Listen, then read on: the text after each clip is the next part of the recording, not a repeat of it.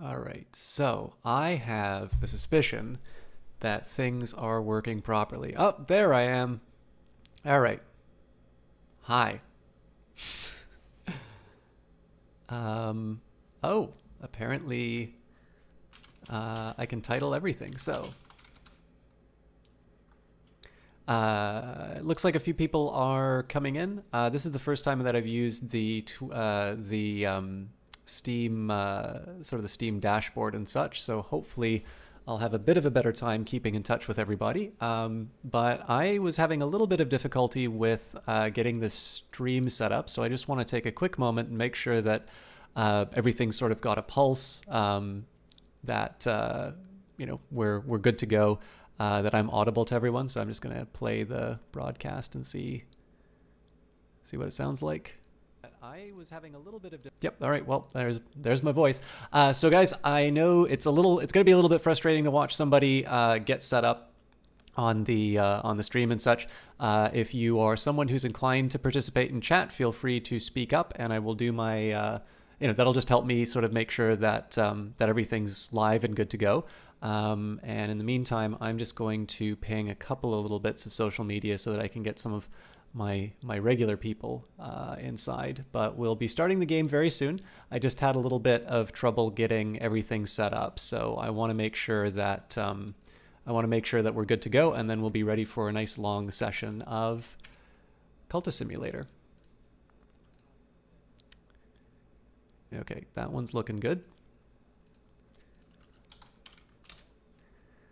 And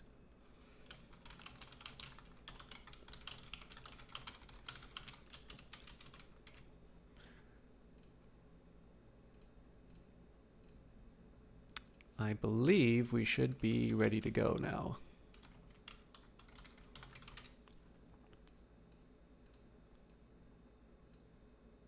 My only drawback here is it's telling me not a number of viewers, which is not too helpful, but I think we should be good to go otherwise. And ideally, Steam will let me know whether or not this thing is actually live on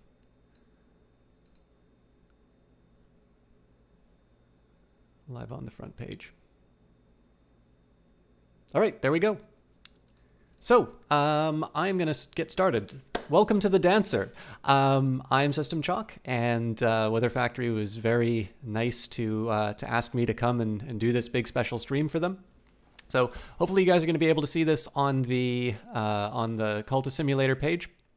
And I've actually been holding off. I think the last time I played Cultist Simulator was when it went on sale. And basically, I did a nice long stream of that, and I really haven't played it since then. And one of the reasons for that was we were looking forward to playing the Dancer. I am young and I am strong, and for a time yet I will be beautiful. We're going to begin with 2 health, a passion, and a contract at the Gaiety. So, just one second here. So this is a little fraught for me. In one sense, I am very excited to be playing this brand new DLC, and in another sense, I'm going to be playing Cultist Simulator for the very first time in a very long time, and we will be, I'll be making all of my mistakes, and I'll be frustrating everybody in terms of my lack of ability at playing the game. So if that sounds fun for you, we're going to jump in. So let's start a new game. Tonight I will be in the chorus line at the Gaiety Theatre, where the lights are bright and the eyes are watchful. Alright, we've got somebody checking to see if they can watch the broadcast as well. So, first thing we need to do in a game like this, if you don't do this, shame on you, but we need to come up with a name for our dancers. So, I will start off as a boy dancer. Now here's an important question. My mouse wheel's not working properly, so Q and E will help me with that. Excellent. Yay! All right. Hello, hello, Lottie. I'm glad that you can see me. And hello everybody who's coming in on the chat. I will introduce this game a little bit. I think most of you are probably here because you like Cultist Simulator, but I thought it would be good to maybe, for the benefit of those who are maybe finding out about this game as a result of the DLC, to sort of briefly explain what we're looking at, and maybe also explain why I like this game so much. I'm also going to take a minute and increase the volume a bit, because I have a feeling it's probably a bit quiet for everyone. Let me just see here. I also need to double check that all of the broadcast settings and all of that are correct. But the good news is once I put those inside the I remember that trailer music. All right, so you guys should be able to see. My only complaint with the current Steam setup right now is that it's not telling me how many viewers. So with any luck, we'll be able to get some numbers on those. But what is Cultist Simulator? It is a card game. Hello, Macrame. I like that trailer a lot, but I figure you're all here for the Dancer DLC. So I am System Chalk. I like Cultist Simulator a lot. I've been playing it since, not the first alpha, but I've been playing it since the first Unity alpha. And, oh, glorious. Thank you very much. Sorry, I'm talking to people on the Twitters as well. So we'll move on. I don't know whether or not this winds up on the Steam front page or if it's just going to be limited to the Cultist Simulator page. But hopefully there will be a lot of you and you'll all be compelled to buy this game. But I've been babbling on for about 7 minutes and I haven't told you what Cultist Simulator is. So maybe we will start with that. The first thing that really got my attention about this game was the first Unity prototype, and I did that way back when that was released, before there was a Kickstarter and such. And there wasn't necessarily a whole lot inside there, but there were some interesting ideas. So basically, visually, except for one other component, you've seen everything that you really need to in this game. You have some cards, which maybe represent some things that you have. You know, and these can be both tangible as well as intangible. So, you know, my health is probably a little bit more of a thing that you can quantify, whereas passion is maybe a little bit more abstract. But nonetheless, it's very important, and it will be something that I use to do things inside the game. Ah, glorious. All right, thank you very much. Very helpful person on the other end of things, letting me know where all of the numbers come from. So basically, this game mechanically is very simple, and this is what really attracted me to the game, which is there is sort of a combination that you'll make between sort of some verbs, some actions that you can perform, and sort of the objects that you have. So for instance, if I were to take my health and apply that to work, well, maybe this is logical to you, maybe it's not, but sure, you give up some of your body in order to perform work. Back-making work for meager pay. Is this the best that I can do? But what's wonderful about this game is the fact that with such a simple set of mechanics, it's got a representation of a person, and you wind up going down this absolutely fascinating rabbit hole in terms of one, sort of discovering who this person is. How do you react to certain situations? But also, I mean, if you want, you can sort of impose an idea. Once you feel a little bit more comfortable with the game, you might wind up starting to do some particular decisions in terms of, oh, I want to do a pure pacifist run or something like that. So, and one of the things that's so exciting about this game is that the confusion that you feel is very much the same that your character will feel. Part of this game is just figuring out different combinations and how to use the resources that you have available to sort of overcome the problems that you have. And it's a game that very much plays itself out inside your head. So in this case here, sure, I've got a contract at the Gaiety, I've got 2 health and passion. This is the sum total of Fred Don't Stare at the moment.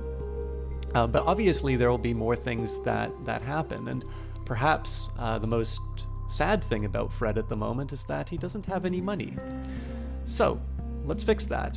And we've I've got a contract at the Gaiety. I have a position in the chorus at the Gaiety. It's mine until luck or my looks run out, or until I find something better. Now this card has a few different aspects, so it's aspect dance, older than language, younger than life. I'm seeing my video run by. Aspect job, an arrangement to exchange one's life for money. I'm sorry, guys. My broadcast is causing a few problems, so I'm going to take one more very small break. I just want to get chat open, and it feels like when I use the default browser. Macrame, if you're still here, if I could just get you to type something in chat to make sure that everything's working, and then I'll be able to focus entirely on the game. Okay, so as long as chat is working properly, we'll be good to go. So, it's a job. Aspect the lady in the box. The Lady of Mean sometimes attends performances. She has been known to show a keen interest in chorus members. Lovely, thank you very much, Macrame. It's, I'm able to read chat, and we will be ready for a long, uninterrupted, and exciting Cultist Simulator stream. I know it takes me a little while to get started, everyone, but this game is really fascinating, and I get a chance to sort of share this very first impression with you live. So hopefully I won't embarrass myself too much. So hey, Slapfox.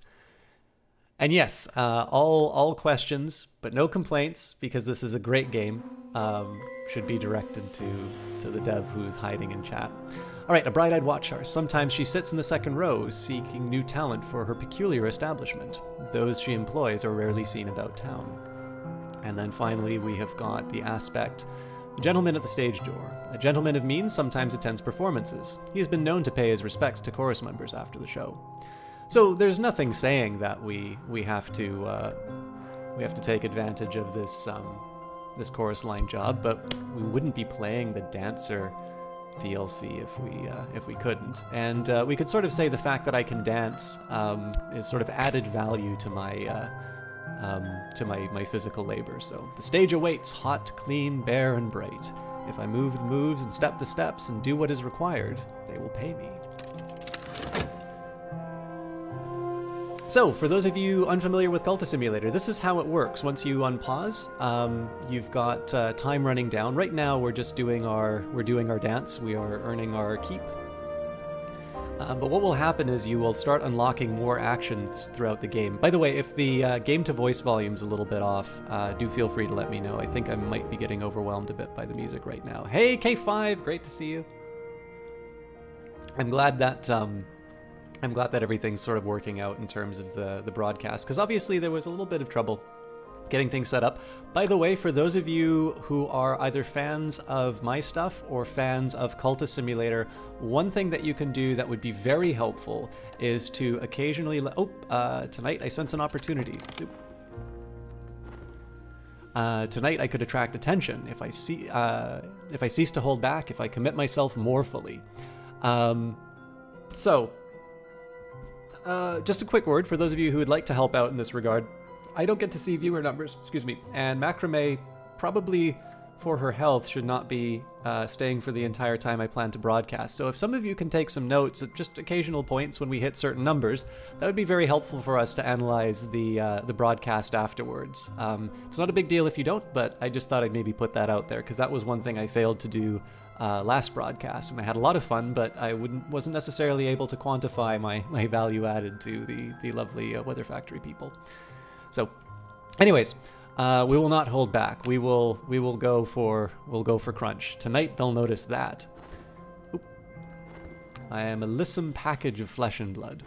Also, we've got a discarded mystery. Hundreds of dancers have passed through this changing room. Now and then, one finds their traces, like dropped petals, a lost glove, a faded photograph, an admirer's note.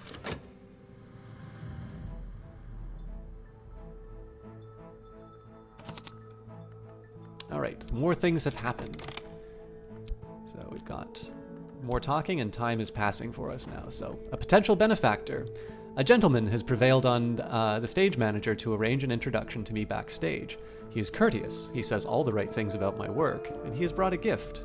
He hopes that we can be friends. So, Lord Timothy Monday, an elegant gentleman with sad eyes, receding hair, and a tendency to fits of friendly braying and nervous laughter. He will no longer touch strong drink. I put everything into that performance, so I'm going to need a little bit of a rest. And I got 2 monies for my trouble. So there's going to be some options that we have available in a little bit. I'll explain how that works in a moment, but at the moment I'm going to take a quick second here and see what some of these other details are. Do I have something in common with some of those who watch me? What we say and when I say it.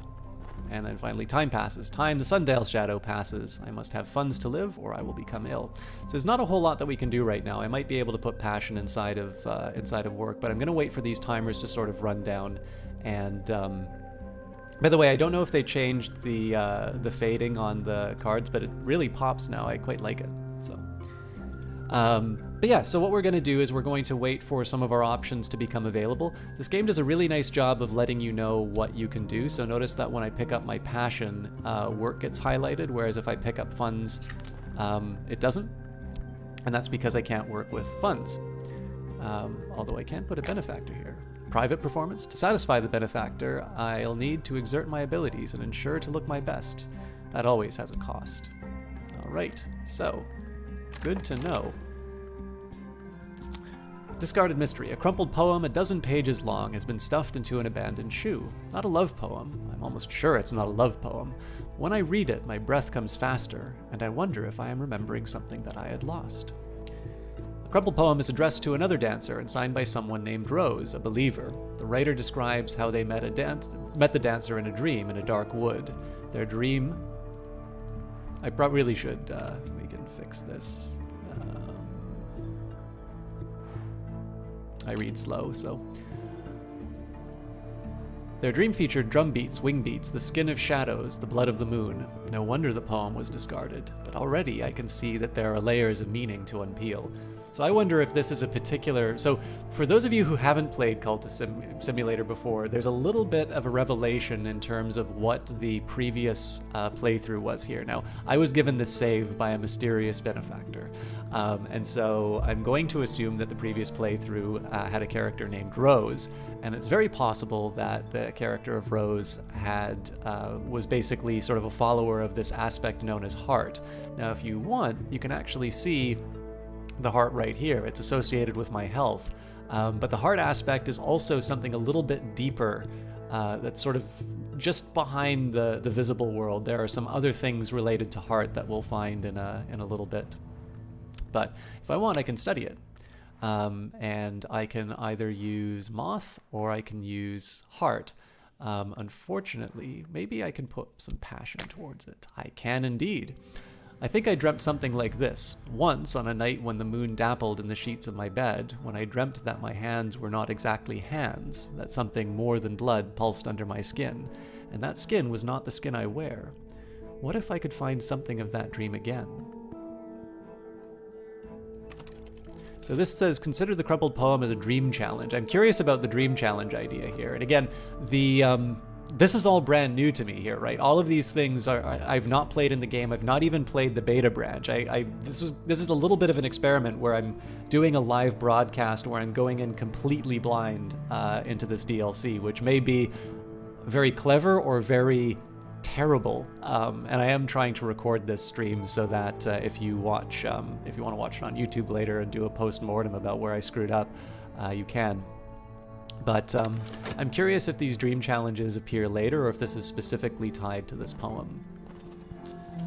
Alright, do I have something in common with those who watch me? So I've got a fleeting reminiscence right now, a moment in time, and another moment it'll be gone. So this is an interesting sort of, maybe not dilemma, but this is an interesting trade-off that I had here. I put my passion inside for studying, and as it happens, this fleeting reminiscence, I would have actually been able to employ that towards the studying of the poem, but of course I didn't have this available at the time, and I kind of want these things to run by. For instance, if I don't work at my regular job, I'm going to lose it in a minute. Of course, I'm sure Lord Timothy Monday is not going to be too happy if I keep him waiting anyway, so we'll perform at the Gaiety Theatre for now. see if we can have a chat with Lord Timothy. Hint my beneficer insists on discretion. We can't speak here, dear. Let's be discreet. All right. So I suspect this probably is the indication that I need to give him a private dance.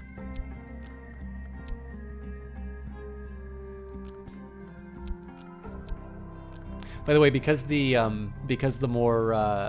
more seasoned veterans of Cultist Simulator are in the chat, I'm probably the one who knows the least about this DLC right now. Obviously, if any of you guys have questions too, feel free to speak up. One of the things that I'll do while we're sort of waiting for some of our plans and plots to come through, the stage awaits hot and clean and bare and bright. If I move the moves and step the steps and do what's required, they will pay me. All right, so we've got our money. Now I have a little bit of a dilemma here. I can do another contract, but I suspect I probably won't have what I need back. Well, I might be able to make. Or you know what? We'll do one more quick one at the theater.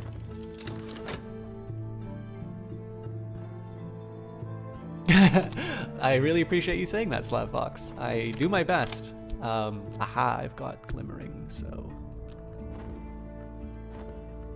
I'm taking a little bit of a risk that Lord Timothy will get bored with me, but we'll see. We'll see what we can get done. As far as studying, now here's a great example here. So because I'm learning all of these things inside of the game, there's little sort of breadcrumbs for me to follow if it comes down to it. So for instance, can I study something? Well, yes, I can. I can study passion. I actually kind of want to hang on to this glimmering at the moment, so I'm not going to do that. But basically, if I'm like, well, I've got something to, you know, I've got this idle resource at the moment, or I can do something right now and I don't seem to be doing anything. What are some of my options? You don't just need to brute force your way through everything. The game, both when you pick up a card, but also when you click on an available slot, it will tell you what you need to do. So I'm already moving the moves. I do want to make sure that Lord Timothy is sort of kept on the hook. So in the meantime, I think I'm going to study my passion. And a dream of an older self. Tonight I'll cut a lock of my hair before I sleep. I read that in the poem, Snip Snip. We don't have any talking that we can do right now, but bleak thoughts have emerged. Dark days, I must be careful not to let doubts creep in. Dread may provoke full-fledged despair. So I am not personally feeling despairing at the moment, but obviously I'm putting in some extra work at the, you know, at the cabaret, and I'm maybe not feeling great about it. I'm feeling a lot of stress on this new potential benefactor. And I'm finding some difficulty in managing my time, so these are the conditions that are ripe for going towards some dark thoughts. And that is, I think, to me, one of the things that really kept me coming back to Cultist Simulator, which is just like, you know, Crusader Kings or Stellaris or whatever, there's no rule saying that you have to look at these mechanics as a particular story or a particular set of events. An opportunity tonight, I sense an opportunity tonight. I could attract attention if I cease to hold back, if I commit myself more fully.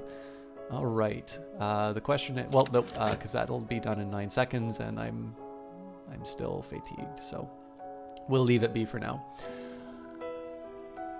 But I think this is the thing that really attracted me to this game, which is there's no rule saying that you need to consider these mechanics. You don't need to say, you know, you don't need to come up with a story behind all of these. If you just want to think about this as a card game and you want to move the things on the table, you can do that. You're perfectly capable of enjoying this game in this way. But one of the things that really works for me about this game is the fact that you have this person and you're invested in it, right? I mean, I'm the one moving the cards around. I'm the one telling the story of Fred Don't Stare.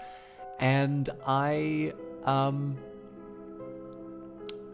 you know, I kind of like these little details. You know, I don't think anybody sits down and says, I think I'm going to become depressed today. It's one of these things that happens. And, you know, unfortunately, all the wrong things can happen at the wrong time. So I'll spend a little money. And, oh, I need 2 seconds for the health, so we'll wait on that. All right. But, But yeah, so in this case, the game gives you enough sort of outside influences in terms of things like suddenly I'm able to dream, suddenly I'm feeling a little bit gloomy. And again, I don't think anybody willingly decides in a game, okay, this is going to be the time that I get depressed. But a series of events, the severity of what happens can very much be determined by sort of outside factors and maybe some things that you did before that you didn't realize would have those consequences later on. So again, if you just want it to be a generic experience of moving some cards on a table, this game's really fun in that regard. But the reason why one of the reasons I'm so excited about the Dancer is that I like to go a little bit deeper inside the game. I like to have these characters and to have the opportunity to sort of have this new legacy, as well as all of these other details like rivalries and romances and such. Those are all giving me an opportunity to go a little bit deeper with characters, even ones that I've seen before. I think the really great thing about this DLC, and I was shocked when I saw the price for it, small plug there, I think one of the things that really attracted me to it is that even if I've become the world's foremost expert on Lantern, which is obviously the best cult, and shame on you all for thinking otherwise, all of these additions of things like rivalries and romances and that enhance the previous content. I'm going to want to go back and I'm going to want to pursue an Enlightenment victory because it's going to be very different when one of my cult members is potentially trying to achieve their own goals at the expense of mine. And so I think that's one of the things that really attracted me towards the idea of this. The last that I sort of checked was there's another basically 30% added to the game. I believe that's word count, but you'd fight me about the best cult if you heard what cult you said. We'll leave that for the lore of the chat. But yeah, and I think the game's actually 25% off at the moment, so you're getting a free 5%. Well, I guess you need to buy the DLC, but it's a pretty inexpensive DLC. So I have a feeling that there's a net, you actually have a net benefit if you buy both right now. But anyways, let's see what some of this DLC is. My benefactor would be delighted if I'd offer a private performance for a small and refined audience. They'll invite me to dinner afterwards, and of course offer me suitable gifts in return for my time.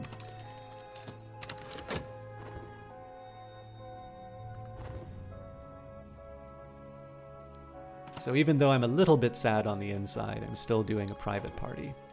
Dream of an older self. I dreamt of a great wood at the heart of the first continent where we moved among the trees, dark and light and dark again, up and down and into the fire. I dreamt that once we were something else, or something else was us. Once perhaps we were things with wings. Perhaps now my shoulder blades itch. Sometimes now my shoulder blades itch. Alright, so we've got our temptation. So this is going to be, at the moment I've just sort of been existing in this job. And I now sort of have something a little bit more of an ambition. So aspect, the forms of change. Each time I change, I leave something behind. Aspect desire, my ultimate aim, there will be a price. And aspect old form, I am coming to know a dance that began in the sodden forests of the first continent. On certain nights before the audience, there is the wing lift of something more. What could I become? This card will allow you to win a change victory. If you upgrade it far enough, devote enough effort to your dances, and you will find the next step. So, in this case, where previously I was sort of not quite sure what I was doing with myself, I was just doing the dancing, I now have sort of this temptation. And again, this is the sort of stuff that I really live for in terms of Cultist Simulator here, right? So on certain nights before the audience, there is the wing lift of something more. What more could I become? Now, this could be if you do running, or if you have these people who sort of talk about exercise and pushing themselves very hard and sort of reaching this sort of transcendent state. Maybe not even anything that maybe not even that intense, but you just sort of get in the zone. Or if you're working really hard on a paper and like you totally crack it. Or, I mean, I saw the movie Whiplash not too long ago for the first time, and obviously there's a lot of scenes of very intense focus towards achieving something greater. Now, the great thing, of course, is that this is a video game, so it's not just sort of a change of mind, or it's not just a certain state. It's actually a transformation. And you know, when you go to this strange and mystical place in terms of ideas or things like that, that's a real place where you're going to, and you're having these sorts of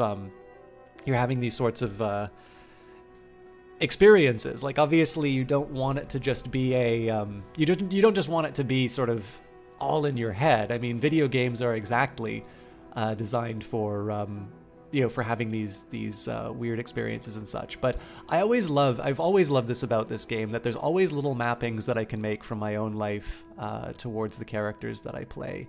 And certainly I don't have any real physical ability in terms of dance or anything along these lines. Maybe if you put me on a Dance Dance Revolution mat, I might be able to hold my own.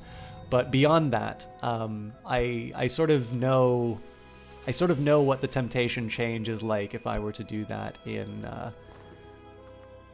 you know, if I were to think of some cases of my own. So, pure sensation rather than change. Of all things, the desire for change is the most susceptible to change. It isn't straightforward to regain the desire for change once it is lost. So I'm definitely not going to do that. I like that warning. All right, and I have become unwell. So the wolf of despair prowls elsewhere. No dread empowers this despair. It is over for now. And I've gained some glimmering. So what I'm going to do here is I'm going to take the 2 glimmering and feed my imagination. I've got some vitality, so that'll be good. I won't need to spend money on healing myself. Although I would have preferred to use that vitality for other things. Let's dream. I know this dream. The road crests a hilltop and the air is silver bright. Tonight my benefactor's mood is conversational. I have no reason, so unfortunately Fred did not pay attention during his studies and he's not able to hold his own in conversation. My benefactor is restless. For whatever reason, despite my best efforts, my benefactor does not seem interested in me tonight. They make an effort to bid me a courteous goodbye, but their customary gift seems like an afterthought. So all that effort to get someone... Oh god, this is the streamer DLC. Forget the dancer. So obviously I put so much effort into that, right? I got all dolled up. I spent money. I dedicated quite a bit to be able to sort of make them happy. But because I wasn't able to satisfy exactly what they were looking for, I sort of walked away with not really... I mean, I broke even out of this, but I obviously spent a lot of time... I spent a lot of time sort of trying to achieve what were the sort of things that I could have gotten at my regular job. And of course, my regular job is going to be mad at me if I don't show up. So... Why do you think it's unfinished, Rumbo? I like it quite a bit. Right, lore. I don't think I've got anything I can really put towards it. How you doing, Bars?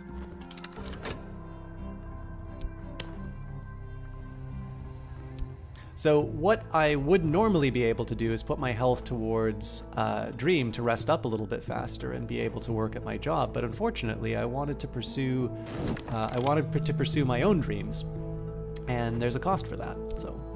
Got my affliction. Saint Hydra is one I've not gotten a victory on yet, but all right, what else do we have here? I found a package dropped in the mud. I knew at once it was what I was looking for. Perhaps it was meant for me. Perhaps I stole it, as one might steal an abandoned baby. In the winged dream of the wood, I danced with something a little like it. So I've got a winged doll. This is great. This is some early moth for me, so I will cherish this gift. In an attic above a skeleton house, there was a window. Besides the window, there was a box, and in the box there was a bandage. In the bandage was a twist of clotted hair.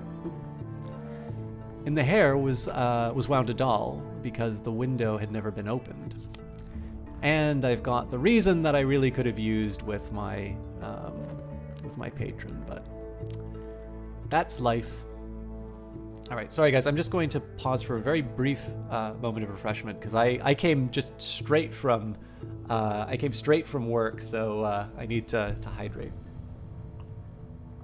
All right, this is neat. So we've got, for those of you unfamiliar with the game, The Wrong Kind of Attention, The city is rife with journalists and detectives and other meddlers. How long will they leave me in peace?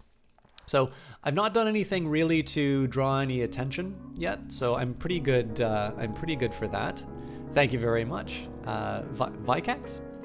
And I need to worry about money.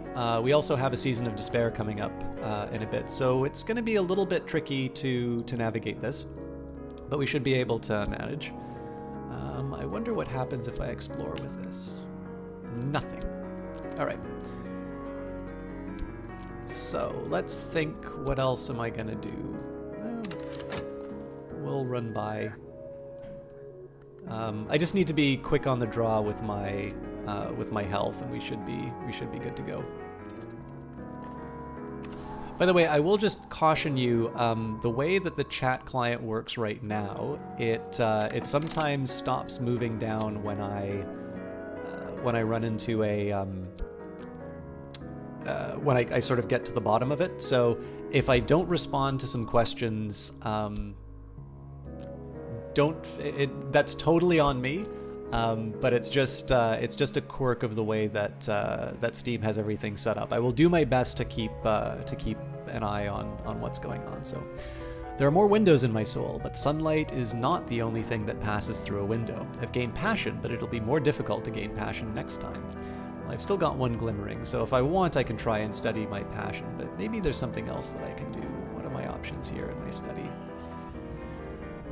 Well, I definitely need my health for work.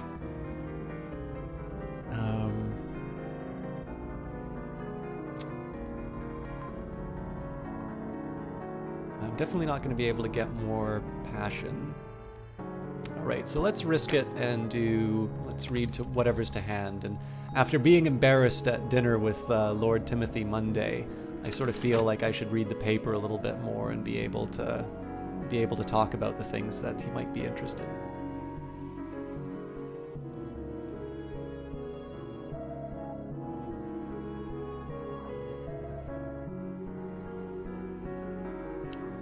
We'll just wait until the health is done, and then I'll try and hammer that button as quick as I can. Crowds asleep, rumpled fields, the wink of a river, and a tingling chill. All right, 4 seconds left. Fred comes running into the Gaiety Theater moments before showtime. The stage awaits hot and clean, bare and bright. If I move the moves and step the steps and do what is required, they will pay me. Dreams of doors. Tonight is the dream of the labyrinth of doors, and I'm not so sure that's very good with the season of despair coming up. Oh, apparently no season of despair. Never mind. Old unhappy far off things. Moth finds light in the dark, and so do I. Oh, never mind. There we go. So we've got restlessness. I dreamt of opening doors, red doors, gold doors, doors of glass, doors bound like books, railway carriage doors, and castle gates. Behind one was something I seek. I woke with the slamming of doors in my ears. So, this is going to be a little tricky for me to navigate. I need to find a way of getting the restlessness dealt with. It may mean that I lose my patron. Oh, I also have an affliction that I can deal with, so we'll throw some vitality in that. I'm going to need the money. And what else? What else? I think we're going to leave that be for now. So let's throw some more reason at our problem, see if we can get an extra one.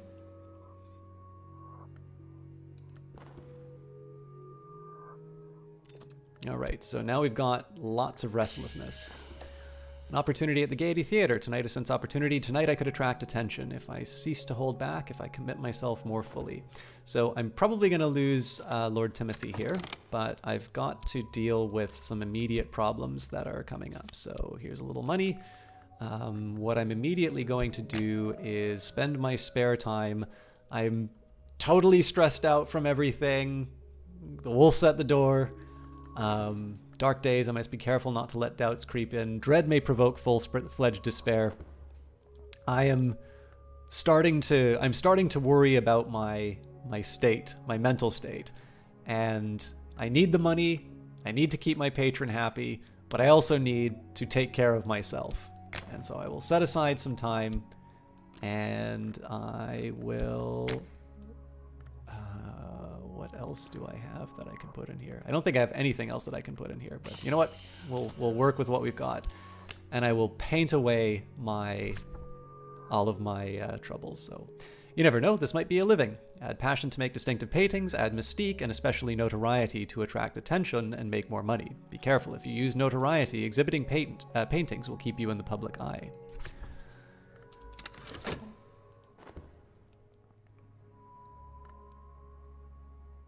Even if this becomes dread, I should be able to get through the trouble.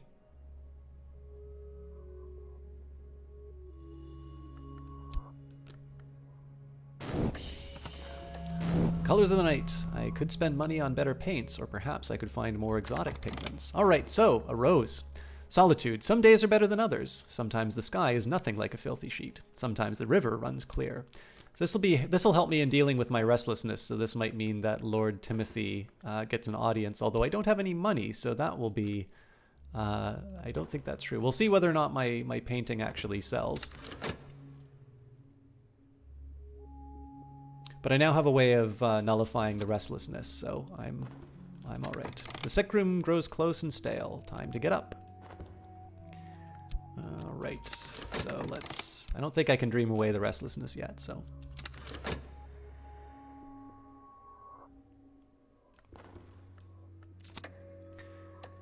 I have not shirked. All right. The words contain knowledge. Now I contain it. It is a little like theft and a little like feasting, and a little like the progress of an infectious disease. What a wonderful description of reading. Alright, so I'm going to exercise the mind. I've picked up odd facts here and there, and if I spend time studying what I've learned, I could increase my reason. Oops. So I've given up so much to be able to make Lord Timothy happy. We'll see if he appreciates the effort. Okay, so let's get rid of the dread, and we can do that by dreaming of contentment.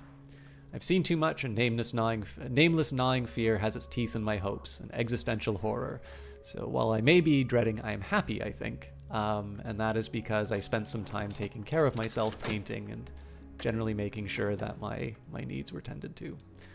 This is work I can be proud of. With enough publicity, it will sell. My recent work has attracted a couple of callers. With luck, something will sell.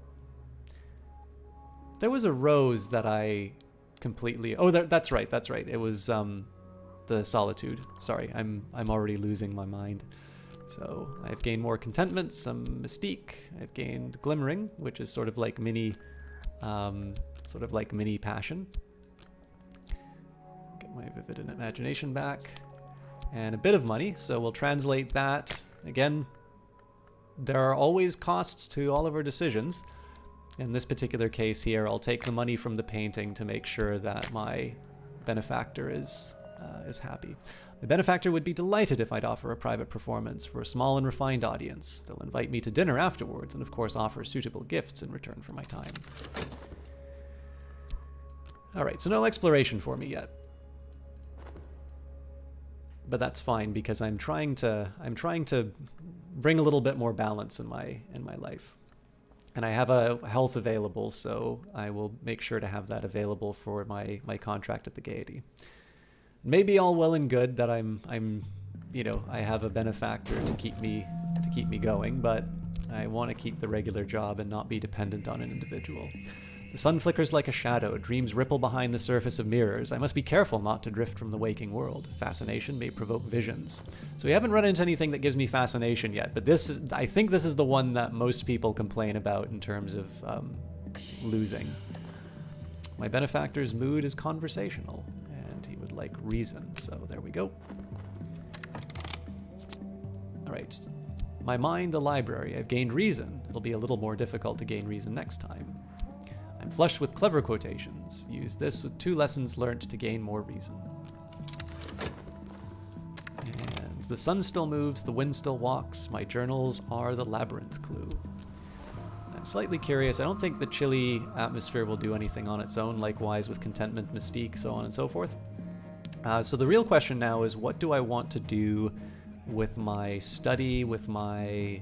can't really do anything with talk. So I'd love to throw health into the study, but I'm not going to yet because I need to work at my job. The performance is shorter than usual, but the conversations with the other guests and later just my benefactor go on well into the night. I come away with a handsome gift. A handsome gift for a handsome dancer. Oh boy. All right, well that's worth it. But we will still go to the Gaiety Theater. The stage awaits, hot and clean and bare and bright. If I move the moves and step the steps and do what's required, they will pay me. Alright, so let's rest a bit so that we can get our health back, because I'm going to spend some time working out. Or, of course, maybe a better portrayal of this, because health is associated with dancing, I might consider instead what I'm doing is I'm spending some time working on my craft. So I'll make sure I get a good night's sleep, and I dedicate some time towards practicing. Mirrors are calm, the sun is steady, the glory recedes. I am sane, if that means anything. No fascination drives your visions. It's over for now. I am refreshed. All right. So I'll throw this straight into the study. Fresh air and exercise, long walks kill cobwebs. Obviously, I've interpreted this slightly differently. But it's my story.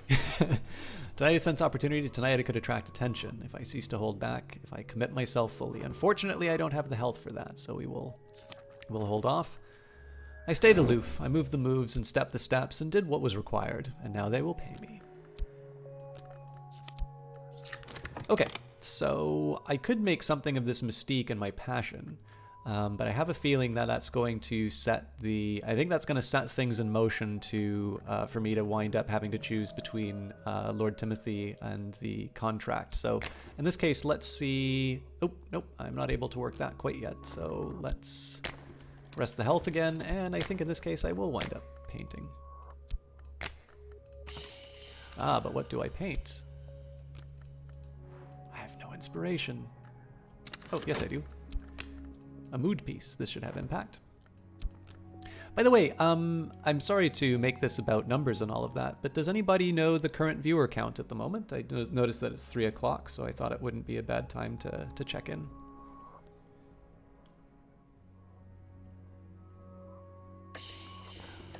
Colors of the night, I could spend money or better paints, or perhaps I could find more exotic pigments. Could you throw your temptation into theater? Are you quietly telling me to do something, Moon-touched Legea? 101, thank you very much, K5. I would much prefer to discover some of these things on my own. Or 98. We're up to 99 from what you can see. Thank you very much, guys. The temptation of change. I long to be something else, but I have learnt the lesson I need before the whiteness I must have.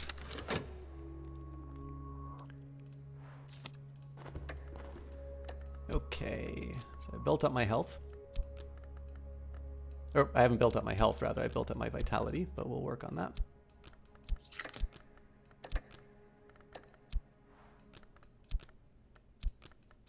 Sorry, I'm kind of obsessive about this.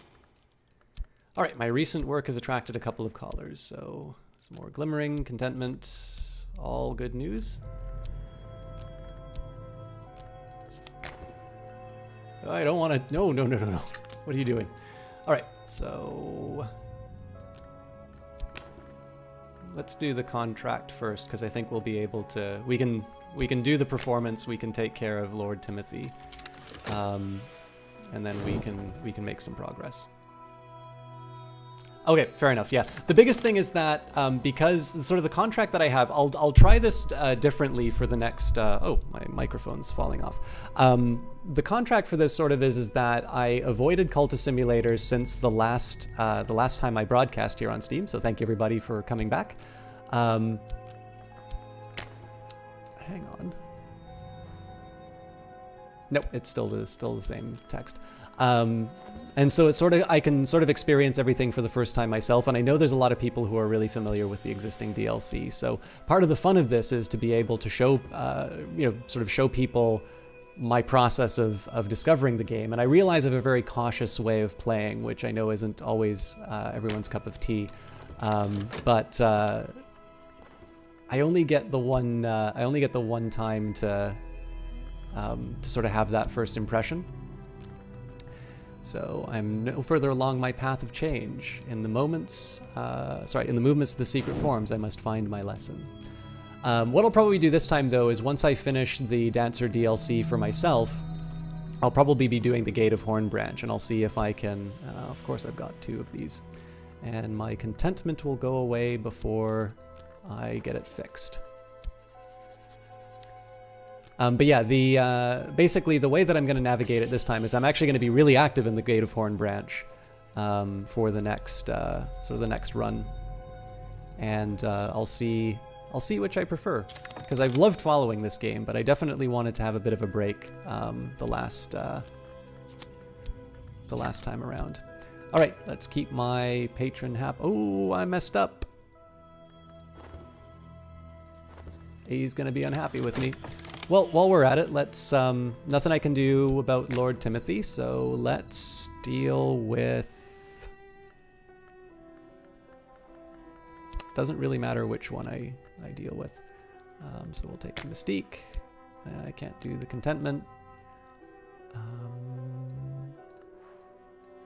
But I can use Passion. And we will take Restlessness as our...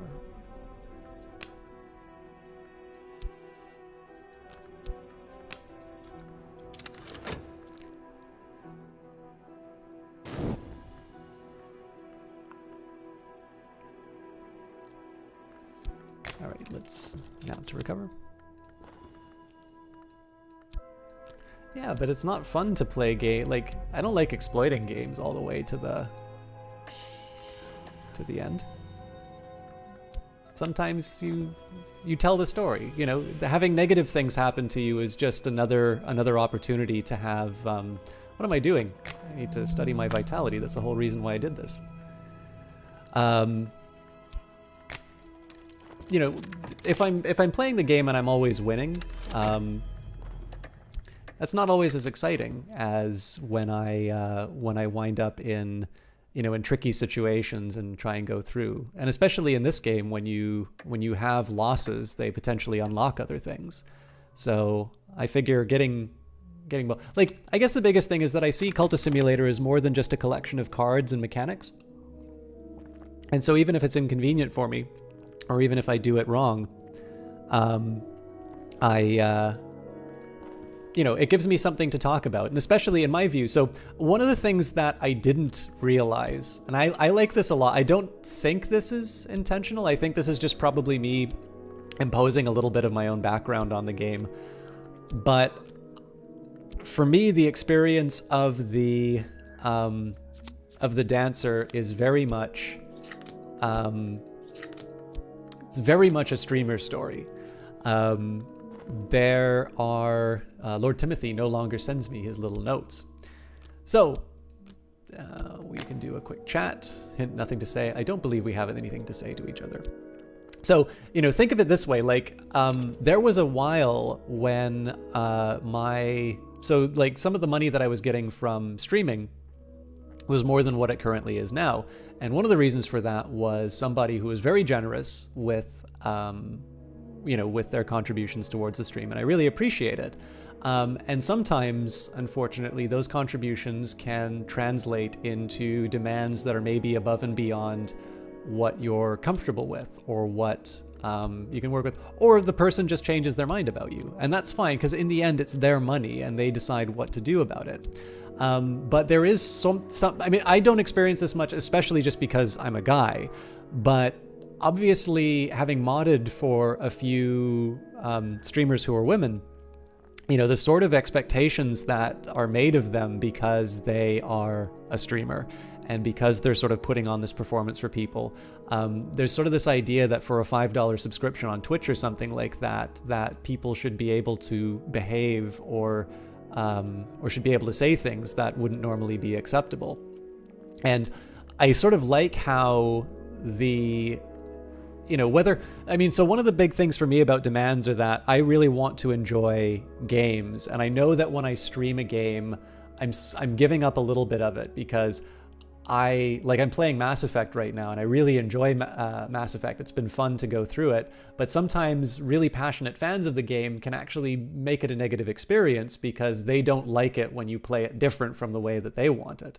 And so in one sense, that's a little bit of myself that I'm giving up because I want to be able to experience Mass Effect for myself. Now, on balance, it's really positive. It's why I keep streaming. And obviously being able to stream Cultist Simulator for all of you is wonderful, and I like being able to do that.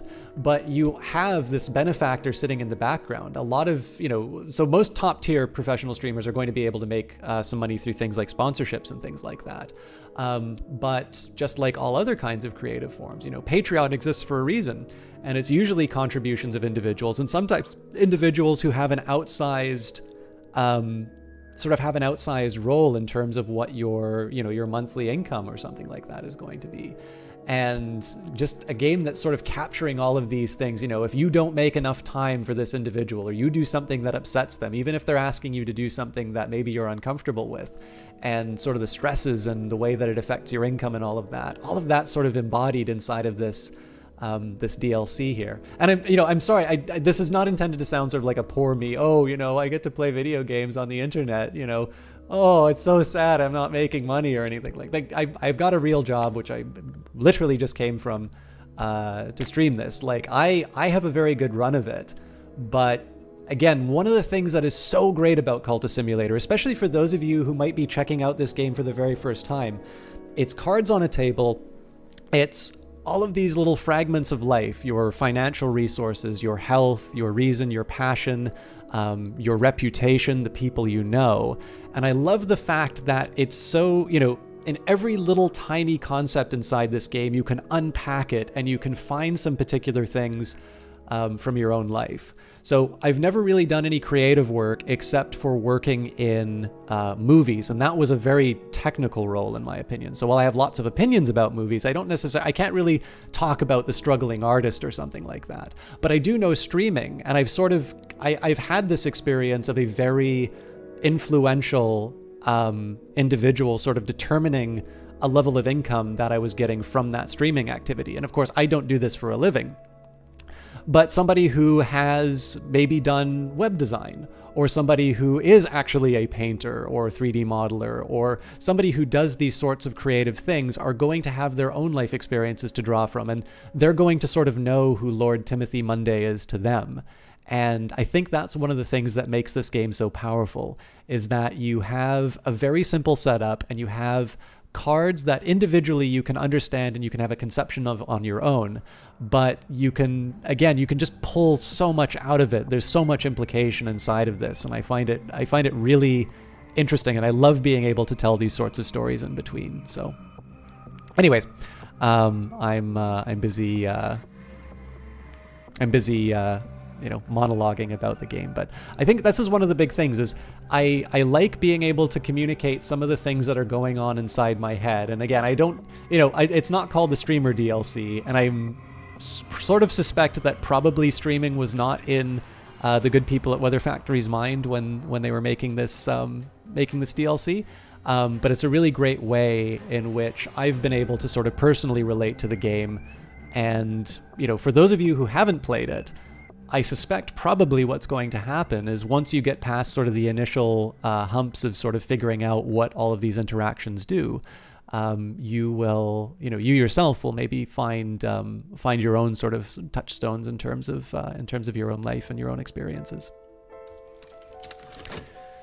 We're back to performing at the Gaiety Theatre. The stage awaits, hot and clean, bare and bright. If I move the moves and step the steps and do what is required, they will pay me.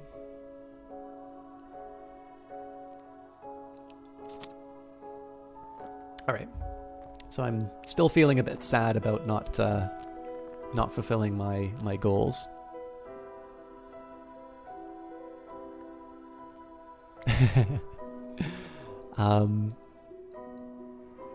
It does. I mean, my personal. So I think this game streams exceptionally well.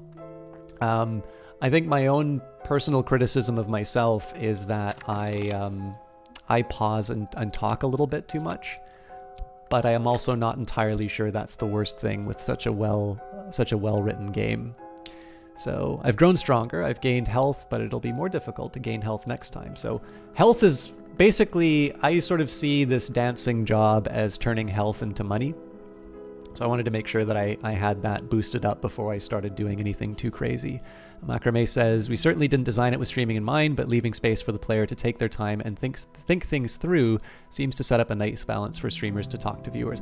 I agree completely. I've tried, I know during the interview, so for those of you who don't know, I got to interview Macrame, also known as Lottie Bevan, and if you would like to follow her on Twitter, you can go to @TronBevan on online with the very charming name at the moment, Netronometron. And then if you'd like to follow the designer of this game, I think that's the, or creative lead or whatever the proper title is, Alexis Kennedy, @Alexis Kennedy. And if you would like to follow the, game on Twitter or sort of the company overall, they are @FactoryWeather. And I should also let you know, I was personally very surprised at the price of this DLC. So if you were setting aside a bit more money to play the, to be able to play this DLC, and you're wondering what you're going to do with this newfound wealth, may I strongly recommend that you check out the Church of Merch. There's a wonderful Etsy store, and I have an absolutely magnificent journal, which made me very, very happy when I received it, because I actually got it on a day when I had got some very bad news, and it instantly turned the day around. I cannot describe how happy I was to get it, and it came in just this wonderful wrapping paper too, so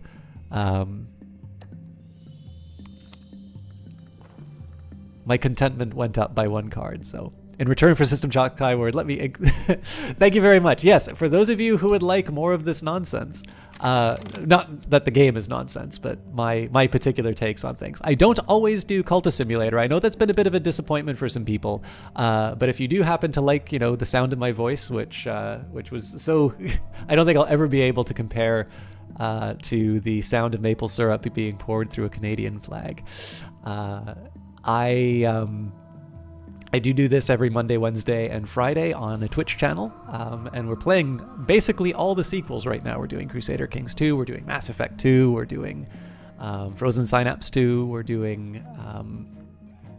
what's the other sequel that I was doing? I don't remember, but it doesn't matter because we are playing Cultist Simulator with the Dancer DLC, adding no less than... You've got your Cultist Simulator, which is currently 25% off, and then you add a third of Cultist Simulator, and that's... Well, somebody just followed me, and I really need to find a way to disable that. Just give me a moment, folks, because I know if a bunch of you guys follow me, that's going to get really annoying for everyone. So thank you very much, whoever just followed, though. You will not have to hear Woody Allen anymore on this stream, but thank you, guys.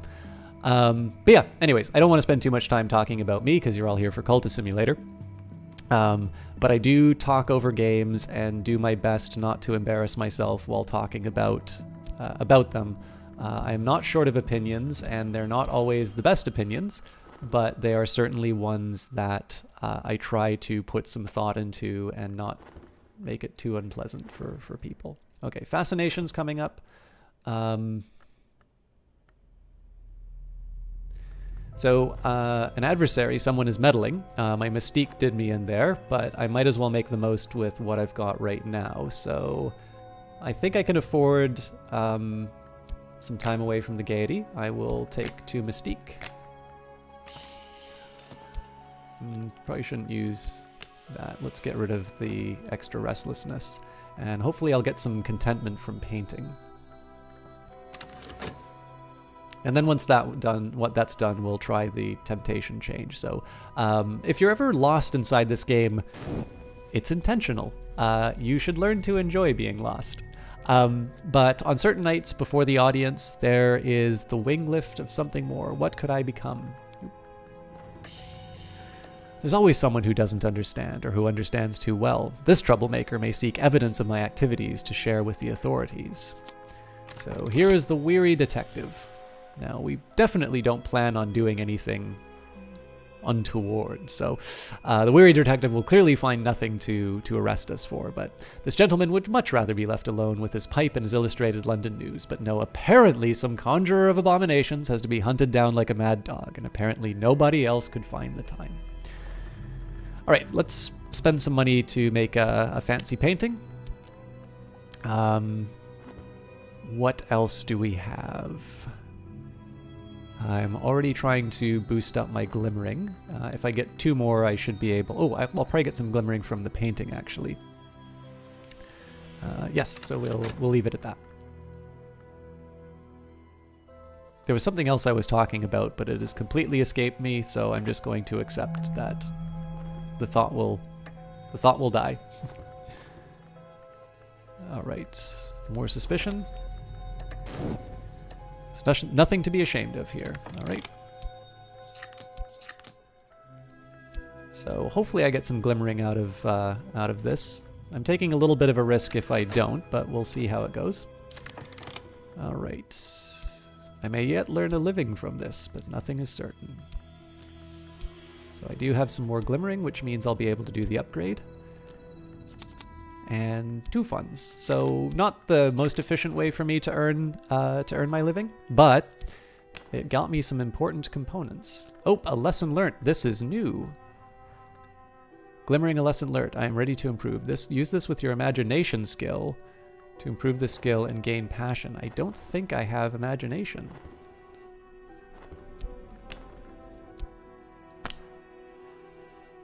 Glimmering a lesson learnt. Glimmering can be used with the study to gain passion. It only... Interesting. So, this is actually... So I was talking a little bit about not understanding how certain things work inside the game. And this is great. This is one of the reasons why I did this stream this way. So I've gotten used to sort of building up a whole bunch of, of sort of spare resources in the form of this glimmering. And normally what I would do is I would take this and I'd say, okay, well, I'm going to combine 2 more glimmering or whatever and move along. Turns out that's not what I need to do anymore. So glimmering a lesson learned, I'm ready to improve this. Use this with your imagination skill to improve the skill and gain passion. So I believe this is the imagination skill. Use this with work to paint or with study and 2 lessons learned to gain more passion. But I believe it hasn't told me anything about lessons learned yet. So hint, increase my passion. Well, if I add more glimmering, it'll say... feed my imagination. Okay, let's see what happens here. Maybe if I combine 2, I should have done the 271s instead, but I'll live with my choice. Okay, so let's think a little bit about what's going to go on with this temptation change. So one of the things that I try and do is take the little indications from the game in terms of where I should go, and it's not... Oh, so if you just read the square brackets, that's going to tell you mechanically what happens. So this card will allow you to win a change victory if you upgrade it far enough, devote enough effort to your dances, and you will find the next step. So this is just, hi, I am the game and I'm going to tell you something to do. But there are also sort of descriptions of activities in this game. And sometimes that will give you that'll give you another hint above and beyond what you've got at the moment. So let's work on the change. Follow my desire wherever it might lead. Out for the evening. Before I do that, actually, I'm going to do another contract at the Gaiety just in case this takes me down a rabbit hole. Sorry, I know you're all being tormented by the fact that I'm not making any progress, but I'm having fun, and I hope some of you are too. Hello, Germacocci. Are you a fan of Cultist Simulator, or are you somebody who's just discovered it as a result of the Dancer DLC coming out? Because I'm playing the Dancer for the first time. By the way, I will stop doing silly names. If this character dies, I will choose an appropriate name. It just occurred to me that I did that on H.P. Lovecraft's birthday as well. But, I don't know. I do it so you don't have to. The stage awaits hot and clean, bare and bright. If I move the moves and step the steps and do what is required, they'll pay me. I think I already did what I was supposed to do. I don't know. Bought it a month ago, you think? Excellent. Hello, Designer 1900. I'm sorry that 1,899 other designers got there before you, but because you are here, you are the most special one to me. I hope you both are doing well. You've been playing it on and off. Very nice concept. You like it. I am very enthusiastic about the DLC so far. So if you have enjoyed Cultist Simulator, I think it's about another 30% to the game. I don't know if you measure that by word count or concepts, because there's things like, so right now I've got this, sort of this benefactor who's mad at me because I didn't drop everything and tend to his needs. So I think one of the big things for me is that it's generating more and more tensions for me to deal with, and I find that very satisfying. And the nice thing about having the extra content in the form of things like rivals and friendships and things like that, I think the thing that really works for me there is that I can go back to all of the previous content. It's not just that I get the Dancer Legacy, or it's not just that I get another Temptation, but it's the fact that I'm able to go back to some of the old playthroughs and find something new inside of them that's really appealing to me. So Eurogamer, a really big games press outlet, gave us a great bit of coverage early in development, except we played the whole popular playthrough with a character called Dr. Butts. Just a history fan, so what specifically about 1900 that draws you? What is it about that era that really draws you to the name? Or sorry, that made you sort of decide to use it as your name? All right, the course of the heart. Whenever the principle of the heart is implicated, I may gain vitality. Well, that'll be helpful. Work. Let's work on my temptation. Okay, so apparently there is no way for me to turn off the... Oh, hang on. I think I know.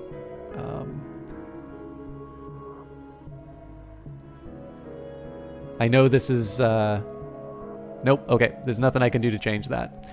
Sorry, guys. Every once in a while, you're going to have to hear Woody Allen in Annie Hall, which is my follower noise. So you're interested in buying the game when you have the money. Very cool. If you have any questions about it, feel free to chat, because we have a developer in the chat, and we also have quite a few rabid fans of the game. So that's I'm obviously very enthusiastic about it. So if we can lead you towards getting the most out of it when you do decide to purchase, obviously feel free to take advantage of it. Out for the evening.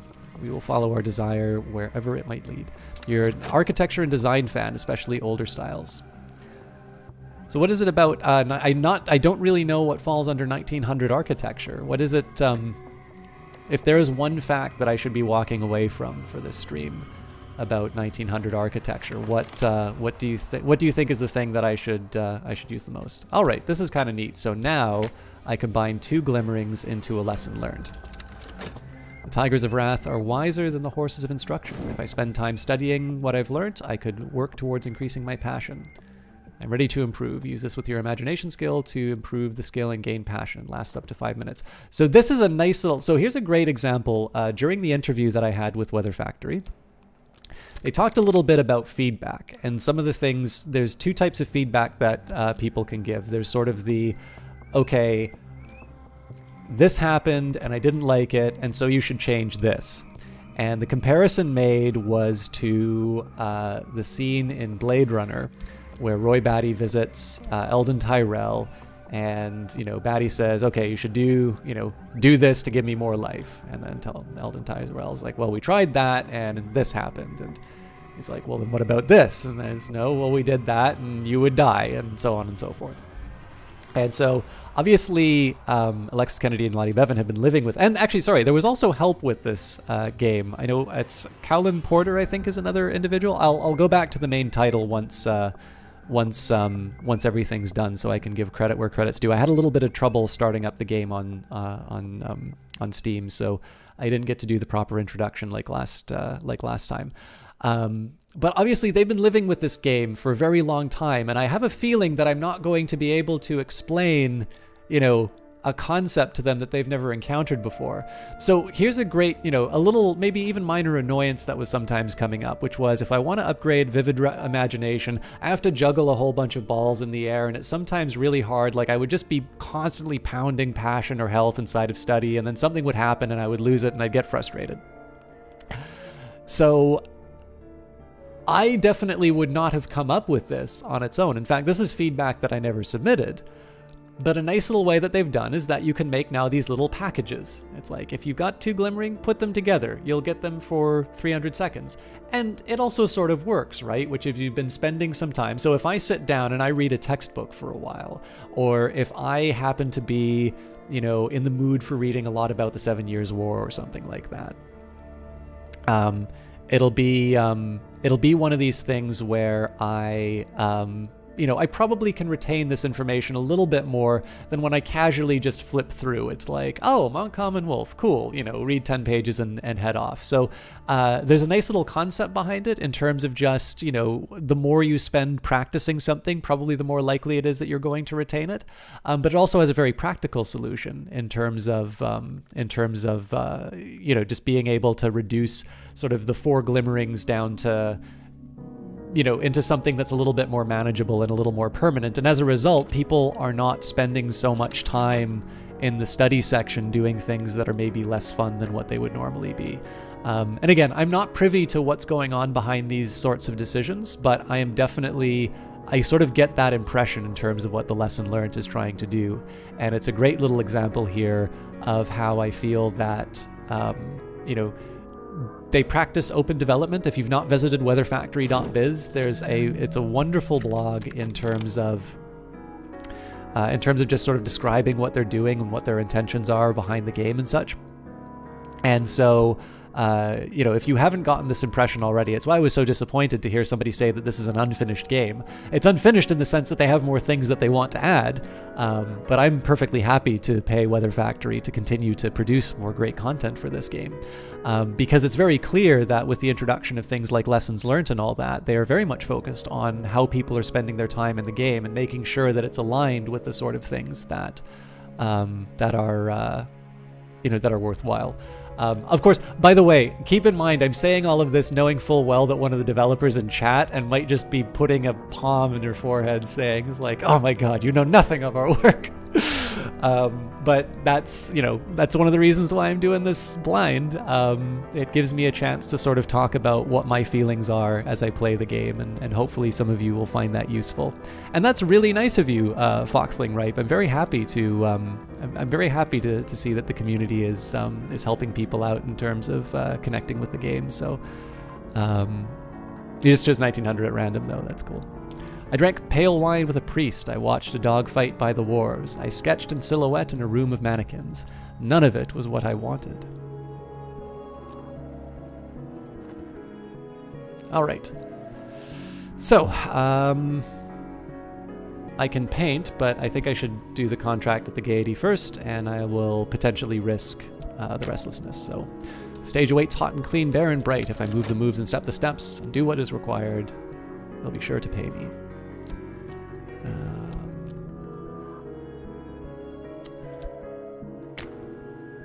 Don't believe there's anything for us to say to each other. So, aspect boredom, my benefactor's interest will eventually wane. All right. So I need to find a way to convince Lord Timothy that I'm worthy of his attention again. There are more windows in my soul, but sunlight is not the only thing that passes through a window.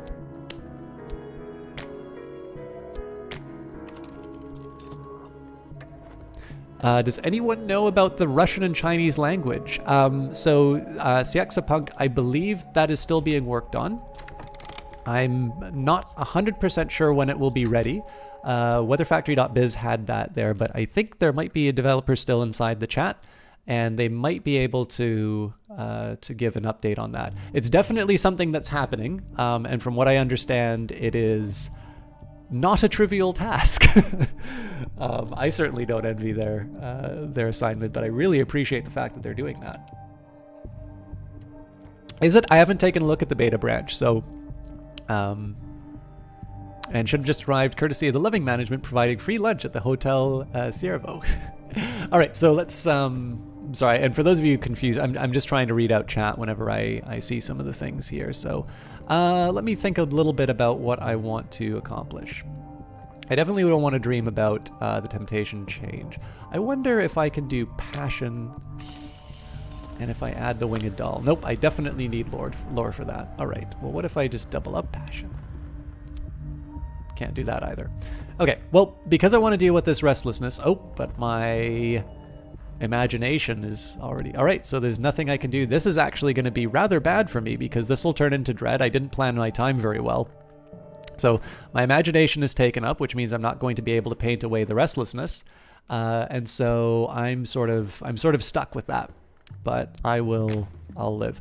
I think I'm going to take my health and search the city. And because... Yeah, we'll do a contract with the deity. Now, the drawback is, of course, if I have a chance to really cut loose, foot loose, I'm going to lose it because I'm using my health for everything. But hi, Pogball. Thank you for stopping by. Macrame. All right, so we've got the details on, or some details on translation. So we have full translations, but we've hired a second group of translators to give it a once-over to make sure that the translations are as slick as possible, bearing in mind the story and writing are key to Cultist Simulator. It's important that the translations are good. No date on release yet, but we'll shout about it on our channel / here on Steam as soon as we have a confirmed date for their launch. And for those of you who are interested in following those along, again, you can visit weatherfactory.biz for the blog, at weatherfactory on Twitter for the official game things, and I strongly recommend follow at Alexis Kennedy and at Tron Bevan. Thank you very much for that update, the person who just gave me some numbers. I hope that's roughly where you were expecting. I know that's lower than where we were before. But I also don't know if we had any strong priors in terms of where these would be at. So hopefully some of my people will come in for a bit of a bonus. But yeah, so you can do at Factory Weather and weatherfactory.biz for details from Weather Factory themselves. But I do strongly recommend that you follow the two developers on their own. One of the big reasons for that is lesson. Surrender to become. Okay. Still haven't sorted this out, so we'll move along. But yeah, I do strongly recommend that you follow both developers, and there's a couple of reasons for this. Tonight I sense an opportunity. Tonight I could attract attention if I cease to hold back, if I commit myself more fully. And unfortunately, I can't because I have dedicated my health towards other things. And there's no other way around it, unfortunately. So I will have to live with my... I'll have to live with my decisions. But yeah, I do strongly recommend that you follow at Tron Bevan and at Alexis Kennedy. And one of the reasons for that, if you like stuff like Cultist Simulator, they are definitely paying that forward in terms of helping out other developers get the word out in terms of sort of their own projects and such. And so for those of you who like following this sort of thing, and for those of you who are interested in games like this and want to see more of them made, you actually have a great opportunity to see some more... how should I put it? More sort of independent games like this that are just interesting and worth checking out as a result of some of the support that they do. They're also just very lovely people. So in that case, that's another really good reason to follow along. So let's do a quick temptation change out for the evening. All right, Streets by Moonlight. I've got a subtle fracture. I don't think there's anything I can do with it though. So let's explore that again. I need to find a way of dealing with my restlessness, so I might want to consider painting. The sun is rising, it won't spare me. Ooh, fascination. Okay, I think we can annihilate the fascination with the dread. Let's study a health. Now I can slough off the nightmare of the cleansing dawn. Now I can slough off my flesh, patch by patch, tugging the tendons free like fibers picked from teeth. My skin lies like a shredded blanket.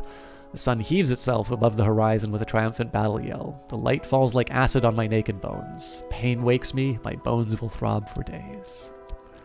Alright, so let's deal with this right now. Fascination. Light leaks through the cracks. My mind is brighter than it ever was. The higher I rise, the more I see. Alright, let me just catch up a little bit with a couple other things inside of chat. So... I know a guy who does Portuguese translations, by the way, in case you ever need that. That's very cool to hear. I think you were at Brazil for an awards show, though. Unfortunately, that was the time that you didn't win an award, but that's... you can't win them all. I'm sorry it was, you know, on your birthday and all that, though. And Drovenir says, will there be a language patch with Spanish and other languages? You're in love with this game and you want to play without losing some content. So far as I can tell, Chinese and Russian are the two languages up now, but I'm sure expressing that interest will... I mean, again, I can't make promises for Weather Factory, and I think if they had their choice, they would translate to all... They'd get a Babel fish and they'd make everything work perfectly. But from what I understand, it is very time-consuming, and it takes a lot to get the translations done correctly. So I don't know if there are plans above and beyond what's currently been announced, but I definitely recommend following... Oh, this is good news. So I've got some...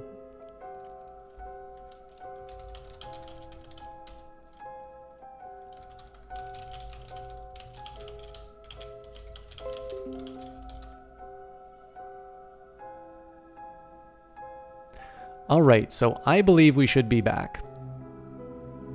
Let me just take a quick second and see for myself.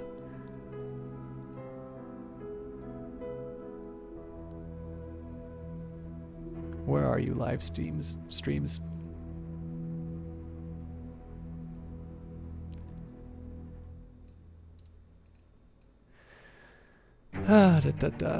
Yay, the trailer music. Where are you, live streams?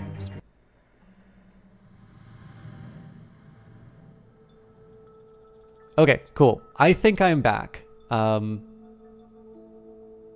hope you can hear me.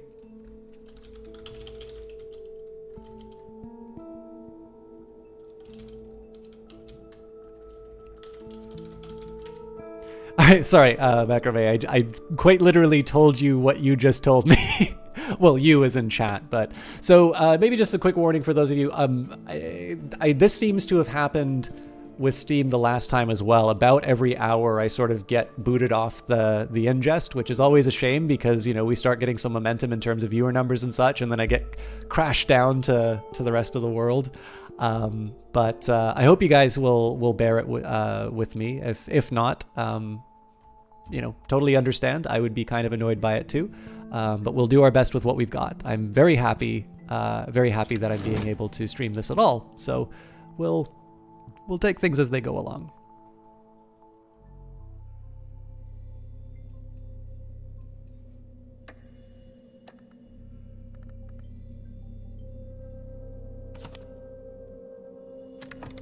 All right, lots of things. Oh, I don't think that's right. Well, I know what that is, but let's think a little bit about what we're going to do. So I'll take this contentment and combine it with dread. I'll have that in 23 seconds. Light in the skull. Whenever the principle of lantern sheds its light, I may recall additional scraps of knowledge. So there's another erudition, which may not do a whole lot. Drink pale wine with a priest. I watched the dog fight by the wharves. I was sketched in silhouette in a room of mannequins. None of it was what I wanted. Okay. So this is going to be... This is going to be a little tricky to deal with, so I don't know if I'm doing something wrong with the temptation change or I'm getting unlucky, but I think we'll go to the cabaret just to keep a roof over my head. And what else? I definitely need to deal with my dread.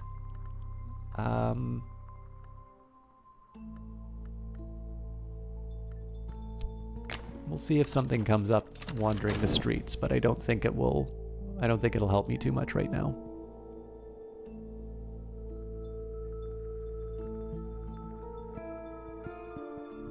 Well, Mobius Trap, the only language I have any sort of knowledge of, trysts and interludes. I have a particular friend. Now it is time to renew our connection.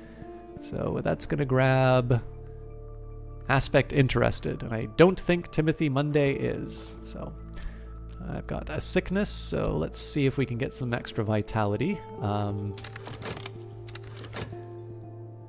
yeah, so I speak French poorly, basically, is the most that I've got. So I'm always content with just an English translation. But it sounds like to answer your or to address your statement, Mobius Trap, I believe one of the reasons why the translations are taking the time that they're doing is that Weather Factory is very committed to making sure that the translations are done correctly. So I have a feeling that it might be slower than what most people are looking for, but it will probably be better than what most people are expecting as well. That's certainly my hope. Okay, so let's think a little bit about where we are. Right now I'm trying to advance my ambition, but I also need to make sure that I'm keeping a roof over my head. And I've lost a benefactor, so I might be able to gain that. Let's say I'll go for the extra erudition. I might be able to gain another benefactor from the... I probably should have read that text. Sorry, guys. This is a little bit of a risk here, because in 1 minute I'm potentially going to get another dread. And this will be gone before I can deal with the dread. So, and what's coming up next? Season of Ambition. So maybe the fact that I'm pursuing my ambition won't create any difficulties for me. I'm going to leave the Streets by Moonlight for now. What are benefactors? So this is Lord Timothy Monday. So the story of Lord Timothy is that I was dancing at the Gaiety, and I put on a heck of a performance, and they came and visited afterwards, and they'd give me little gifts. I would go and I would doll myself up. I'd spend some money to make myself particularly, much like I look at a normal day just freshly after getting out of bed, because the reason why I cast without a camera is my beauty is so spectacular that you would all be distracted from the game if I were to do that. No, doll myself up, go visit Lord Timothy, and basically kind of do a private show for him and his friends, and spend some private time, and I get a lot of money in terms of gifts. But as is the way for people who have substantial wealth and feel that it entitles them to sort of an individual's time and other things, they're very demanding. And so because I was not there at the times that he wanted, he's now become unhappy with me. So essentially this is somebody who I could sort of call on, and as long as I did what they wanted, I would be financially rewarded. But in this case, Lord Timothy no longer sends me his little notes, and hint, nothing to say. I don't believe we have anything to say to each other. In this case, I wasn't appropriately attentive, and so my benefactor is no longer there. So in Twitch terms, it's the person who gives outsized donations and then expects more of your time than you feel is appropriate. But in practical terms for the game, it's another potential source of income, but one that you need to keep, one that you sort of need to be sort of on. You need to be pretty on track for doing properly. So, and the seasons. So the seasons, in this case here, we've got Mortal Frustrations. What hunger drives me. So this has got a little magnet on it. It grabs the card automatically, and so if there's a card with the aspect Desire on the table, it will gobble that up. And so what this kind of winds up being is that in this game, so my character sort of has this desire for change. They're endowed with this talent of dancing, and clearly that they've spent some time improving it. Their health is quite high. They've got their youth, they've got their time, they've got an ability to dance, and they've got this job. But just like any of us, there isn't necessarily, that's not anything, right? If you work at Starbucks, yes, you call yourself a barista, but that's not really who you are. And you have ambitions and desires and, sort of that thing inside you that you want to share with the world. It could be a video game that you want to make. It could be a play. Maybe it's a great academic paper. I know nobody likes thinking romantically about those things, but I think very passionately about academic papers. And so perhaps understandably, if you have this thing in yourself that you need to express and you want to express, you're going to get frustrated if you're not making any progress on it. And so in this particular case, if I am feeling particularly driven by that ambition and it's not been satisfied, that's going to translate into restlessness. And if I don't satisfy that restlessness, that will eventually turn into dread and potentially become despair. So the seasons are just sort of things that will happen at certain times. So this says a season of suspicion. Am I being watched?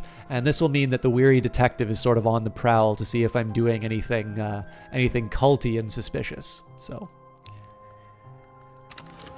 we are all dancers in one way or another. Yes, actually, Pogball, are you familiar with the game at all? Because I'm doing the dancer right now, but change is not the only temptation in the game. There's actually quite a few.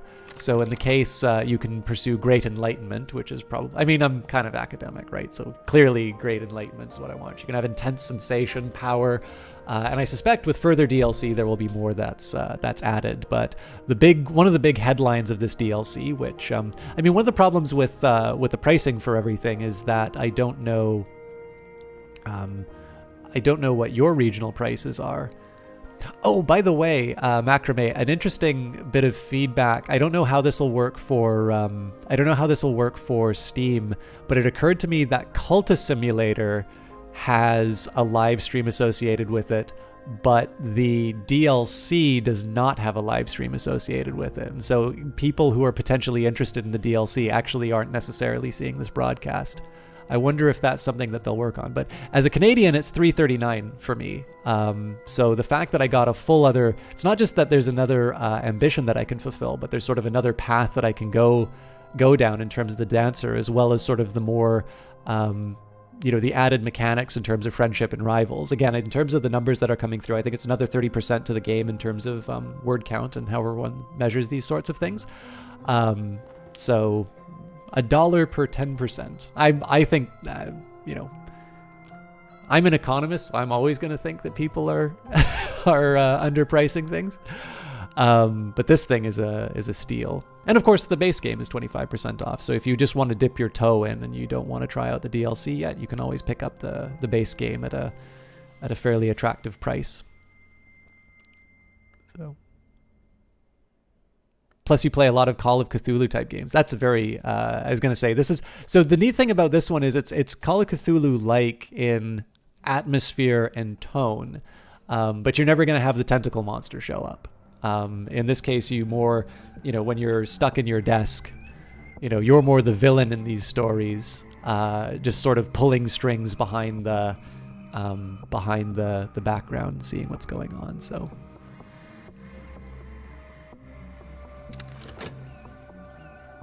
You wish you could double follow on Twitch? That's very kind of you, Foxling, right? One follow is enough. Cheaper than a pint? Oh, wait, sorry, that was about the Economist thing, yeah.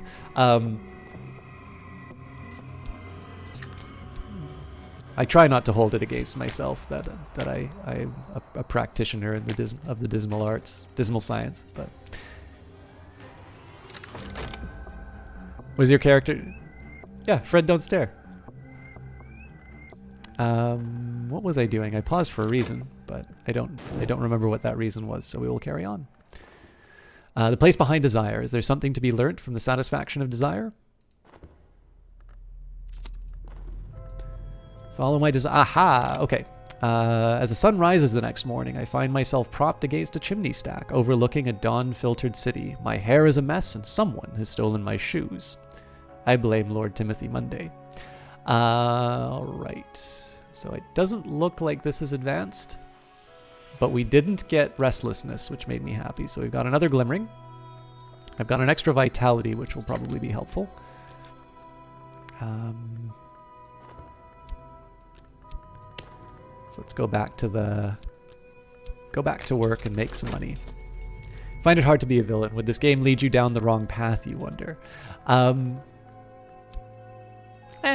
We all have a little of that inside ourselves. I don't think the game... I mean, I think it would be wonderful for this game if we could get like a good old-fashioned moral panic started up about this. That your child will turn to Satanism if... Okay, by the way, about seasons. So the Season of Despair is coming up, and I'm going to have 2 Dread to deal with pretty soon. So I want to keep an eye on that. And we'll see. I'm not going to be able to do anything about the restlessness, but I can do some painting to try and address some of the concerns that'll be coming up in 33 seconds.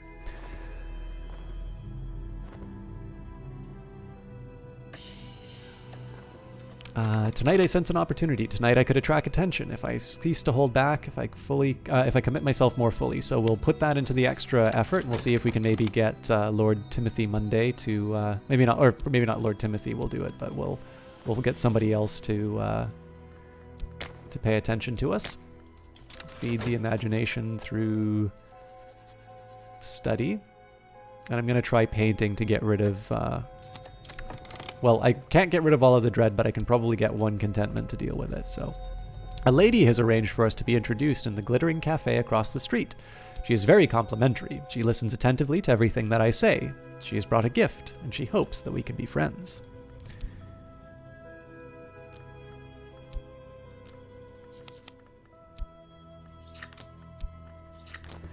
All right, so this is Nicole, 4th Marchioness of Stanford. Let me take... I always learn words whenever I play this game, so let me just take a quick second and...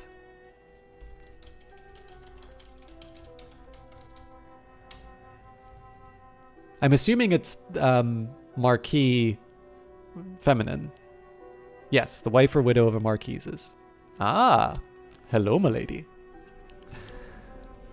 It definitely gives you, this gives me the, it's really wrong chill sometimes. That's a testament to the quality of that. Yeah, I mean,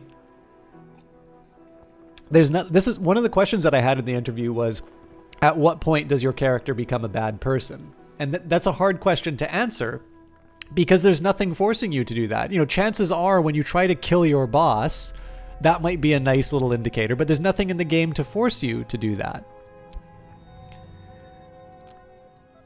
You can't be bad in games. It's not in your nature. And last time you play a psychopath, you were disturbed for weeks after. Well, there's completely there's completely peaceful and otherwise, you know, otherwise maybe not passive, but non-villainous ways of playing this game. I'm just not going to say that they're the most fun. All right, so I think I'm probably just going to throw all my passion into this and hope. Actually, you know what? Probably the best thing that I can do, we'll leave Nicole on the hook for a little while. I can make Dread my inspiration. What else can I make my inspiration? I've never done Glimmering before. A mood piece?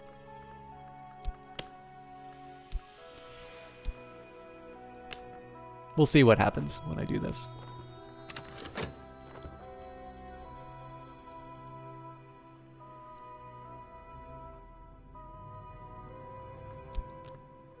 Yeah, I don't know. Personally, Pogball, this is one of the things that I enjoy. Like, obviously getting a chance to express yourself and to do the what-ifs, I find quite satisfying. Right, Colors of the Night, so we'll spend a little money. And I think one of the things that really is so compelling about Cultist Simulator is that, you know, these are people, and it's presented in such a way that you... passionate intensity. I see the mistakes, but I can also see the end. I think it's presented in such a way that it's sort of a credible person. So it's not just that you're a mustache twisting villain, but you have like there's some substance, there's some ideas behind the game, and I think that's what makes this so attractive to me as a game. I really need to make a decision in terms of what path I'm committing to. I guess I should do the reason first.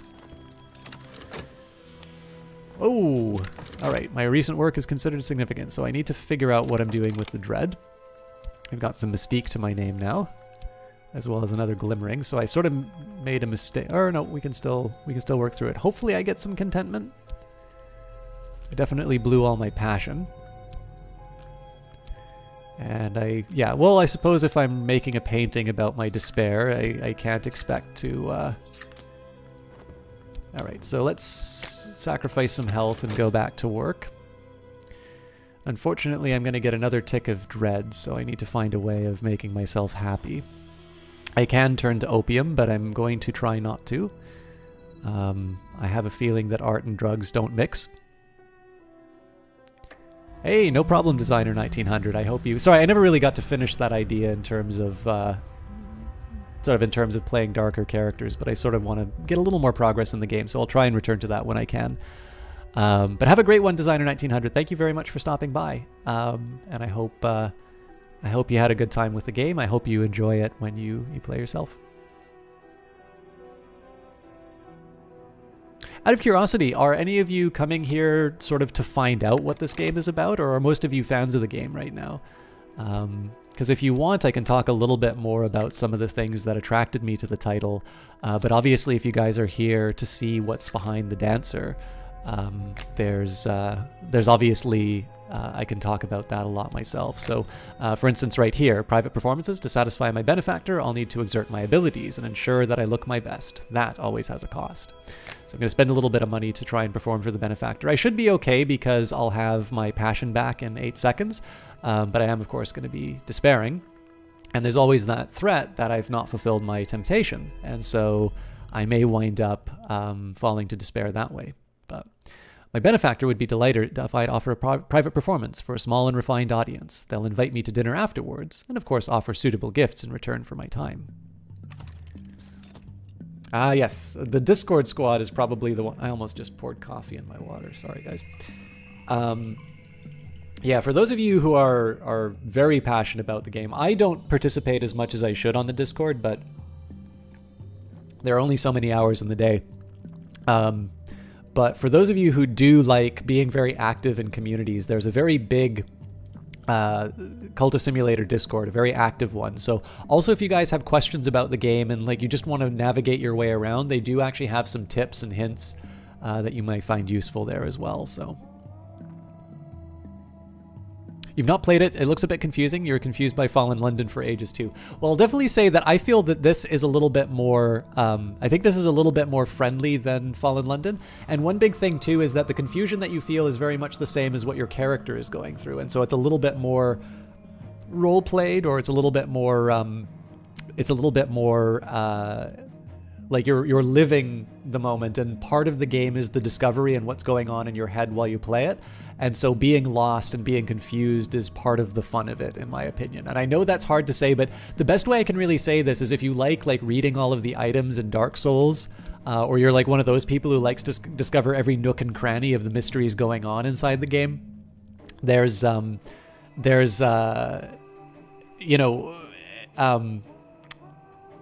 lot of that there. And to give you an idea of how deep the rabbit hole goes, there's like a whole other secret game going on in the background. And the last time we did a stream for this, there was a bit of a hint in terms of what was going on.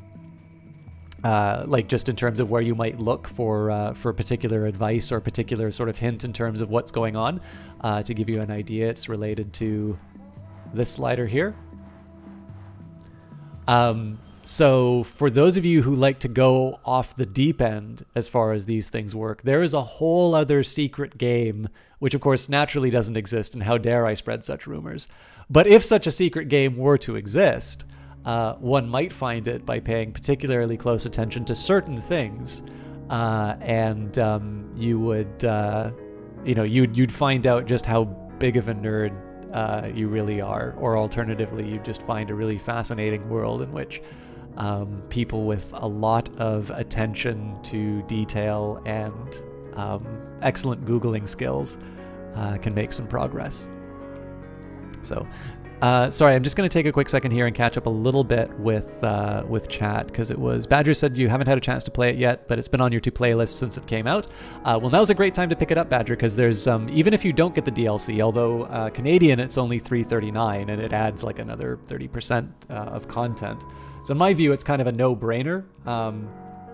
But it's a great time to get into it because there was sort of a free patch associated with it as well. So there's more stuff for you to do in general. And some of the things in the game have sort of been ironed out based on some player feedback and such. So it's definitely, I think whenever a new patch for a game comes out, it's always a good occasion to make some of these, it's a good occasion to pick it up, maybe if you've not, if it's one of these things you were always meaning to get to. Usually the release of new content is a great time to check things out, and you get the benefit of all the feedback that's been given to support at weatherfactory.biz. And learning as you go feels very rewarding. Absolutely, Badger. I mean, it's one of the things that really goes for me is, I think one of the things for me is it's why I like playing this game blind, and it's why I've never really been one for backseating inside of this game, because the whole process is, discovery and sort of feeling that rush when you crack the code, when you sort of figure out what's going on. I have a bit of a decision to make here. I do have the 2 glimmerings, so I'm gonna I'm gonna put some of the I'm gonna put the erudition on ice for now. The words of contained knowledge, now I contain it. It's a little like theft and a little like feasting and a little like the progress of an infectious disease. Okay, so let's combine the glimmering. Actually, before I do that, so I'm going to need 3 lessons learned for the glimmering, so I better get a move on those. As far as erudition's concerned, I still have another 170 seconds or so good news there. My vitality is sort of draining down. And but yeah, so one of the reasons why I react the way that I do to the backseating inside the game is because so much of the game is about the experience of sort of learning and moving on and coming to terms with the game sort of on your own. That I sometimes feel like it's robbing people of the opportunity to get the most out of Cultist Simulator if you tell them how to do it. Obviously, like publishing a guide on your own that people can come to on their own terms. There's nothing wrong with that, because some people really do want to be told how to play a game. But I think one of the most rewarding things that I've had about playing this game is to be able to play it, you know, even in that early beta stage where there were cards that would just destroy things and you'd have no idea why. To me, that was really exciting to just be able to wrestle with it and see how it goes. All right, nap to recover from fatigue, always a good idea. I can dream, but I don't really have any lore. I should maybe walk the streets. My benefactor, energy. Tonight my benefactor is full of energy, and I should be too. Shouldn't you be in mourning? All right. Do I want to search the city, though? I've got 72 seconds. Yep, let's go for it. Maybe you shouldn't be watching me play. Not that it's helping much. Oh no, I'm not doing a good job of helping people. Yeah, it's a tricky call. I mean, I know somebody got really upset when I said, hey guys, there might be some spoilers on this. The big thing is that I haven't played this yet. So I'm learning as we go along, Pogball. So I mean, if you're a purist about this whole thing, presumably you wouldn't be watching at this point. But yeah, it's been it's definitely a game where I think being able to sort of plumb the depths on your own is really the worthwhile thing. Now, despite all my effort, for whatever reason, despite my best efforts, my benefactor does not seem interested in me tonight. They do make an effort to bid me a courteous goodbye, but their customary gift seems like an afterthought. After all that work. All right, a hireling. I found somebody who I might pay to enact regrettable necessities, add funds to hire them. So, I mean, this would be a really good person to hire, but I don't see any real reason for me to do this. So, I want to make sure that I take care of my contract at the Gaiety, which is why I won't do anything about the change temptation yet. In 19 seconds, I'll be able to go back to work. Okay, so we've got another glimmering. So let's do a quick erudition so that I can gain the second and then be able to level that up.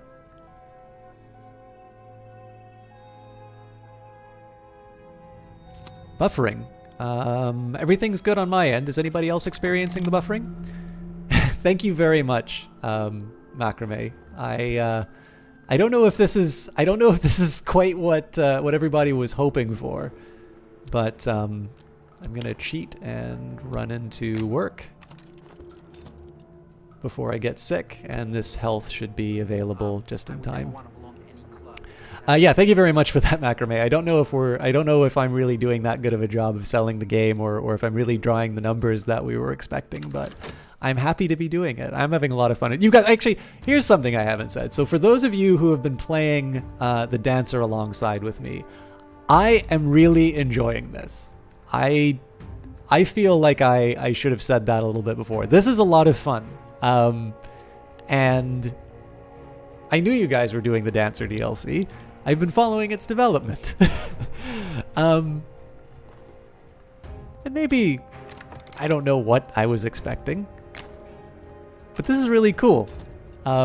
So please do extend my compliments to the design team, i.e. you. All right, so it looks like I got my extra erudition anyway. Not that I can do anything about that, but that's fine. We'll combine it when we can, although I think we're going to lose the lesson learnt. So maybe I should just abandon it and... All right, let me think a little bit about what I'm going to be doing here. So we're going to be combining 2 erudition here. This will take 60 seconds. I think I can still make it, so... the stage awaits hot and clean, bare and bright. Oh, interesting. So if I don't read, I don't actually get to hear the... So this is usually what happens when you do the work. The stage awaits hot and clean, bare and bright. If I move the moves and step the steps and do what is required, they'll pay me. Of course, they've already paid me. So I don't know if that's a bug or that's just me not reading things in time. But anyway, I've got 94 seconds to make Nicole happy. Which means I'm probably not going to be able to put the effort into... Okay, you know what? I'm going to try and get myself some contentment to deal with my dread. So let's take our Mystique, which will help us... that'll help us gain some notoriety. As far as inspiration is concerned, let's take... this might allow me to preserve it.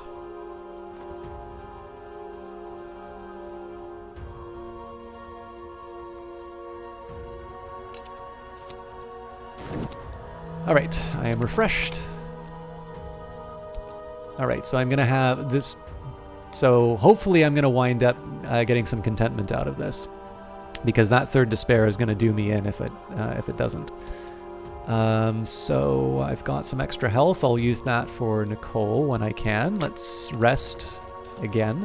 Once I finish exercising the mind, I will... Well, you know what? I've got the money, so I think I'm going to pay to deal with my affliction.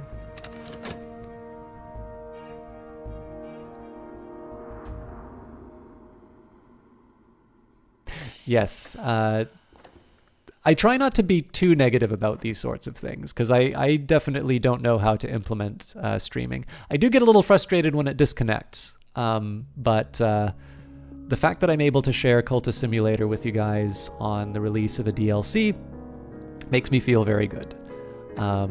So even if there are little hiccups, I think it's better than not being able to stream it for you at all. All right, a rote effort. Honestly, I'm only going through the motions. The quality of the work no doubt will suffer. Well, that's a shame. Finished. Competent work. There's nothing to be ashamed of here. Nothing to be ashamed of for my rote effort. All right, let's throw some money at my problems, because if I don't have my health, I can't dance. Let's see what I got. Okay, some contentment will help me out here. Get my Mystique back, obviously. I've got a Glimmering to work with, my Erudition. Okay, so I'm not going to lose that. More Mystique. Not clear if the Wild Imagination... Okay, so I treaded water, but that's exactly what I needed. So Nicole, I will take my health and my funds to try and make her happy with me. Pretty sure Valve do things when they get bored rolling around on piles of money. Not very well, because piles of money are very alluring. You know who else is very alluring? Fred Don't Stare. And you too can play your own Fred Don't Stare playthrough for $3.39 Canadian or your regional equivalent. Buy early, buy often. The Dancer DLC, now available wherever fine games are sold.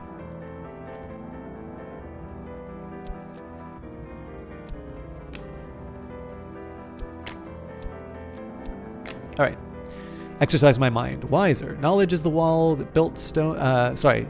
Knowledge is a city wall built stone by stone, but what waits in the darkness beyond those walls? Why should we need a fortress except that we had something to fear? All right, let me think a little bit about my next steps. So I've got some contentment. I'm gonna have to go to the Gaiety Club before I lose my job. My benefactor would be delighted if I'd offer a private performance for a small and refined audience. They'll invite me to dinner afterwards and of course offer suitable gifts in return for my time. Unfortunately, I'm going to lose the lesson learnt for Glimmering, but I think that's the price we pay to become well. If I can get another contentment, I'll be good. So I think a trip to the Gaiety, another painting, and then, you know what? I'm probably going to lose the contract, because this has taken a little too long. Energy. Tonight my benefactor is full of energy and I should be too. Well, that's not going to help me. Oh no, you know what? I might be able to get through this because in 6 seconds I'm going to have my health back. My benefactor finds me engaging. After the performance, I am flushed and perspiring, but my benefactor seems to like that. They have brought me a glittering little something. You are much better than my previous benefactor. Actually, this is exactly what my previous benefactor paid me, but... The stage awaits, hot and clean and bare and bright. If I move the moves and step the steps and do what is required, they will pay me. Alright, so more health. All good news. Unfortunately, we gained more dread. I didn't quite see what triggered that, but we've got the Course of the Heart, so more vitality. It was because I wasn't fulfilling my ambition. So we'll see if there's something we can do about this extra vitality. This is going to be another Course of the Heart, so I'm going to be able to turn this into a lesson learned. So studying, let's throw another health on this. Actually, that probably wasn't the right call, but because I'm going to have another vitality in 12 seconds, but that's fine. I can combine those. I'm going to lose the mystique, or I may not actually. Trysts and interludes. I have a particular friend. Now is the time to renew our acquaintance. Excellent. Some days are better than others. Sometimes the sky is nothing. Oh, sorry, I just wanted to make sure I got the contentment for that. All right, my own heart pumps a little more strongly today. Yeah, so I don't think I'm going to be able to do anything about this glimmering, to be completely honest, but I'll live with that. Fatigue, gain some health. Let's just keep using my dreams to move on. At some point, I'm going to use my health to try and find new locations where I can buy lore and such, but I've got quite a few tasks that I need to perform, so I'm good for 117 seconds and 132. So let's see what I can do. So this is a nice little trick here. These are going to expire in 5 seconds, so if the season of if the notoriety comes up, 3 of them are going to be gone, and this is going to burn down all the while I'm painting. So we will start. You never know, this might be a living. So we'll start there, and I will try this neat little trick of using my glimmering as an inspiration, and that'll allow me to hang on to it for a little bit longer. The light, the dark, the moth finds light in the dark, and so do I. So that's going to be another potential despair that comes up.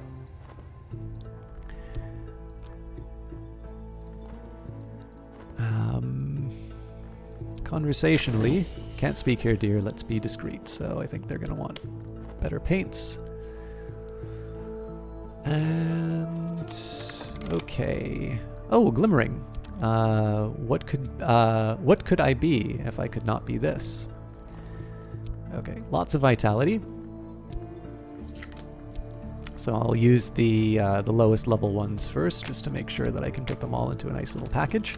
I'm abrim with vitality. If I devote some time to exercise, I will benefit. Yet another Course of the Heart. Why not? Okay, so we're pretty good on the fatigue. Don't think I'm going to be able to do anything about that glimmering after all, but I'll live with that. I may yet earn a living from this, but nothing is certain, so... This will help me with my despair, so good news there. Lots of mystique. And only 1 funds, but I can live with that. So the Gaiety wants me in 70 seconds. Let's do a private show, though. I've got the vitality, so you never know what's going to come up later. Let's try searching the city.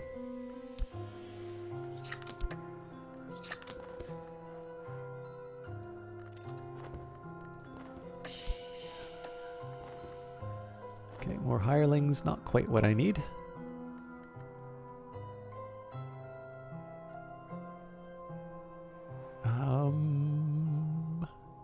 Yeah, I'm just gonna keep combining up vitality and become an even better dancer, I think.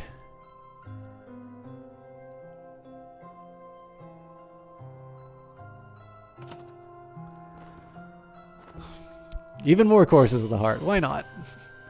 Okay, so I guess 113. Yep, that's what we're going to use here.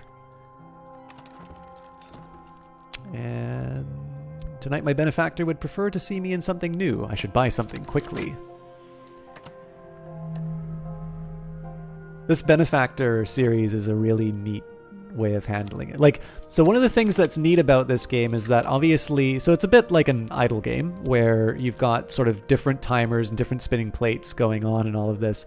But what I particularly like about this one is just the constant hassle of trying to appease this patron or this benefactor.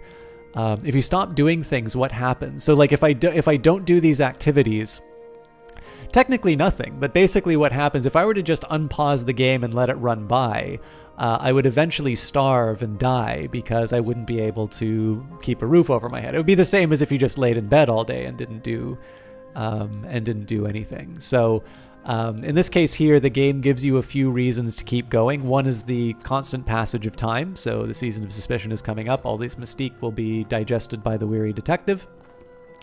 But the game won't just sort of sit down and wait for you to take an interest in it. It will actually start making you suffer for not taking care of yourself. So I've chosen my attire well for the performance. My benefactor showers me with compliments and gifts. Not quite as many gifts as before, though. So that's actually really interesting. So I'm wondering if I kind of wind up on this treadmill and I'm doing more and more to make them happy. So if you think about it, I spent 1 funds to make them pay attention to me, but I only got 4 back. So all of that time that I spent, and I got a lower payoff. And I'm curious if the next time that I meet with them, they're going to give me even less.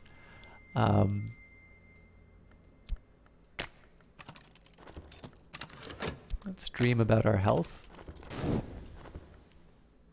So dreaming about my health is basically just so I can reduce the time that it takes to come back. Obviously, I want to make sure that I'm keeping myself in good shape. Memory is a better time. Keep the wolf at the door. So, unfortunately, or I guess the wolf from the door. It's a shame that I wasn't able to take advantage of those lessons learned. The wolf despair prowls elsewhere. No dread empowers this despair. It's over for now. So that was a potential game loser that we just dealt with. So notice here it's 30 seconds. So as long as your timer is above 30 and you have a free dream slot, you should probably be using your dream for that. Okay. Obviously, the dancing doesn't pay all that well. So, 129, let's try a temptation change. The worst that can happen is I get a fascination, although I don't think that'll happen within the 3 seconds that it takes, so now's not a bad time to do some experimentation. Alright, so we've got another lesson as well, so hopefully we'll be able to build up my physique as a result. I grow stronger still. Mirrors are calm, the sun is steady, the glory recedes. I am sane, if that means anything. No fascination drives your visions, and it's over for now. The one challenge I'm running into is I'm finding fewer things to do with Explore at the moment. Traditionally, I've sort of founded a cult by this point, and I'm usually doing a little bit more with that. So here's a great example of where I wouldn't want to put health inside of Dream because it's already less than 30 seconds.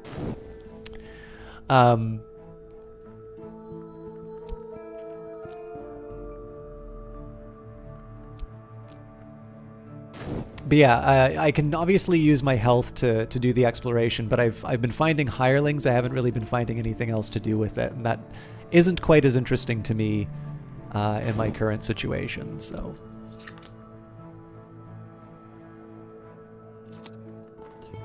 Alright, more restlessness, it looks like. I drank pale wine with a priest. I watched a dog fight by the wharves. I was sketched in silhouette in a room of mannequins. None of it was what I wanted. So if I dream about this, it's going to change it. That's no good. So I've got 67 seconds. I will try and keep my job first. But it's going to be a little tight to keep Nicole happy as well, and I think the sacrifice is going to be that I'm going to get some dread off of the restlessness. But you can't always choose the circumstances. My machine, my body ripples with power. Must get stronger. Alright. Let's see. Oh, by the way, guys, I forgot to check in. It's about 4:30. Could somebody tell me what the viewer count is? No big deal if you don't want to or you can't, but I'm just trying to keep track of where we're at different points and what it does for... Partly I'm actually interested in what it does for the sales of the game, because I have a great time doing this, but I don't want to... Let's put the extra effort in. I don't want to... I don't want to be walking around saying it's like, oh yeah, we blew the doors off of sales when the added value wasn't there. So 128 or 126, 128. Okay, cool. So we're slowly climbing up. It looks like. But that's cool that we've got so many people inside. Obviously not as many as when we first I think when we first did it, but. I think we're number 2 in terms of the streams right now, which I for one am very happy with. So thank you everybody for hanging out, and thank you very much for helping me out with that, because I'm not actually getting that information from Steam unless I specifically go to the channel myself. So highly recommend keeping an extremely tidy tabletop. Maximize efficiency. You always have to comment on system's orderly manner of playing great games. Oh yeah, actually, so so by the way, for those of you who are streamers out there, or if you're aspiring streamers, here is a way that you can drive people absolutely bonkers.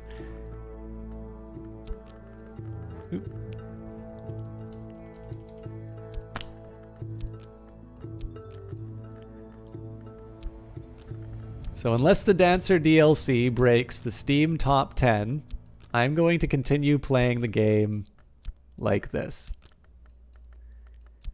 Only you can fix this, chat.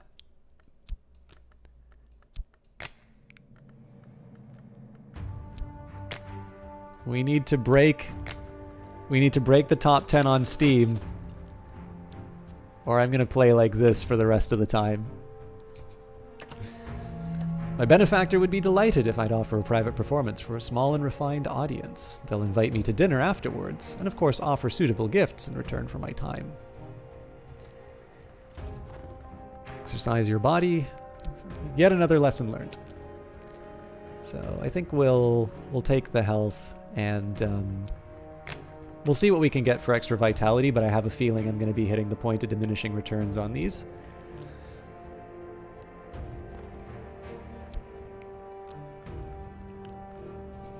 See, the funny thing is that there's people who genuinely get bothered by this, so I am actually going to take the... I'm gonna put it back together. Vivacity. Tonight, my benefactor would be pleased by inventiveness, enthusiasm, brio, passion. Surely, as a cultist, a messy desk is a sign that you're going in the right direction of madness. I'm not going into madness. I'm going into change. Anyways, so for those of you who are really bothered by... by disorganized desks. It's actually pretty straightforward to get things back. But let's change things up a little bit. Let's rearrange our...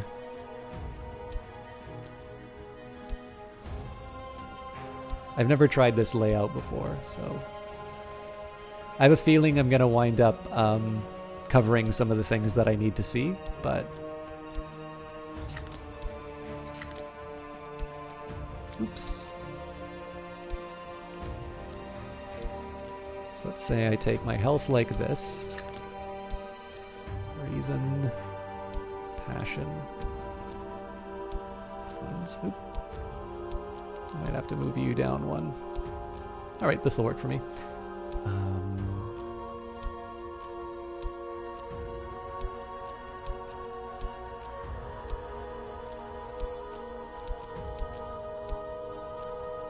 I've never tried this layout before, so I wanna see how it works. I can see some problems with it. I'm probably gonna need to do some refinements, but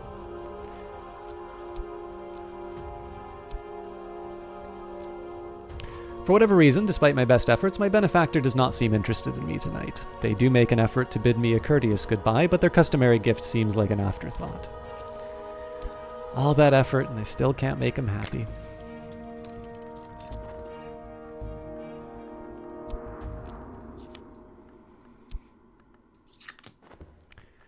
All right, so 63 seconds for the cabaret. This is a little bit of a risk because of the potential dread. This, by the way, is a tension I really like in this game. So my attempts to progress with this carry the risk of restlessness, and that's going to cause dread. Now, there's lots of ways for me to get rid of dread, but one that I've been trying has been the wild imagination, because that also carries with it the benefit of some extra glimmering and whatnot. But obviously, it's one. There's a danger that I have. Like, if a season of despair comes up, all of a sudden I'm spending a really long time trying to fix all of this. So, and I'm assuming there's probably something about the dancer that I haven't figured out yet. But that's why this is an interesting game. I should be able to upgrade that vitality in time.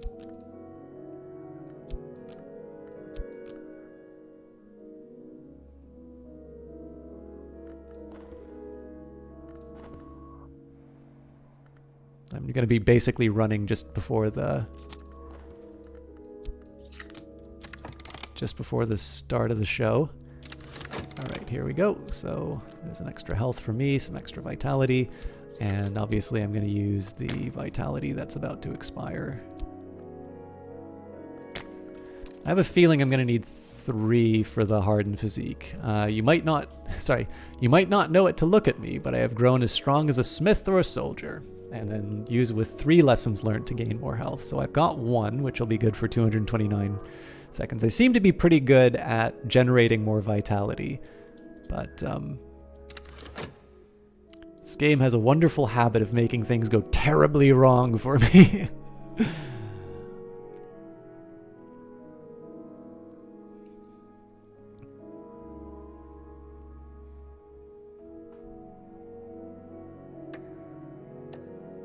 Yeah, well, part of that's a function of, part of that's going to be a function of my profession, I think, K5. It's sort of like if you spend all of your time doing manual labor.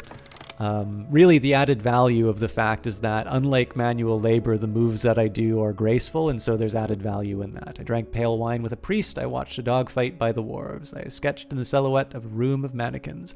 None of it was what I wanted. Okay.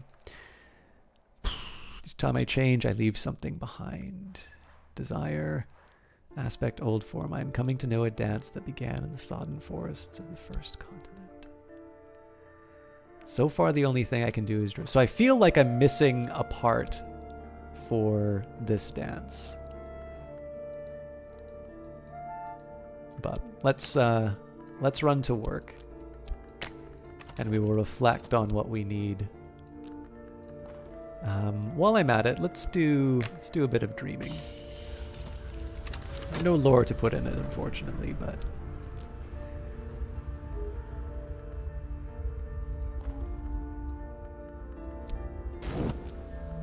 oh, there's going to be more restlessness.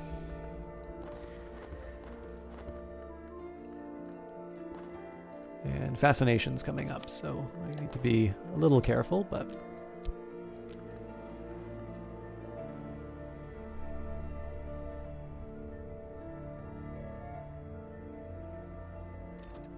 they'll appreciate it until I get old and saggy, and then they'll throw me away.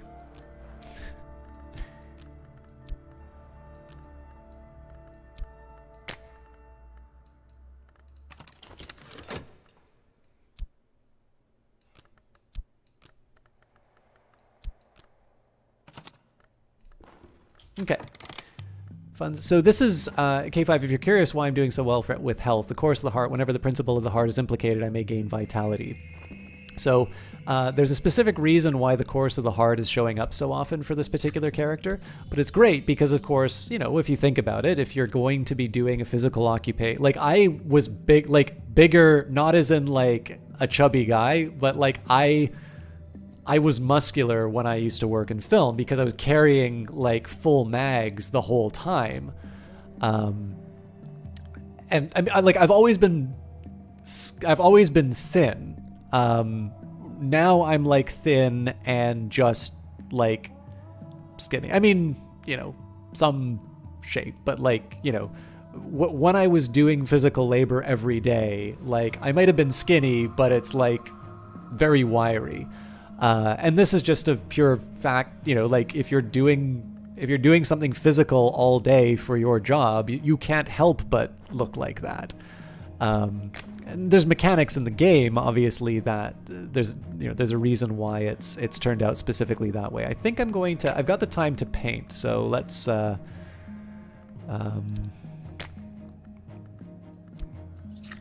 don't think I can put, yeah, it's just passion I can put in, so unfortunately I don't have any more mystique, but I'll live with that.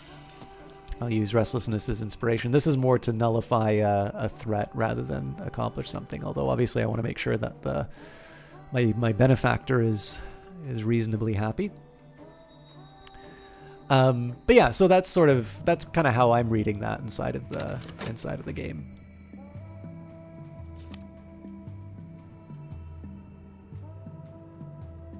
No cult yet, Pogball. I'm trying to work that out.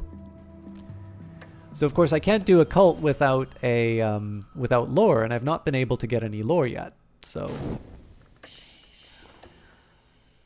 all right, we'll definitely spend some money on paints.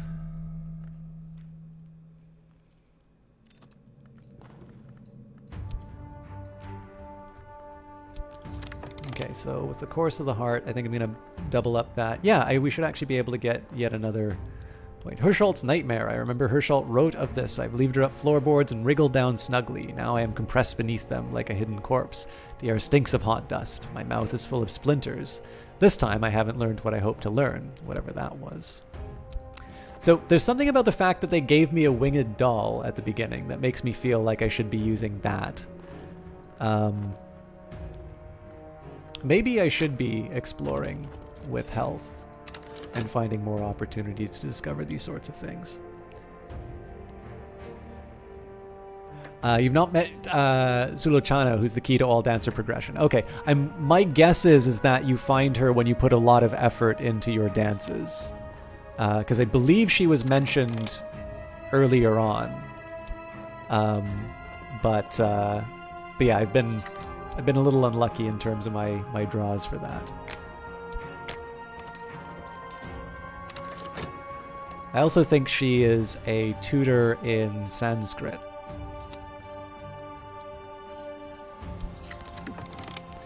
My benefactor's gonna get mad in a minute. Alright, should sell some mystique, contentment.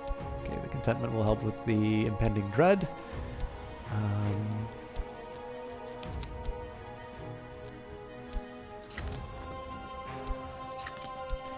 Okay, so I think I wind up choosing between my benefactor or my job. I don't believe I can satisfy both. So let's go for the benefactor because they'll give me a little bit more money, and I kind of want to see what happens if I blow it at the gaiety.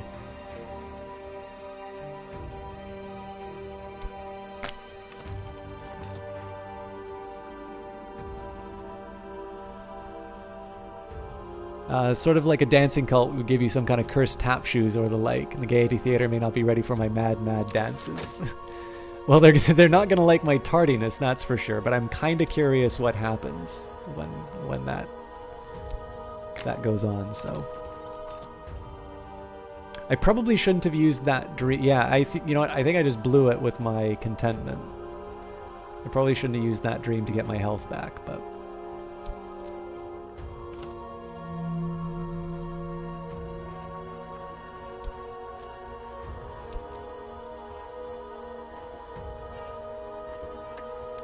Benefactor would be delighted if I'd offer a private performance for a small and refined audience. They'll invite me to dinner afterwards and, of course, offer suitable gifts in return for my time. Okay, there's my health. Let's get rid of the older dread. Oops. Oh, interesting. My benefactor finds me engaging. Tonight I danced and I laughed and I was charming with my benefactor and delightful with our guests. Everyone is happy and I have a little something good enough to let me live on for a good while. So it paid off. we can actually still make curtain. Stage awaits hot and clean and bare and bright. I move the moves and step the steps and do what is required. If I do what is required, they'll pay me. All right, so we've got a bunch of lessons learnt for my rippling biceps and other seps. I will grow stronger yet.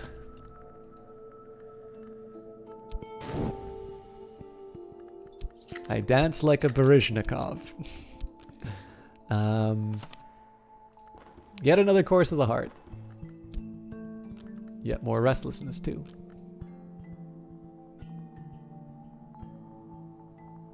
Also, apologies for my pronunciation of everything in this game. I am not nearly as refined as the people who have made this game, so that is completely on me.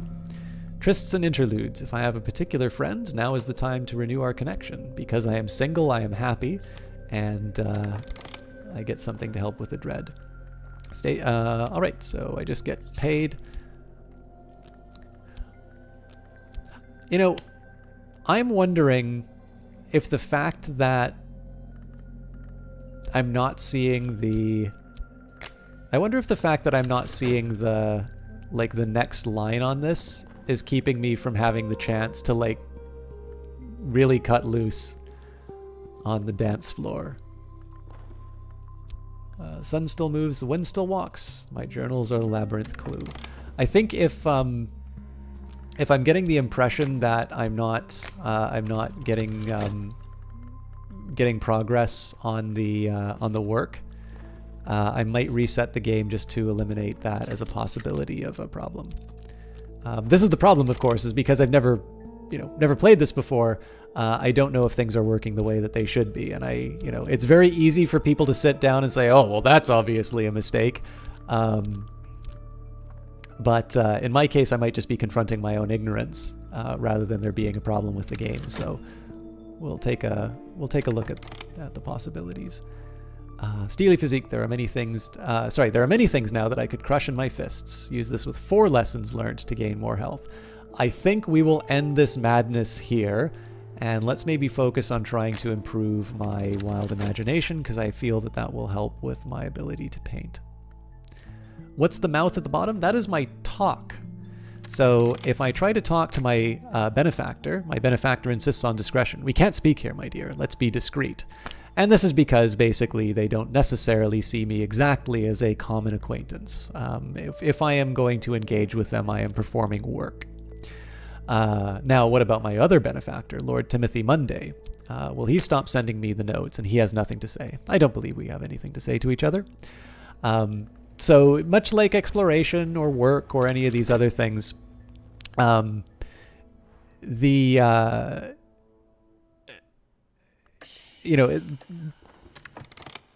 we go. Tonight I sense the opportunity. Tonight I could attract attention if I cease to hold back, if I commit myself more fully. So obviously my speculation was wrong. I just simply wasn't using the Gaiety Theater enough.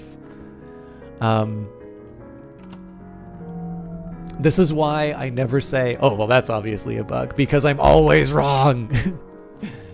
I felt all their eyes upon me. Afterwards, I received a gift from an admirer, too gaudy for my tastes, but I can sell it in the second-hand market. By the way, I love this. I don't know if it's my favorite. I'm trying to figure. I like this. Not this emote. I like this card a lot.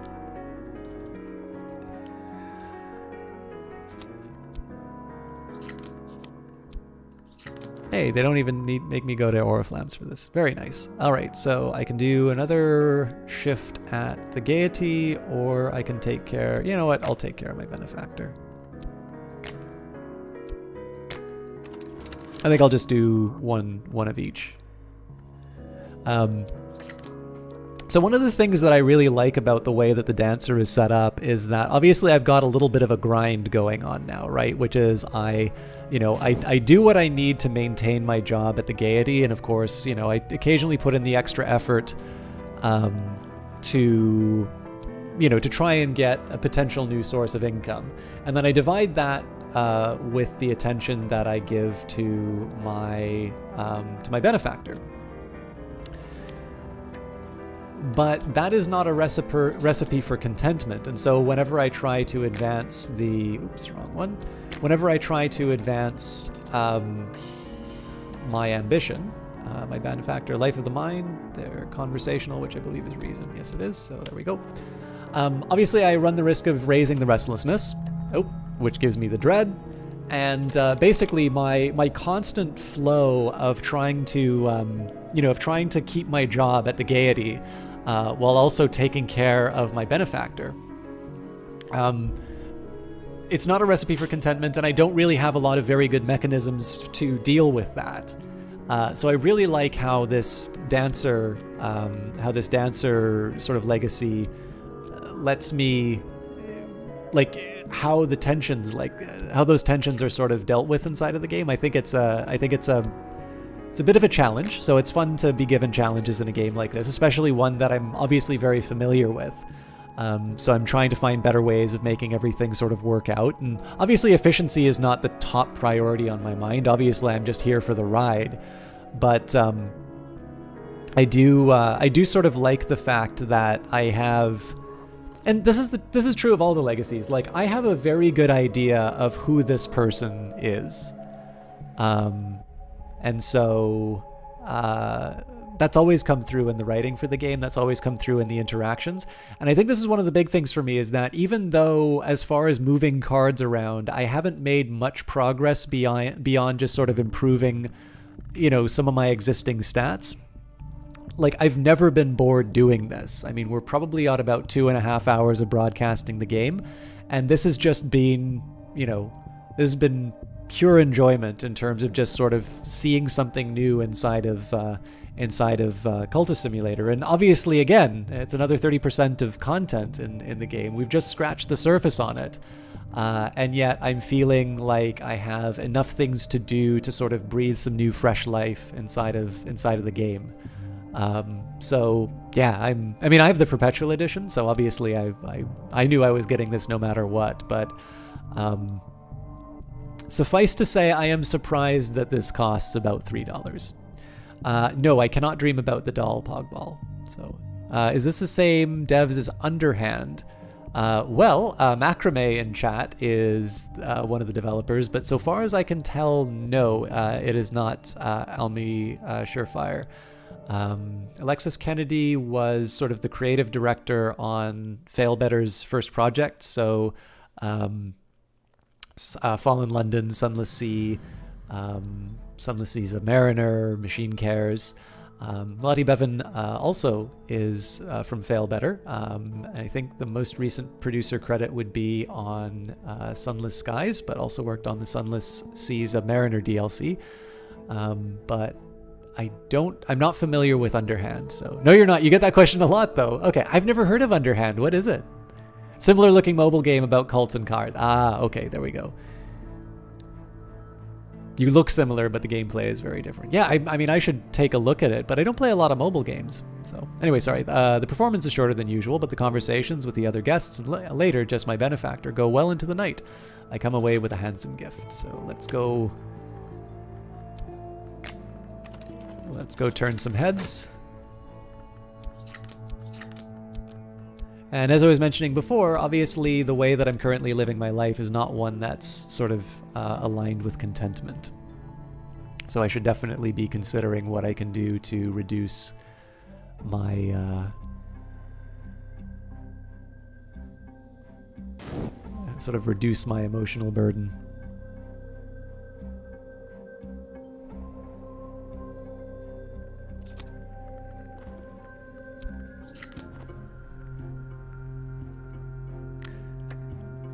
Mibana Man, are you trying to tell me that this is not a graphic?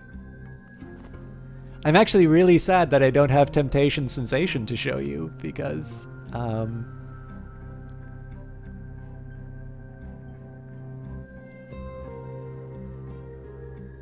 cool, I just saw a private message from somebody. 100%. I will also say that I've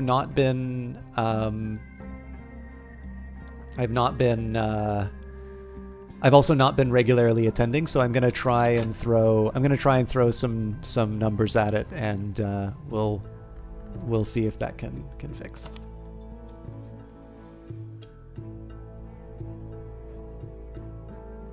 Yeah, I kind of figured.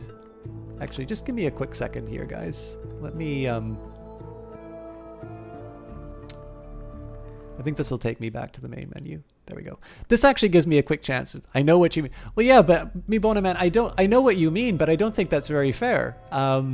This is a very compelling opening here. This, by the way, also gives me a quick note. So for those of you who want to know what's in the new patch, by the way, if you guys want to know more about the game, this is a complete game, but also a living game. Following us at www.weatherfactory.biz and at FactoryWeather on Twitter to learn about upcoming coming updates. If you find a bug or the game is crashing on you, do let us know at support@weatherfactory.biz. Version 2018 10i Janus. Visions and Despair now give a visible and audible warning when they reach 2 Fascination or Despair. Guises and Dancer now give a small advantage to the relevant expedition. Guises are mutually unique. Passion and Reason textbooks now work with Lessons Learned system. If you want to know more about what's in this patch, it's all inside here. But it does give me a quick chance to talk about who's responsible. So, I mean, one thing I can say, me Bonaman, like, it's definitely not Fortnite. Like, if you want something very kinetic and something with sort of something where you're relying much more on navigating within space, you definitely would be disappointed by Cultist Simulator. But I think one of the most important things for me about Cultist Simulator is what happens in your head while you play it. And that's a lot harder to accomplish, in my view. And so I think sort of how suggestive the game is, and what's implied by both the writing and the card images, personally, I find it very attractive. Now, obviously, it's a small independent game, so it's not necessarily going to appeal to everyone. But I don't know. Like, in my view, I think it is very attractively packaged, because I think if I were to be playing Cultist Simulator and it were to be like Euro Truck Simulator, and I've got a full 3D rendered Mansus, and I mean, Unity, if you guys have not seen the Book of the Dead demo, Unity can definitely do some really impressive visuals. So it's not like this is a matter of graphics capability of the tools available to people, but I have a feeling that if I had a fully 3D rendered Mansus rather than the map, I would be spending a lot less time thinking about the events inside the game. And so to me, I think it's one that really works for me. But obviously, there are enough games to go around that everybody can have the things that appeal to them. But I do have to respectfully disagree in terms of the look of the game. I find it a very satisfying experience, and I find it one that's worth playing. Okay. I'm a little cautious on, so sorry guys, there's a private chat going on in the background. I'm a little cautious to close the game because of what happened at the beginning of the broadcast. But in the worst case scenario, I'll work on it. I mean, I can also cheat to get some stuff up as well. But anyways, guys, I did want to take a quick minute and do something I didn't do at the very beginning. So we've got the design, writing, and coding, Alexis Kennedy, production, marketing, and biz, Lottie Bevan, UI design and coding, Martin Narukar. He has a game of his own coming out, by the way, called Nowhere Profit. I believe if you get it on itch, you'll get a Steam key for it as well. The art is by Catherine Unger, Clockwork Cuckoo, Lottie Bevan, and Sarah Gordon. The music that you're listening to right now is from Mickey Mar Productions, which is Mary Beth Solomon, Brent Barkman, and Mickey Herb. I'm terrible at these pronunciations, so sorry for that. I know Mary Beth Solomon's Canadian. I don't know if the rest of them are or not. So, audio by Sound Cuts, additional coding by Chris Payne and Fraser McCormick. I believe that's a new name from the previous iteration of the game. Additional design by Calvin Porter. And as always, special thanks to Sonia and PK, Matt Hosty, Haley Urias, and literally everyone who has ever sent feedback or a bug report. Thank you. Anyways, that's my little chance to sell you on the people who are making it. And if you do want to follow them on Twitter, at TronBevan, at Alexis Kennedy, and at FactoryWeather.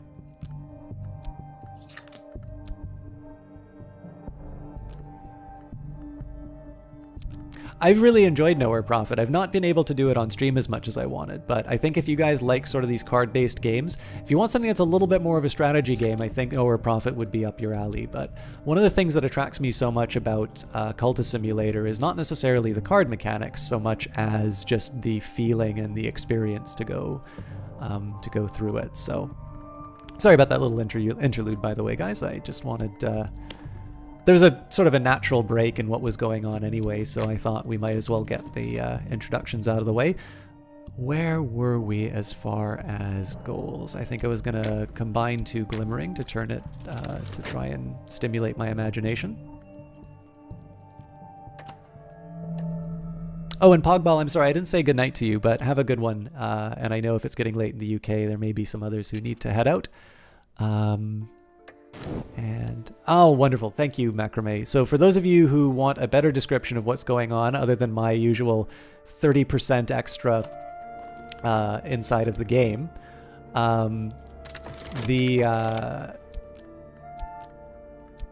the full list was distributed by Tron Bevan, and unfortunately, because I reset the game, I just had a bunch of stuff that went on top of it. So me Bonaman definitely wants some extra attention, so you'll get it, but what's the point of this game to become the best cult? Believe it or not, there is more in this world than just being the best. The point of this game is to have fun, as is usually the case with games. But ostensibly what this game is about, it is about the things that you want to do in life. And whether that is you want to have a lot of attention inside of a Twitch stream or a Steam stream, or if you want to have sort of a book that you want to write. It might be that you want to make games yourself, at which case I would say, Me Bonaman, this is a great game to sort of learn some lessons in terms of design and how to engage with an audience, because they've done a very good job of sort of capturing my attention. But essentially this game is about you fulfilling your desires and those things that deep down inside you want to get done.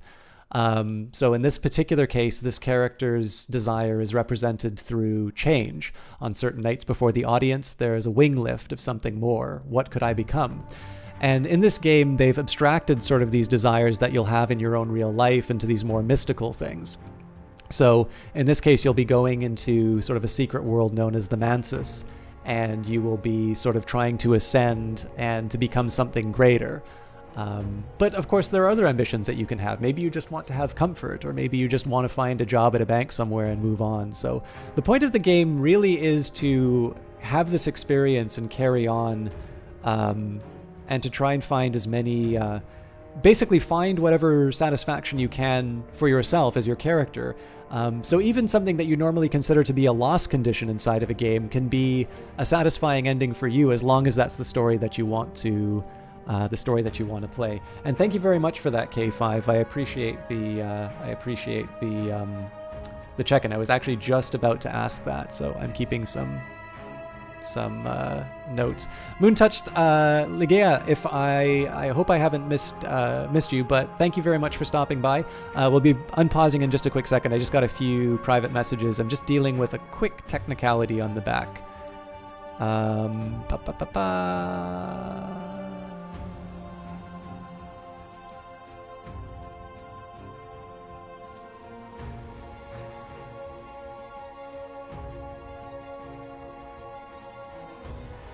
Sorry guys, I just have to say one quick one.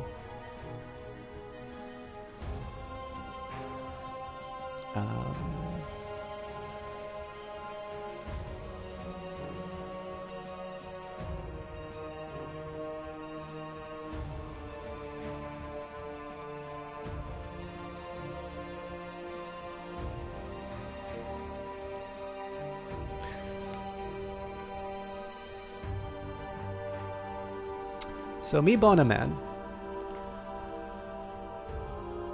I can put up with quite a bit because I actually appreciate you hanging out and watching. But my resistance on banning people has its limits. So you're welcome to be here. You're welcome to interact. I just ask that you be a little bit more respectful. And if you do say anything racially motivated, that will be the red line. I will ban you if you do that. If only so System Shock can spread his propaganda about the Lantern Cult being the best. I'm gonna do the Wildwood Club, though. I don't want to do the Lantern.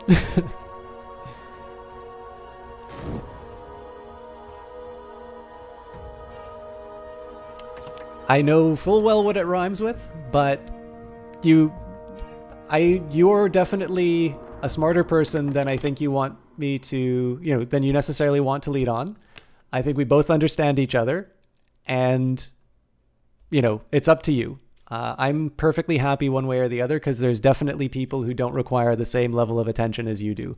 You're sort of like a benefactor, but you only provide one funds. So, it's up to you.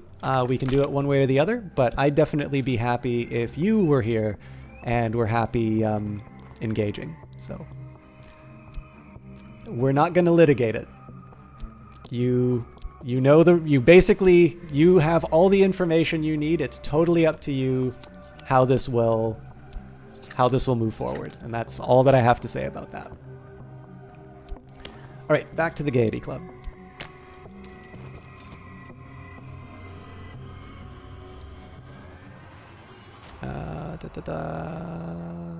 Safe.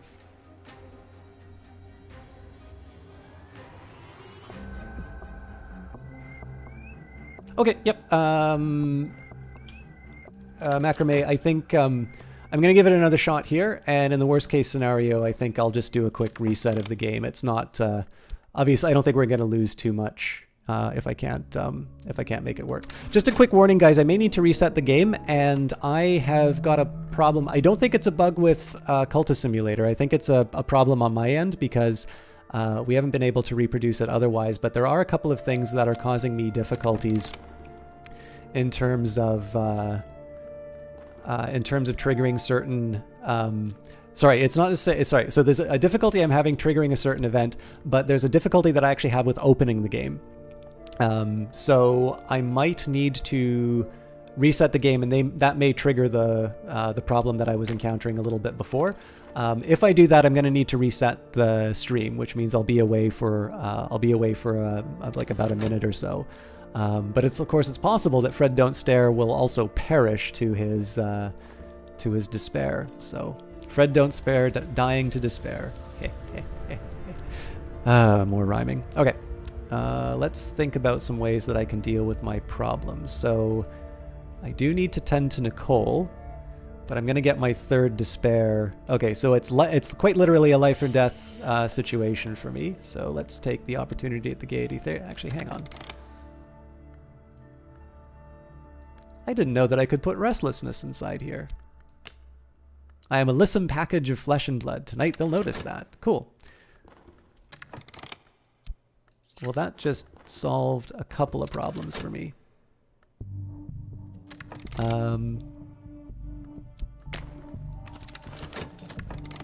Okay, more Course of the Heart. I felt all eyes upon me. Afterwards, I received a gift from an admirer. Too gaudy for my taste, but I can sell it on the second-hand market. Okay, tell you what, guys. I'm going to save and exit.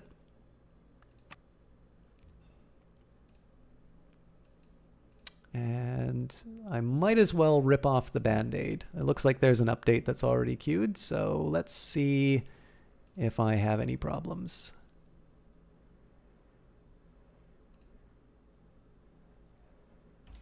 Cool.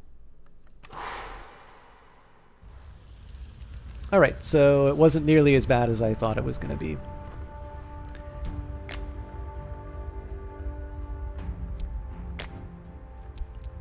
So let's take care of my patron. Let's purchase some opium to deal with my dread.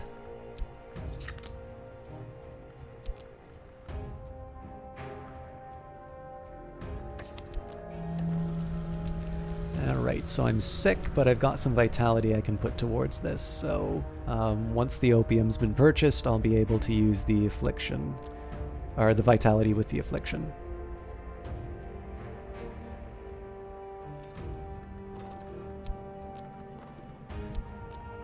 And I'm very lucky that I got some contentment. I actually should have read the text for that, but I'm getting a little bit of tunnel vision. I don't want Fred Don't Stare to die, so... Oh, right. That was the opium that got me the contentment, so I'm good there.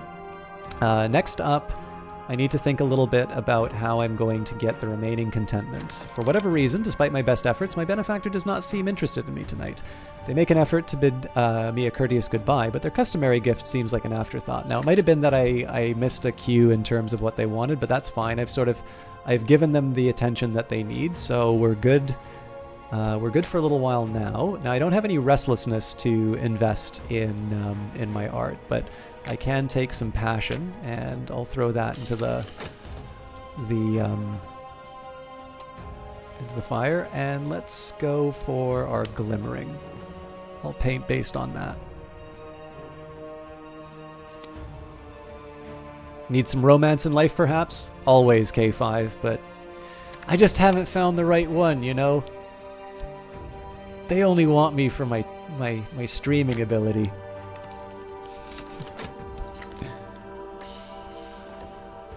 Colors of the night. I could spend some money on better paints, or perhaps I could find more exotic pigments. Okay, so we've got the wrong kind of attention. We're knocking back some of the despair. If I need to, I'll get some more. I'll get some more.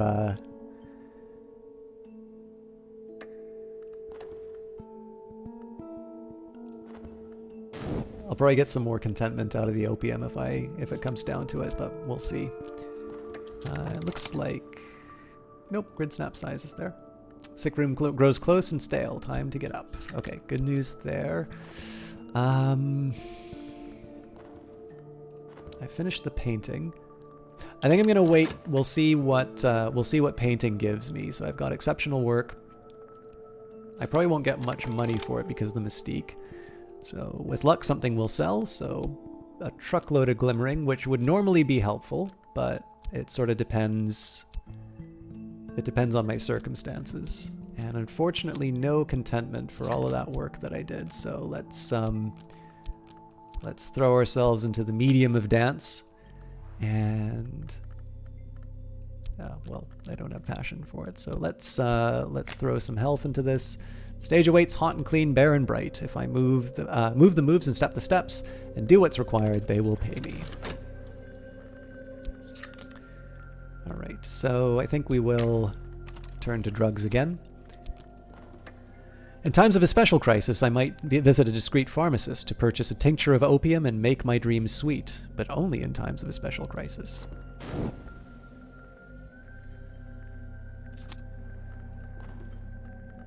All right, so obviously I've got some sentimental literature, which is all well and good, but it's definitely the abundance of glimmering that I need to deal with. So I'm going to just make sure that I've got the cards that are kind of have the lowest value on the timer to try and make this go forward.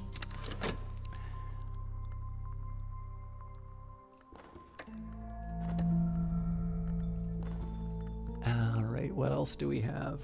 The Tigers of Wrath are wiser than the horses of instruction. If I spend time studying what I've learned, I could work towards increasing my passion. Oh, that deep peace, but I should not do this again. So we'll avoid the opium if I can. An opportunity at the Gaiety Theater, so I will drop another health inside the theater.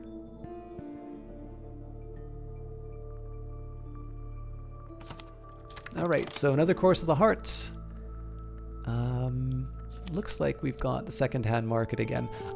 So to my private correspondent, especially because I know it's quite late where you are, do you feel that this is a time I should be using that magic package that you just sent me, or are we still within the realm of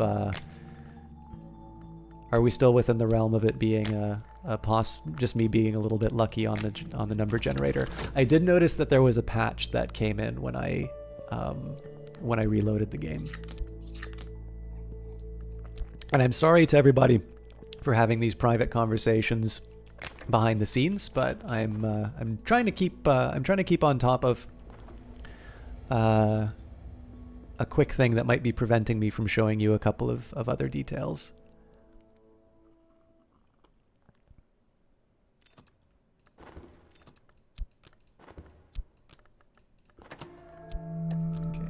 Vitality, trembling in the air, so I need to be careful of fascination. And I believe if I want to upgrade my passion, I need a third Yes, I need a third lesson learnt, so we will combine these. I should be able to get that in time to upgrade my wild imagination. I don't really generate enough to be able to... I don't really generate enough sort of passion or mystique to be able to do anything about the, you know, the even higher levels of imagination, but it probably doesn't hurt to have that set aside right now. Tonight my benefactor would be pleased by inventiveness, enthusiasm, brio, passion. Well, I'm glad that I have some of that available, so... and we'll figure out... I mean, it's tempting to go... You know what? I will buy the opium. For whatever reason, despite my best efforts, my benefactor does not seem interested in me tonight. They do make an effort to bid me a courteous goodbye, but their customary gift seems like an afterthought. But my rock-hard abs! Alright, so let's go back to the Gaiety Club, and let's chuck another health towards the effort.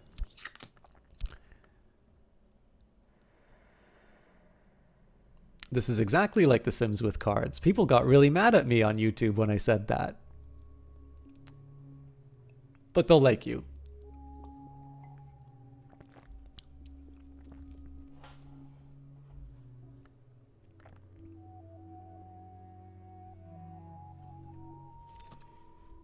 All right, so we've dealt with our despair through chemical means, but not necessarily the wisest choice for the character.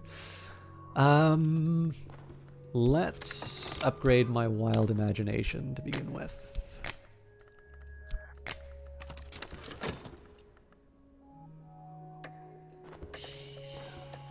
Another opportunity to put in that extra effort.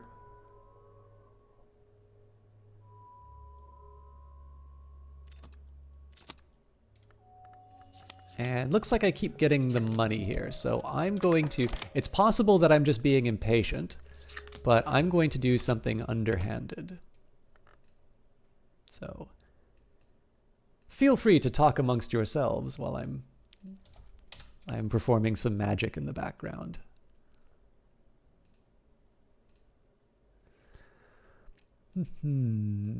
Okay.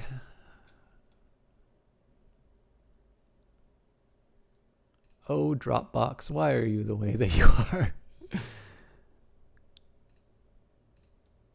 So what I'm just doing here, guys, I have sort of screwed up my my ability to stream this game for you, and I prevented myself from being able to visit the.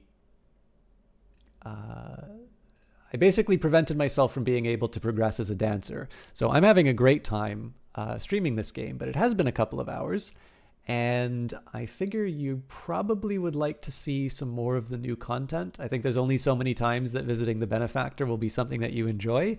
So I'm just going to open a quick save. Just do a little... So incidentally, for those of you who enjoy messing around with games, if you want, you can actually go in and edit the save file of your Cultist Simulator games, which is, I'm not exactly doing that. I've got a secret save, which will help make me a little bit of progress. And essentially, there's a character that's supposed to generate when I do the dancing that is basically getting put inside the game.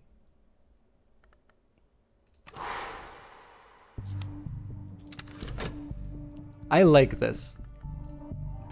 All right. Let's say, oh.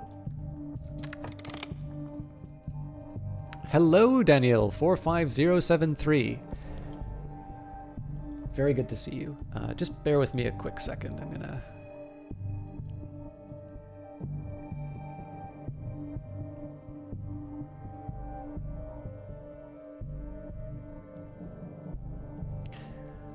All right, so Fred Don't Stare just really jumped out at me.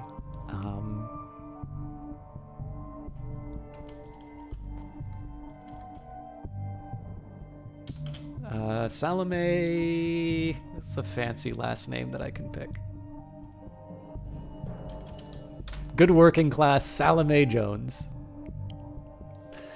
All right, so maybe to explain what I just did. Yes, I'm sorry, Macrame, for so gracelessly crashing into. I'm sorry for so gracelessly crashing into the details and such. But what about other languages? I believe the Chinese and Russian are on their way, and future language packs will be determined in the future. But I'm an English speaker, so my needs are taken care of. So basically, I was failing to accomplish the most basic of tasks in the Dancer DLC. If you want to make some progress, you do a contract at the Gaiety, you dance your backside off, and Sulochana Amavisa, the laconic, energetic, bright-eyed, unblinking owner of the Ecdysis Club. She is a tutor. She's a tutor in Sanskrit, and she's a patron, a figure of note in the circles where I move. So, what are we up to? The light, the dark, moth finds light in the dark, and so do I. What we say and when we say it, do I have something in common with some of those who watch me? Discarded mystery. A crumpled poem, a dozen pages long, has been stuffed into an abandoned shoe. Not a love poem. I'm almost sure that it's not a love poem. But when I read it, my breath comes faster, and I wonder if I am remembering something that I had lost. I am definitely being a dancer again, me Bonaman. If you would like, if you want to be a dancer too, you can actually spend $3 and you can get the Dancer DLC. And you can romance people, and you can have rivalries with people, and more importantly, you can dance. We can dance if we want to. And I want to. All right. Let's go to work. And I will study the crumpled poem. By the way, so if you ever... Wait a minute. I think I took this out a little too early. So, a crumpled poem. It's addressed to another dancer and signed by someone named Rose, a believer. The writer describes how they met a dancer in a dream in a dark wood. Their dream featured drum beats, wing beats, the skin of shadows, and the blood of the moon. No wonder the poem was discarded. But already I can see that there are layers of meaning to unpeel, much like this game. So, if I want, I can employ moth or heart. There was something that gave me... All right, let's just... I'll simmer down a bit on this. We'll go normally. You fully expect Salome to romance someone. Fred was a bit of a non-starter. I don't know. Fred did what he had to. He had to keep... I mean, he lived in comfort. He had wealth. He was able to take care of himself. He was building his reputation as a painter. The police were investigating him. I think you're a little too hard on Fred, to be honest, K5. All right, so yeah, I'll wait until wait until I get my health back. I remember there was this time. Oh yeah, no. In 10 seconds, I will. Actually, we'll do something fun. So, the stage awaits hot and clean and bare and bright. If I move the moves and step the steps and do what required, they'll pay me. Okay, so for some reason, I've locked myself out of getting the closing dialogue for that. But that's fine. I think we'll still be able to make the progress that we need. I am never gonna get invited back to stream this game, by the way. If anybody doesn't buy this game because of how poorly I'm doing it, let me know. I will give myself however many lashes it takes to make this right. Do I have something in common with the people, with some of those who watch me? A moment in time, and in another moment it'll be gone. So now we will study the crumpled poem, and we will study it using... we'll study as a dream challenge. I think I dreamt of something like this once, on a night when the moon was dappled in the sheets of my bed, when I dreamt that my hands were not exactly hands, and that something more than blood pulsed under my skin. And that skin was not the skin I wear. What if I could find something of that dream again? If in doubt, you have the official Weather Factory permission to debug the Wildwood Club card and just do what you want. That's fine. I mean, this is the big thing. So I should also maybe leave it to the audience too. Like, if you guys enjoy seeing Cultist Simulator being played and you get something out of watching how this goes, let's have a chat with Sulachana. Sulachana stubs out her cigarette. Yes, if you want to study the language with me, yes you can. Was there something else? Topic of conversation. Interesting. On passion. Yes, that will get you into trouble. Funds? Nope. Health? On the body's strengths. You're young. Congratulations. So many options. Let's do... No, actually, I've got a glimmering, so let's... Okay. First things first. Back to work.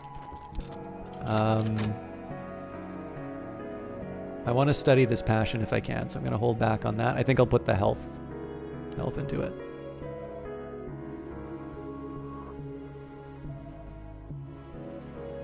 And K5, did Fred's benefactors get bored of him, or did he get bored of his benefactor? Damn it! A dream of an older self. Tonight I'll cut a lock of my hair before I sleep. I read that in a poem. Snip, snip. I lie awake in half the night, convinced that there is something in my room.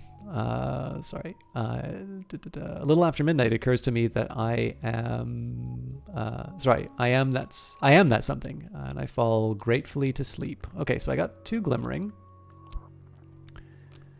My dreams are on their way. And now I'm going to combine my glimmerings and become more than I was. And let's throw passion at the conversation topic. You have potential. You saw me see that. Potential isn't enough. Anything else? Ah, interesting. So I'm wondering if I need to chat with her about my ambition, but of course I don't have my ambition yet, so we'll have a chat with her. I'm assuming, oh, I can put glimmering, but it doesn't seem to do anything. Tonight I sense an opportunity. Tonight I could attract attention if I cease to hold back and I commit myself more fully. Nope, yep, I can throw my passion in there. By the way, so if you're ever... here we go. Aspect ability. Oh, interesting. So I should also be able to throw reason. Man, what does a reason dance look like?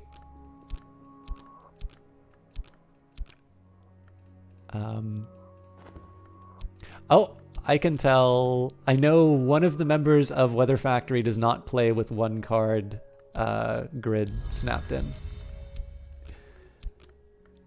I don't know why that's an important revelation. I just thought you should know. I'm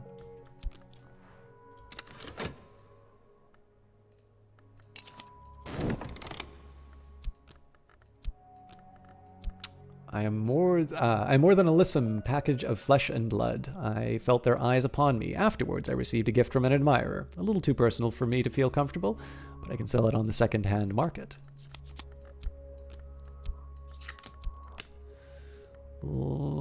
Don't have what it takes, so we'll wait it out. I wonder if I can have a chat about other matters. So I can't throw the glimmering in. Let's see what the fleeting reminiscence will get me. Ooh, hang on. I'm going to do something with an influence.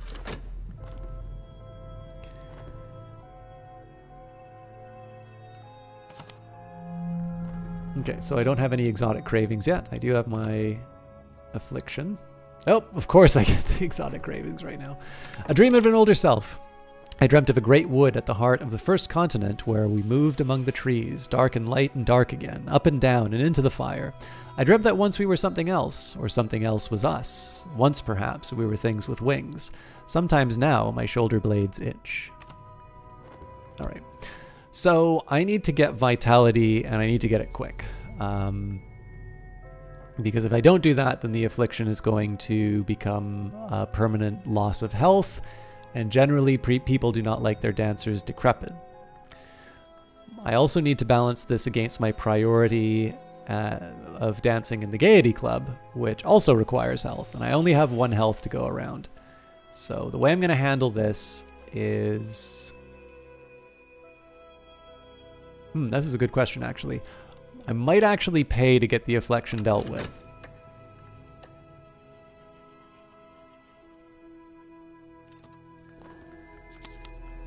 I always thought I had 2 health at the start of... Oh yeah, of course I have 2 health. That's where the affliction went. Okay, so I think I'm gonna work on... I'm gonna work through the sickness. Hopefully that will trigger vitality. And in the worst case scenario, I will be able to use the funds to pay for some medicine. That is how I will handle that. As far as dreaming, I seem to remember getting a moth artifact. Feel like the game is cheating me. Is she disappointed? It's difficult to tell with Sulochana. Okay. So I'm just trying to think a little bit of how I'm going to... Oh, that's right. I think I got the moth after the exploration unlocked.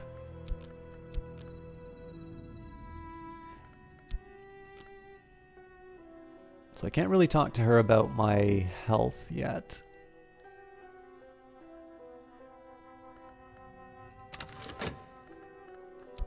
I think I'm just going to keep churning out glimmering so that I can boost up the imagination. We'll go to the Gaiety Club. Stage awaits hot and clean and bare and bright. If I move the moves and step the steps and do what is required, they'll pay me. So I've got my temptation change now. I've got my restlessness. So on the old form. Now we begin to understand each other. There we go. Okay, bleak thoughts. So this restlessness will become dangerous in a minute.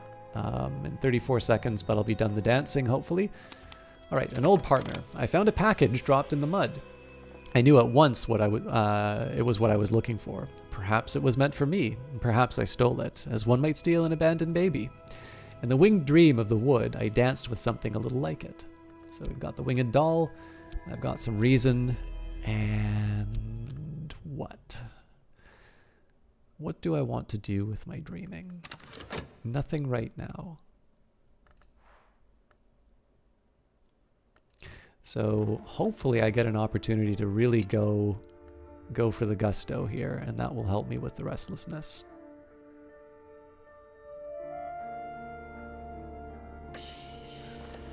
Tonight I sense an opportunity. Tonight I could attract attention. If I cease to hold back, I can commit myself more fully.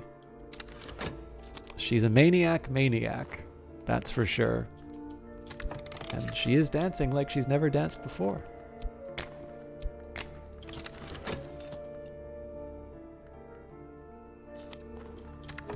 Okay, so I'm fatigued. A gentleman has prevailed on the stage manager to arrange an introduction to me backstage. He's courteous. He says all the right things about my work. He has brought a gift, and he hopes that we can be friends. All right, so Lord Timothy again. I've heard rumors about you, sir.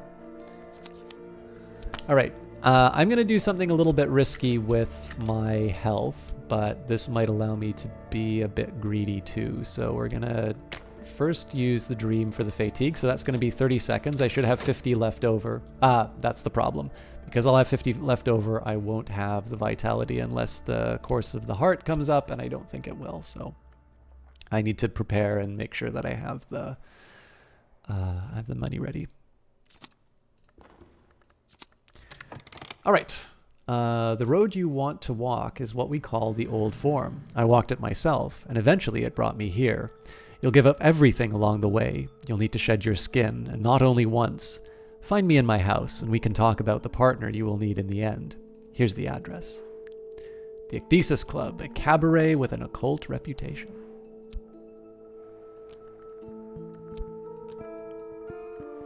I don't know if it's ecdysis or ecdysis, but I could YouTube it, but I think I will resist for now. Okay, so no advancement of the temptation change.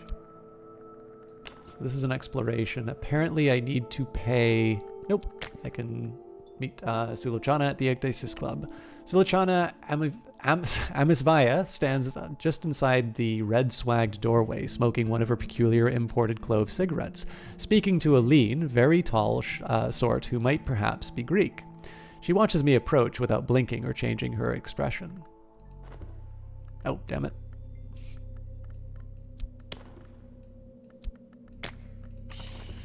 All right, now as far as talking is concerned, I definitely can't talk to Lord Timothy. Subject. Let's keep talking about my... Very well, Sulochana says. I have a job for you. This is a one-time offer. She takes a drag on her cigarette. You'll be taking off your clothes, she adds, and leans in very close. And that's not all. Alright, health is back. Let's restore what was lost. I need to do so with money, but I'm doing okay, and I should be able to get something out of Lord Timothy now as well. I apologize, folks. I'm getting a phone call, so just give me 1 second.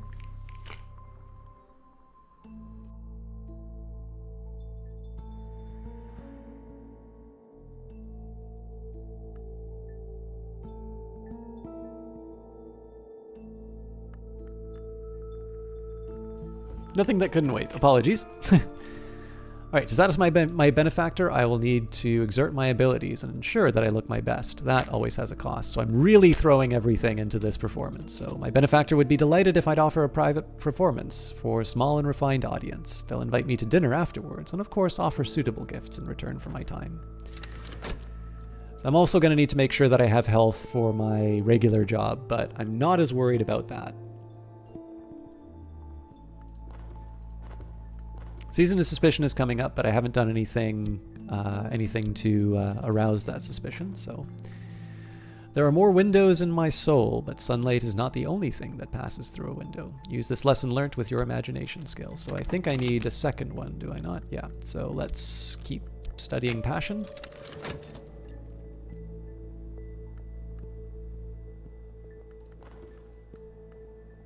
The unveiling of this... right, yes, we've already covered that.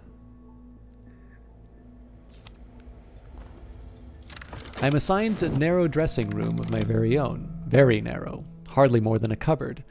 I'm given my first costume. Sulochana cuts a lock of my hair with a little pair of silver scissors and whispers a secret in my ear. So... closed. I've got a contact at the Ecdysis Club. I perform at the Ecdysis... Sorry, contract. At the Ecdysis Club. I perform at the Ecdysis Club on nights when it's open. And I've gained my first bit of lore. Power of the Wood enjoys the separation of the lock from the scalp. For attention, burn it. For opportunity, bury it. Speak this over a corpse in a rite, with winter influence present, and the corpse will rise. Alright. Let's not provoke the authorities quite yet. Tonight I danced and laughed and was charming with my benefactor and delightful with our guests. Everyone is happy, and I have a little something good enough to live on for a while. Alright, so the risk paid off in this case. I am going to do the contract at the Gaiety. We'll try and work 2 jobs for a little while. Oh, I blew it because I'm dreaming, so, but we should be... nope, I will lose the contract at the Gaiety. Where the hell did I put my... Oh no, I'll still be able to do it. In 13 seconds I'll get it back, so. I'm safe for now. The meddler's attention must be elsewhere. A relief. So now we're going to chat about things that we shouldn't be talking about. Alright, health is back. Let's keep the contract going.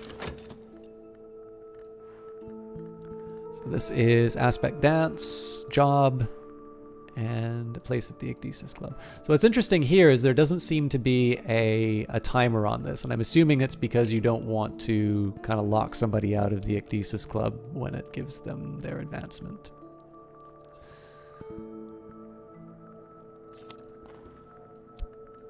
Alright, so getting more glimmering. I do eventually want to dream with my blah, why can't I say the words? I want to dream with my lore, but one thing at a time. There's no rush. The stage awaits haunt. Okay, I think you guys are going to strangle me if I say that one more time, so let's do rest, and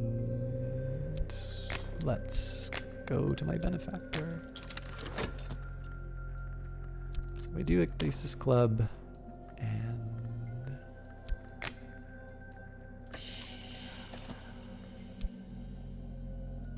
well, try the temptation change again. Are you ready to work? Why are you wasting time here? Use her contract with the club to Dan. Ah, fair enough. Okay. I don't know if there's anything else for me to work with her about. Yeah, it's only the desire, so we'll work with that.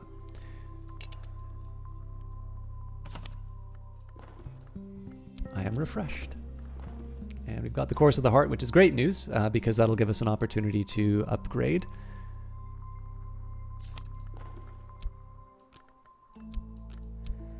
By the way, so for those of you who are learning to play the game, tonight my benefactor will prefer to see me in something new. I should buy something quickly. For those of you who are learning to play the game watching this, I should just caution you that for games like this, it actually appeals to my worst sensibilities. I am very cautious when I play games, and I tend to hoard resources. And if you are like me, there is a tendency to there is a tendency for me to to spend a little bit too much time sort of building up some of these stats and such. So just keep in mind that the way that I'm playing is not necessarily an ideal one. It's not even necessarily the most fun way to play it, if I'm completely honest. It's one that works for me. But don't feel like you need to be so cautious in terms of building up some of these skills and such. I've chosen my attire well for the performance. My benefactor showers me with compliments and gifts. Okay, so decent. I'll see what I can do to maintain there's a chance we'll get the Course of the Heart again doing this, but solitude. Some days are better than others. Sometimes the sky is nothing like a filthy sheet. Sometimes the river runs clear. And there's our vitality. So I can combine two of those to build up my abilities.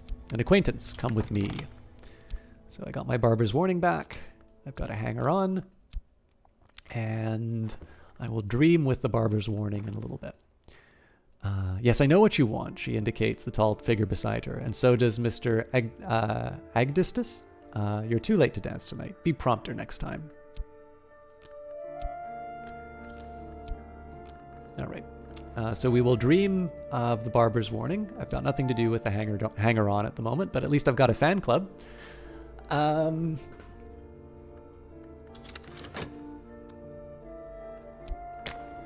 I don't think if I chat with her, there's really anything else I can do about that. Hello, Canard. Okay, so we've recovered from fatigue, so let's dream. We'll use passion to dream. I know this dream. A road crests a hilltop and the air is silver bright. Now, what I'm going to do here, so if I engage in occult practice before I sleep, I might find a way to a deeper dream. So you can do an aspect lore, or you can do Weigh the Wood. Now, we don't have the Weigh the Wood, and we only have one piece of lore, so we'll combine it here, and we get the thrice seen Weigh. I could cut a lock of hair before I sleep to honor the power of the wood. I probably should have also read the lore that we have. A Barber's Warning. A power of the wood enjoys the separation of the lock from the scalp. For attention, burn it. For opportunity, bury it. Speak this over a corpse in a rite, and a winter influence present in the corpse will rise. Oh yeah, sorry, I did read that already. My mind is going, Dave. I really should do the dance at some point, so I think Lord Monday can wait. The dark, the light, the moth finds the light in the dark, and so do I. And we've got our money.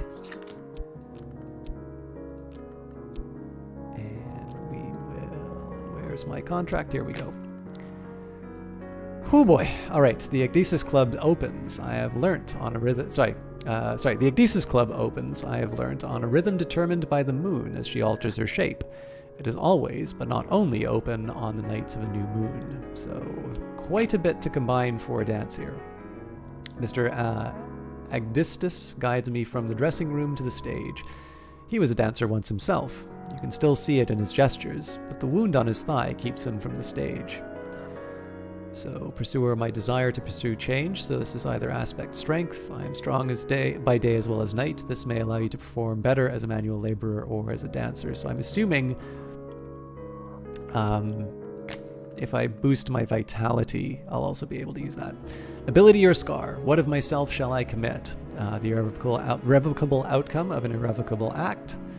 Health or passion. I'll be getting some passion back in a second. And then influence. What stirs me today? A chilly atmosphere. Tonight we are masked and move like celebrants. Sulochana waits in the wings, eyes hooded.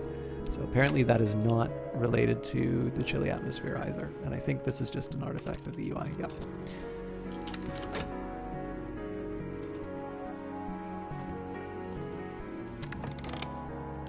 There are more to windows in my soul, but sunlight is not the only thing that passes through the window. And we will now take the vivid imagination, combine these to get the second one.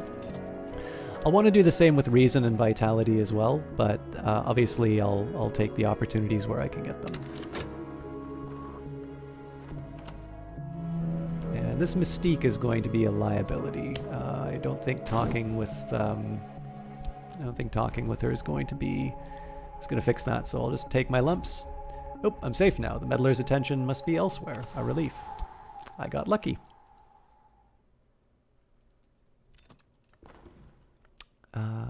What could I be if not this? So there's another glimmering. I don't think I'm going to use it, though, so... is she disappointed? It's difficult to tell with Sulochana. Alright, remember how I said you've seen almost everything? There's now one more desk that we'll get in a second, so. The road ducks into the trees. Pale wings move deep in the wood. I am stumbling over roots now. It is tempting to drop to all fours, to avoid the low branches. The moon passes behind the black leaves, though her fingers remain in my hair. I will not forget the way to this place. So, it's my barber's warning. I've got my buzzing in the brain. My passion is exhausted, and we've got the way to the wood. So I'm going to need passion before I can fulfill this, but that shouldn't be a problem. We'll put this on the other side. So Lord Timothy is going to want some attention soon, as will the gaiety. So, okay. Passion, scarred. My sentiments are changing me. Work at the Ecdysis Club. Surrender. Almost. There is something tonight that almost happens, a sound like wind in tree branches, a flickering like firelight in the watcher's eyes. But as we remove everything except the masks, we remove everything except the masks, and all that occurs is applause. Add a little more moth to achieve something more. The further advanced your desire, the more moth you'll need. Alright, that's definitely a very forgiving tip that they gave, so... Ecdysis is closed, we'll just combine these. And I've got... money and a bronze spintrea. So let's try and keep our job, and we'll also take care of Lord Timothy when we can. And I feel reasonably comfortable trying to go to the wood. So my desires grow in number. It may be that they will always outpace my actions. So we'll put the passion in there right away. I'm going to get some despair soon, I think. But there's potentially ways around this. And then I don't know if I'm going to be able to get the vitality in time. But we'll see. We'll see what we can do. Alright, my thoughts bind my flesh and my spirit more tightly than is safe. Passion has permanently changed to a scar. Oh, so you give up quite a bit. I've worn so many guises. With each new guise, it is harder to recall my original face. Even the cartilage soften when my tempers are high. You've made a permanent sacrifice of power. Neat. So I think that might be why it says, hey dummy, use the moth. Because if I do this too many times, I'm gonna... There's not gonna be anything of me left. So the real I'm still gonna lose the buzzing in the brain, unfortunately, so we might need to wait a little while for this. And yeah, I'm enjoying the dancer story too. I mean, I had a pretty good time with just sort of working through that initial kind of combination of things to do. But obviously now that we're moving on with the sort of with the the progression, I feel a bit better. I don't know. I feel a bit better in terms of just where all of this is heading. Like it's interest. It was interesting on its own mechanically, and now it's becoming interesting for, for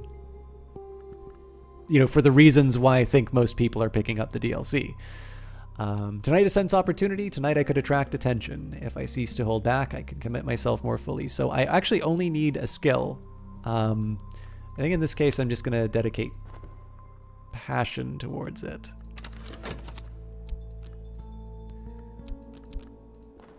Is there something to be learnt from the satisfaction of desire? Same self. I am no further along my path, which I should have used the restlessness. I wasn't paying attention. All right, I'm more than a listen package of flesh and blood. I felt their eyes upon me. Afterwards, I received a gift from an admirer. A little too personal for me to feel comfortable, but I can sell it in the second-hand market. All right, so... Lord Timothy can get bored with me. Oh, you know what? I don't have the health anyway, so...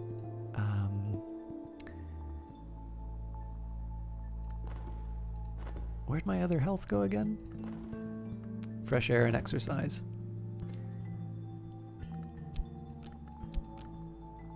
So I believe I still need the health for the... Oh, maybe not. Purpose, ability, or scar. Well, I can definitely dedicate the scar. So tonight we are wrapped tightly in scarves of green silk. We'll disrobe with more vehemence than usual. Before I begin, Mr. Agdistus hands me a mouthless oval mask, the green of spring leaves. I hesitate a moment. The oval mask is the green of spring leaves. I hesitate a moment before I put it on. He has smeared its inner surface with fresh loam. All right. And, oh, wait, the barber's warning gets burned up if I do that. So this has got some moth.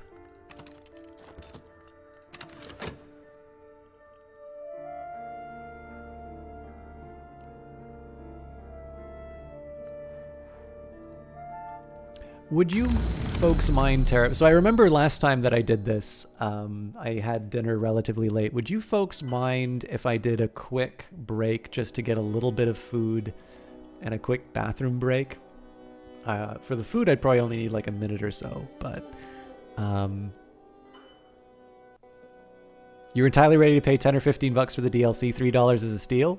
I mean, you can pay them more if you want. You can get copies for your friends. Okay, so for those of you who have not seen this before, the desk has been transformed to the Mantis. So for those of you new to this game, basically the game plays out on the desk and you've got all of these aspects of your life and such. And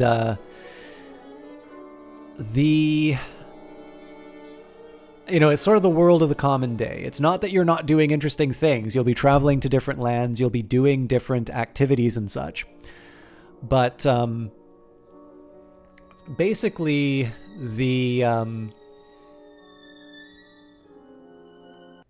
it's everything that sort of happens on the mortal plane. But obviously a big part of this game, and what's been suggested, is sort of this other world, this thing that you're pursuing. And so once you close your eyes, and once you do the right things before you go to sleep, you go to the Mantis. And in this case, it's being represented through a it's being represented through the map. It's when the complaint about the art style was coming up, I was really hoping to be able to say it's like, oh yeah, well, what do you think of this? But I didn't have the lore, so. So in this case, we are at the wood, which is sort of the lowest level, both physically in terms of the map, but also in terms of what you can get. The way that this works is that you can stay at sort of the basic level, the wood, and I can get myself a buzzing in the brain. But I can also visit the Temple of the Wheel and the Well, and there's some sort of, there's a distribution that this is drawn from, and there's some things that you can get from going here. Now, there are other parts to the Mantis which we haven't visited yet. There's the White Door, the Stag Door, the Peacock Door, it should be the Stag Door, the Spider Door, the Peacock Door, and the Tricuspid Gate. Yes, yeah, that's the order. So, Wood's lowest, White Door's second, Stag Door third, Spider Door fourth, Peacock Door, I believe, is the highest. And then the Tricuspid Gate. Now, I don't have a whole lot of use for this influence right now, so let's visit the well. And at the well we got a vitality, which is very welcome.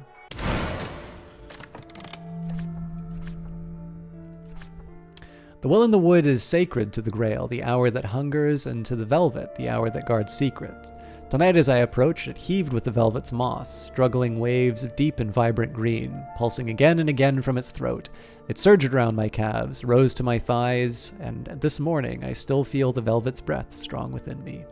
Okay guys, I need to take a very quick second, one, to go to the bathroom, but I also am going to take a quick bite to eat. I got myself a sandwich before I came in, but I know it's going to be a little unpleasant to listen to me masticated on the mic, so I'm going to take a very, very brief break. I don't want to spend more than a minute on it, and I realize a minute will seem eternal.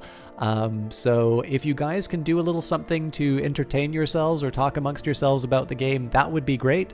I'm just going to put up a small break sign, but my commitment to you is to make it as short as possible, but I do need to relieve myself at some point, and now seems as good as anyone, because after the break, we're going to properly found a cult. We're going to start doing some more of the active things, the reason why you'll want to wind up buying this game. So I'm sorry to break it up, but I have been going for about 3.5 hours now, and I think I've at least earned a little bit of relief. So I'll be back in just a quick second.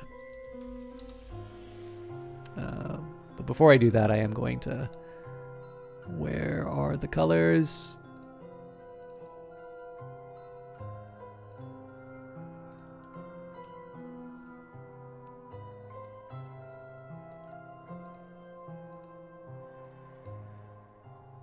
All right, see you guys in just a quick minute.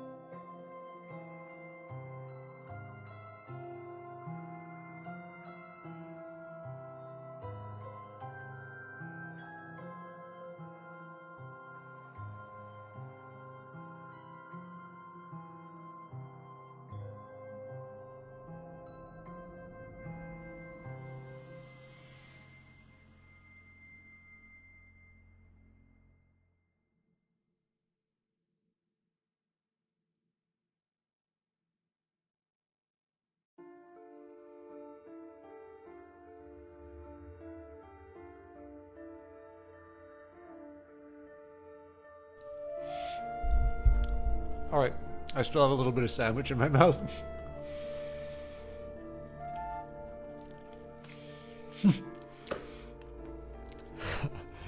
Yeah, sorry, that was really inelegant. I'm just thinking like there was one person who was like gonna buy the Dancer DLC and then they like went to the page and they saw that and they're like, nah, this is amateur hour.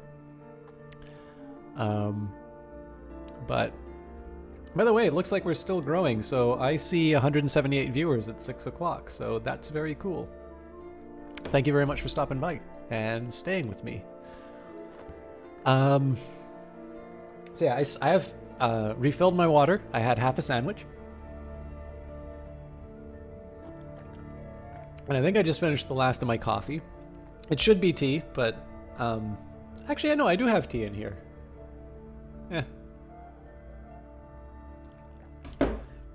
Dark like the souls of the people who own the Ecdysis Club. So, let's get back to business.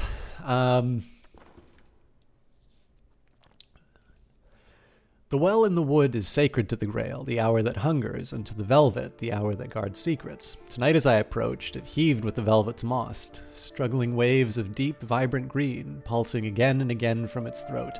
It surged around my calves, rose to my thighs, and this morning I feel the velvet's breath strong within me. So, this is just in time. Oop.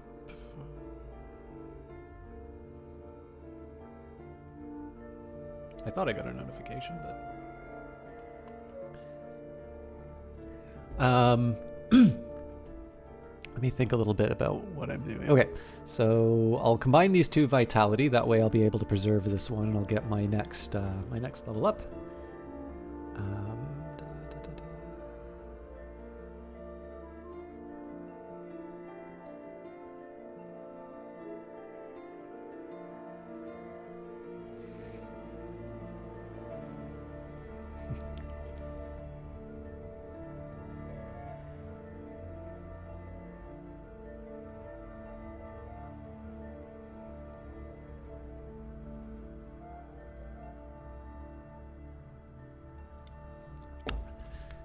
Sorry, I don't want to spend too much time on things that are not directly related to the chat, but if I want to say something silly, I'm going to take the opportunity. I'm also trying to find if this thing is on the the new and popular releases or if it's on like the top sellers or something like that. If not, it's $3, folks. Buy it. But I don't know. I like this quite a bit. All right. So I can keep going through the woods, but I'm going to need my passion back for that, which is I definitely paid a pretty heavy price by giving up passion. On the other hand, I didn't have a lot of reasons, so I think we're gonna roll with it right now. Let's have a chat with a hanger-on. Found a mystical organization. Here is someone I might work with, a companion, a follower, but first I must give them something to follow. A society, a sodality, an order, a cult. Alright, got my health back. We've got a couple... Oh, I already let the vitality burn up, so that's what I get for not being quicker on the draw. Alright, we've got some glimmering, we've got another course of the heart. I might be able to combine these glimmering, but I'm not going to put too much into it. Tradition and compulsion, old, new, or both together. Add lore to determine your cult founding principles. The Wildwood Club, an occult society dedicated to chaos and the unexpected hours.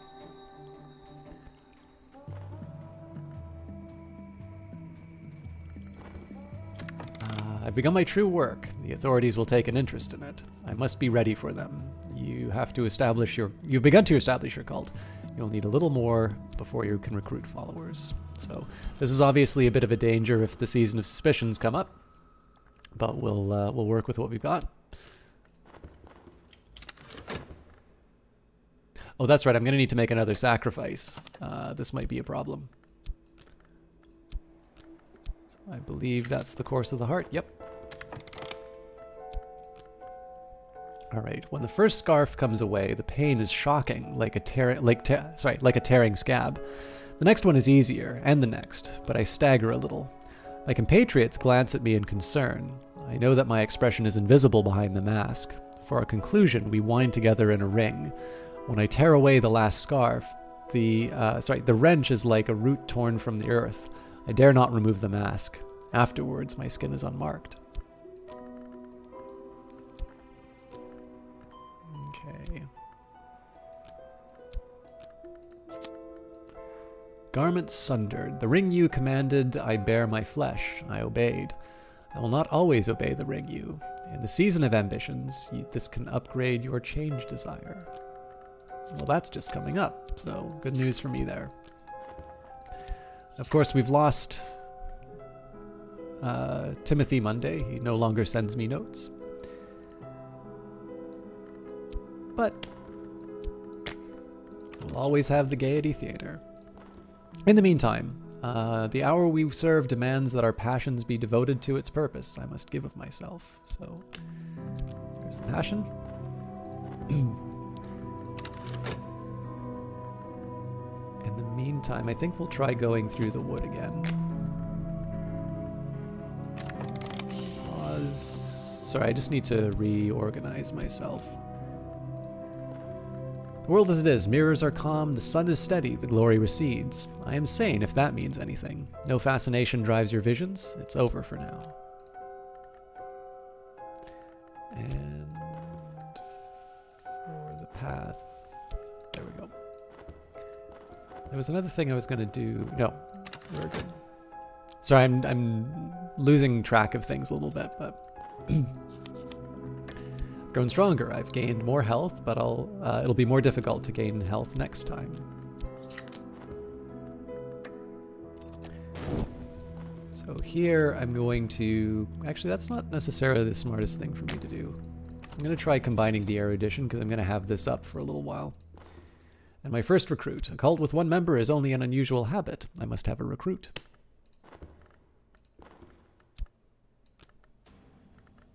So let's see what happens. I long to be something else, but have I learned the lessons that before the Sorry. Let's go to the beginning. What hungers drive me? I long to be something else, but have I learned the lesson I need before the witnesses I must have? Yes, I have. And I can put some extra effort in. I only have my health to give, but I give it freely. And our rise begins. I have founded my cult. This is a step to a greater power. Use your cult recruit to promote followers. Talk with followers about the cult and send them out on cult business.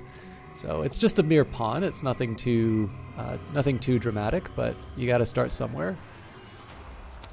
And we've got our temporary headquarters. And thus begins the story of the Wildwood Club. So I'm going to send my pawn out to explore. And in the meantime, let's take the barber's warning and chat with people about it. Potential benefactor. A lady has arranged for us to be introduced in the glittering cafe across the street. She is very complimentary. She listens attentively to everything that I say. She's brought a gift. She hopes that we can be friends.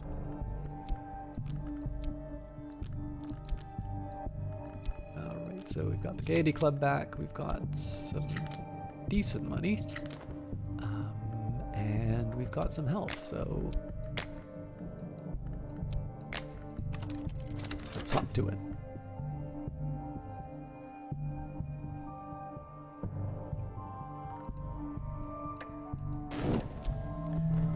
An overlooked place. I might have found somewhere unusual. Alright, we're back to the woods, so I can gain an occult scrap, which is not bad at all in this particular case. But in this case, I'm going to try for something a little bit higher, and we'll do the Temple of the Wheel. Oh, we got a peculiar rumor. This might lead to someone I need, or it might lead to something else entirely. Explore with a rumor and follow up on it. So this is always sort of neat. This is another great example for those of you who haven't seen this game before. This is a really great example of how the game will give you something to think about and sort of the implication. Like, you sort of need to connect the dots in terms of what's happened. So, Entering the wood, I came to the Temple of the Wheel, that high and jagged rock, that memorial to dead gods. Those who take their own lives sometimes first cast themselves from its peak in dream. I found another sleeping soul, scratching the sign of the eye into the lichen at its peak. I do not recall what passed between us, but I will recognize their face in the waking world. So that's the description that's given. We've got a peculiar rumor. This might lead to someone I need, or it might mean something else entirely. Explore with a rumor to follow up on it. We've exhausted our passion. We still have the way to the wood, so on and so forth. But there's this really interesting idea here, right? So if you want to enjoy the game purely as a card game, purely as an idle game, that's fine, because that's, what it is. But you have this big dream world, and it's not a solitary experience. You're not just you're not a solitary monk pursuing inner perfection. There are other people along the way. And one of the big things that is coming alongside in this DLC is the idea of rivalries and romances. The fact that all of these people who are coming alongside may not necessarily have your best interests in mind, or they are people who care about you. And so this peculiar rumor is this idea, like if you don't read the text, then this is just an object that you put into explore and you get something from it. But if you're someone who likes to have this little story play out in your head while you go through, then what's happened is you've met someone in a dream, and when you wake up, you go and seek them out. I suspect that at the end of this story, I may find someone who will hear what I have to say. Fascination's coming up next. And I don't know, I always like that sort of stuff. Like, I like when I have something more to think about than sort of the obvious next step, I guess. Sorry, I didn't pay attention to this. Garments sundered. I shuck my husk to grow. Here is the moon, and here I am. Here am I, it's I. So, change leaf. I tremble when the wind comes. The veins beneath the surface are apparent. I always carry a bead of malachite next to my skin. This card will allow you to win a change victory if you upgrade it far enough. Devote enough effort to your dances, and you'll find the next step. So obviously I can dance again, but I have a suspicion that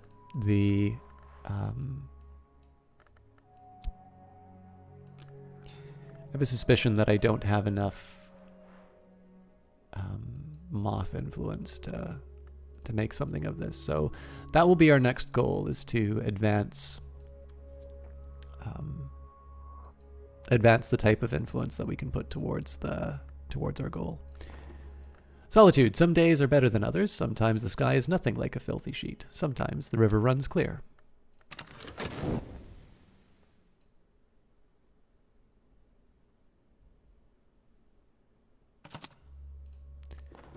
A light in the skull. Whenever the principle of the lantern sheds its light, I recall additional scraps of knowledge, and read to whatever is to hand. The words contain knowledge. Now I contain it. It is a little like theft, and a little like feasting, and a little like the progress of an infectious disease. So I've got my reason back. I did say I was going to bundle up this vitality and then the erudition, so let's get that done.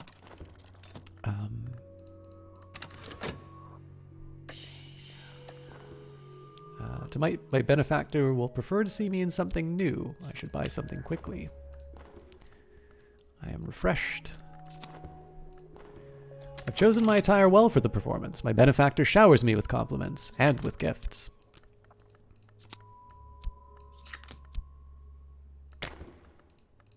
Oop. Obviously, Dream has more use for me now as a dancer, but I will still use it to make myself refreshed in order to do the next show.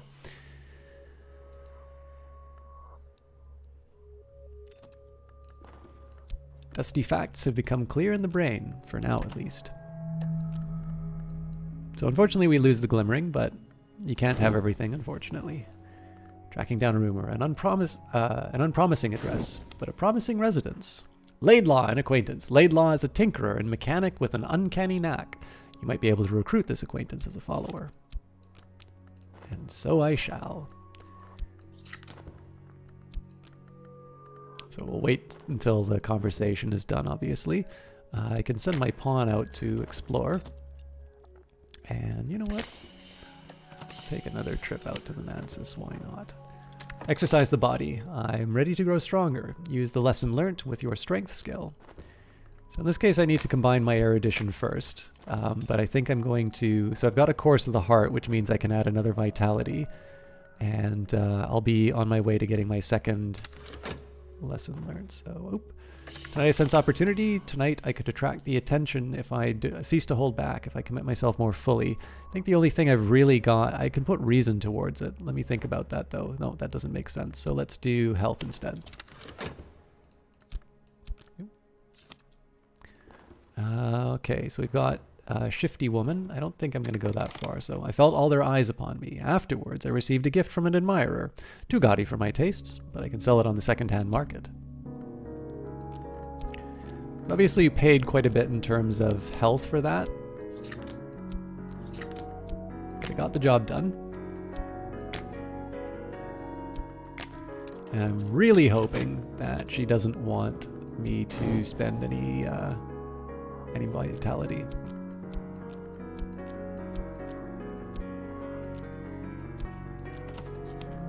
I've got Leo. All right.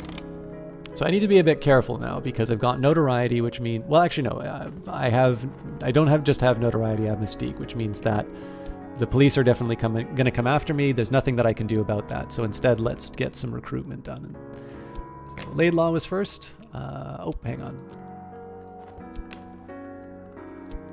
Laidlaw, and the ceremony will be the invocation of Moth. This one is ready. Good question. Wild imagination is an ability, so yes, you could put that towards the dance. I'm safe for now. The meddler's attention must be elsewhere. A relief. All right, so if I don't wind up... I'm not going to complain if the police are never going to come after me again.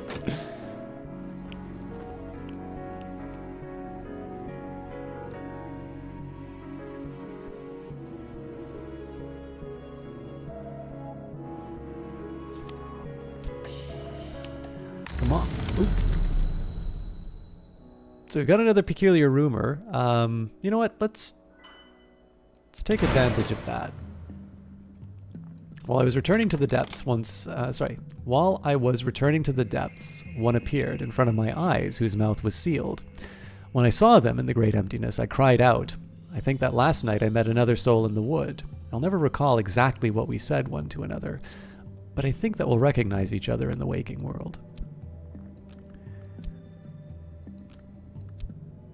All right, guys, I'm going to take a quick minute with a sandwich. I'm not going to put the break text up again, but I am going to move the microphone a little bit further away so you don't have to hear all the excitement. I only probably have like 3 more bites of this thing to go. Big bites. But I'll get this out of the way so it's not just lingering around. It used to be toasted. Now it's soggy, and it is what it is. In case you're wondering what the Grail sounds like when they eat... I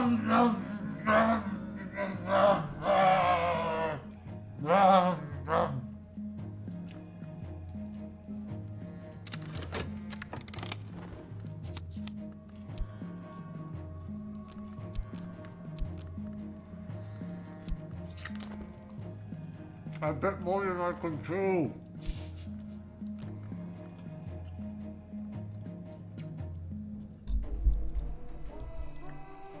Okay, I'm not doing that again. That was very unpleasant. Moth sheds its skin. The novice must only shed their clothes and their past. Okay, so Wildwood Club grows. Laidlaw is now a believer. Send in the next clone. Oh, you know what? I always keep forgetting to do this. So Laidlaw has begun to understand the limitations of ingenuity and the power of sacrifice. I have no idea what you're talking about, K5. That's not for another 45 minutes. Leo is an earnest sort with an interest in the occult. He hangs on your hints about the invisible arts. It won't be just hints anymore. Welcome to the Wildwood Club. Oh, I am wasting study, so I've got 1 vitality. I don't have any health that I can study at the moment. I have another erudition. The erudition's going to go away fastest, so let's study the reason. And my benefactor energy tonight, my benefactor is full of energy, and I should be too. Oh my god! Oh, Jesus.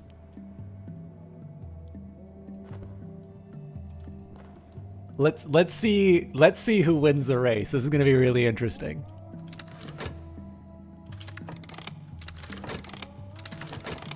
Damn it.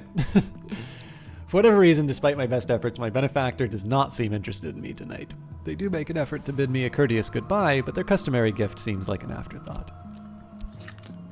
I tried to be cheesy, or like to cheese it, but it's probably just as well that that nonsense didn't work. Oops.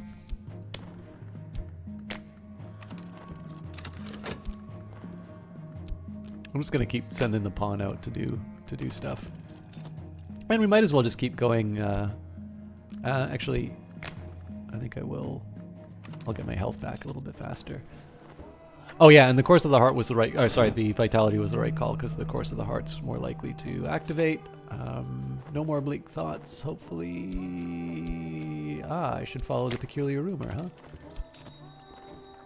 Moth sheds its skin. The novice must only shed their clothes and their past. Leo's an earnest sort, but he's prepared to do what he must. So, should probably start organizing these guys around their aspects, but I might need to re-beautify the desktop. I've got what I can out of this, but I think it might need a little. I think it might need some more firm decisions on where things lie, but we'll keep it for now. Moth, yes. So we've got that. I suppose I'll just keep chatting about occult secrets until the authorities find me. Oh, and the authorities are going to find me.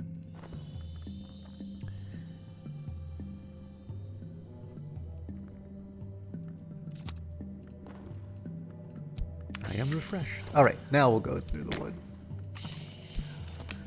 And let's just throw more. Actually, it's going to be a scholarly dance. I stayed aloof, I moved the moves and stepped the steps, and did what was required, and now they'll pay me. Interesting. So even though it's aspect ability, I didn't get the reward for it. Which is fair. I mean, it's a roof over my head. It's nothing to be mad about. I think I have what I need to keep my patron happy, or my benefactor happy, so let's throw a health and a glamour at it. My benefactor would be delighted if I'd offer a private performance for a small and refined audience. They'll invite me to dinner afterwards, and of course offer suitable gifts in return for my time. The words contain knowledge, and now I contain it. It is a little bit like theft, and a little like feasting, and a little like the progress of an infectious disease. Okay, so let's combine the erudition. I'm going to stop reading the lovely words, and... Oh, okay, I'll have 8 seconds to get the vitality up.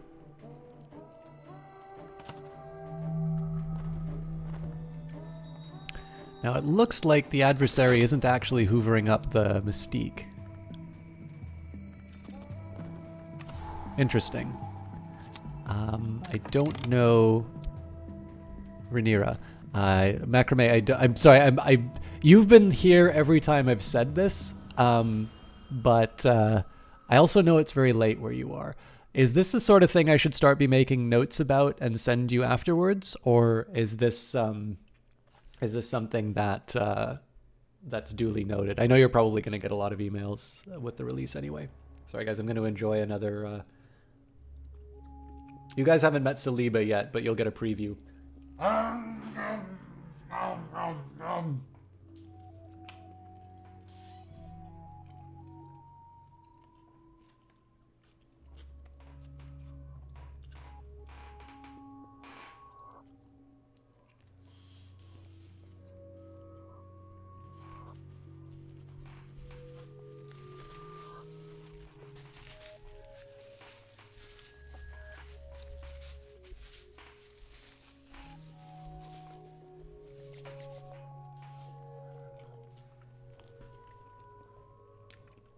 Okay, it's now a former sandwich.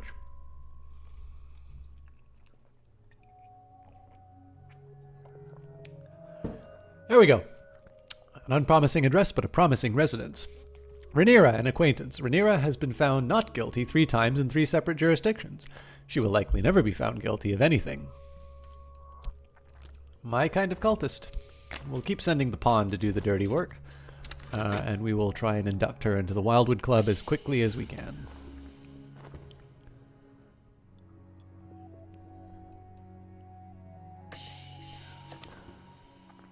Alright, I don't need the hireling at the moment. For whatever reason, despite my best efforts, the benefactor does not seem interested in me tonight. Oh, you know what? I probably screwed it up. I'll go for the peculiar rumor again. And we read this just before, so I'll skip it for now.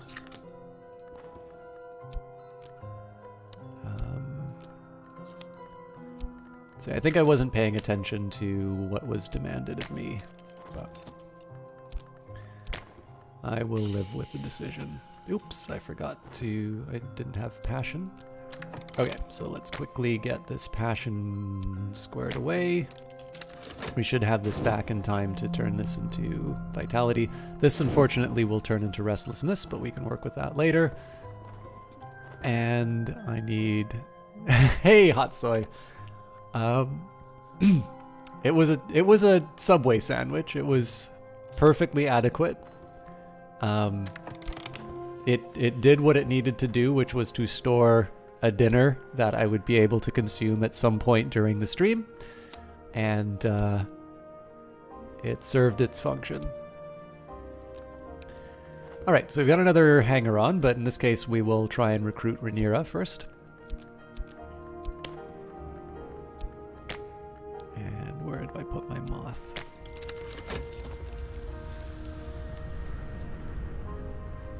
Alright, and now we'll use the peculiar rumor as well. Obviously I'm going to have a surplus of believers, but that's not the worst thing in the world for me. Or not the worst thing in the world that can happen to me. Opportunity at the Gaiety Theater. Let's, we'll throw some health at it. I'm gonna get some more health from the vitality lesson learned anyway. I felt all eyes upon me. Afterwards I received a gift from an admirer. Too gaudy for my taste, but I can sell it on the second-hand market.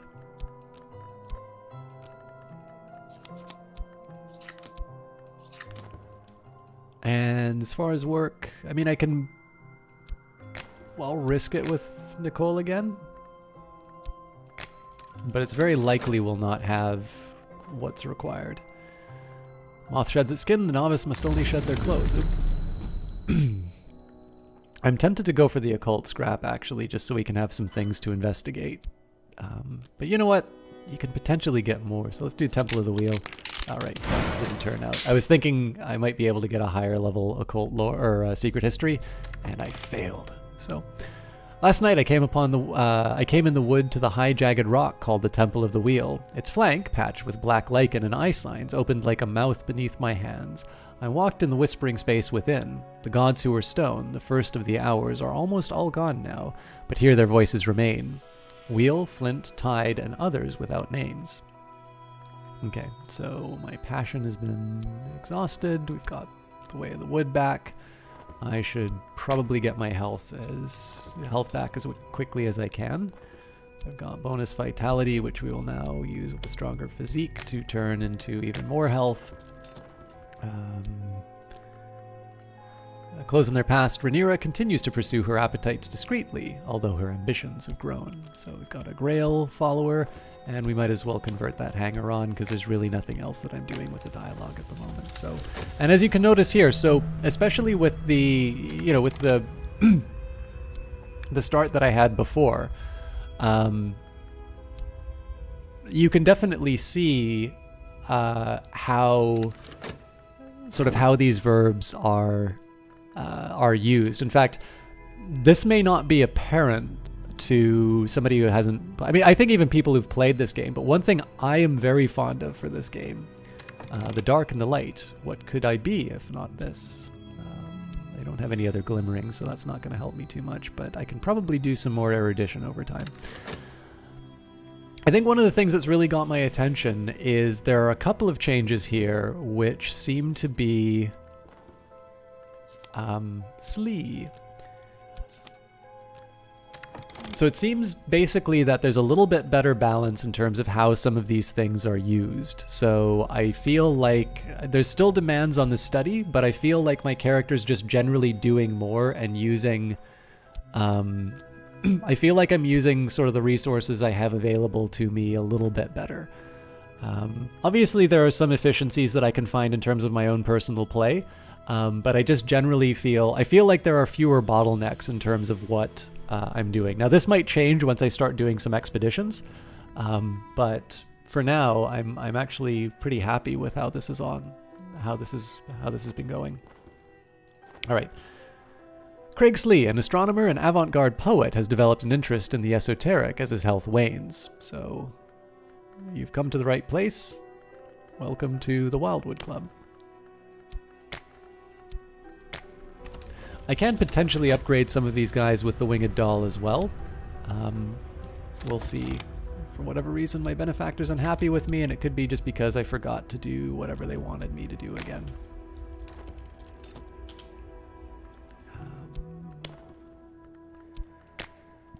I definitely have got more money than I really need.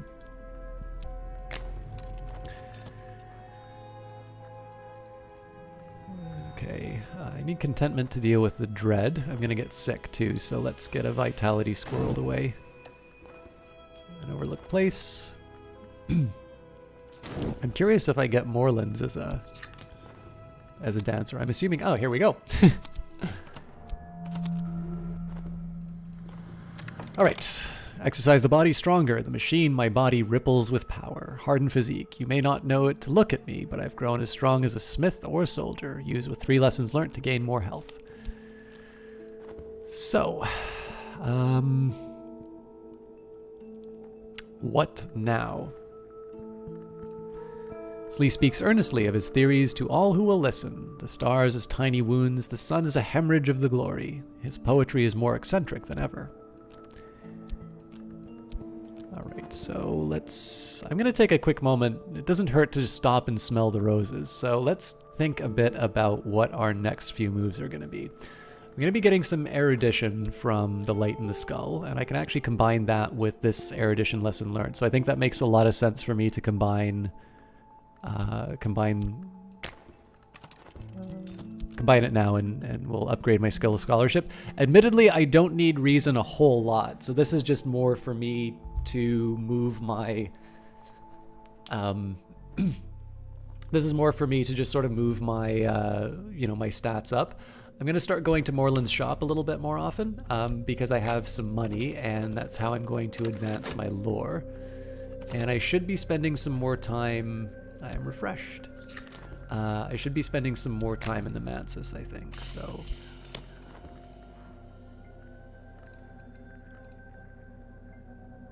as far as conversations, let's keep looking for potential followers. An opportunity, so what do they want? They want an ability or they want restlessness, and I don't have restlessness at the moment. So let's see what happens if I put a wild imagination in. I stayed aloof, I moved the moves and stepped the steps, did what was required, and now they will pay me. Alright, so aspect ability. So the card can go in there, but that doesn't mean that something's going to happen, is the way I'm interpreting that. Nicole will be okay if I leave her for a bit. I should probably paint to deal with this dread. Although it is only 2 minutes, so I might be able to risk it. On the other hand, if I paint, I'll be able to gain some glimmering. And then I can use that to upgrade my passion, which I'm a bit short on. So let's do that. I found something noteworthy, a collection of essays. Okay, well, not bad. This is definitely going to be one of these cases where it's less costly to sort of upgrade through books rather than through sheer force of will. So let's just keep going to Moorlands. And yes, we will paint. So obviously notoriety off the bat. We'll add a mystique for good measure. And as far as inspiration is concerned, let's paint Rhaenyra. Something to remember them by, perhaps.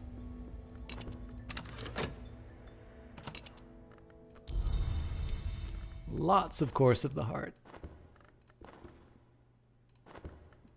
I'm not even going to use it to upgrade my physique. We'll just get a free, we'll get a free heal. So the reason I'm not doing the dance again is I'm going to assume that I need some kind of an upgrade for my lore. Excuse me. That may not be a good assumption, by the way, but I just sort of feel like I want to do that before I go any further. The words contain knowledge, now I contain it. It's a little like theft and a little like feasting and a little like the progress of an infectious disease. So, U.S. Border Patrol warn you. So I just got an alert on my phone, and I'm like, oh my god, what's what happened? It's like news happened. I don't care about the news right now. I'm living an exciting life as a cult leader.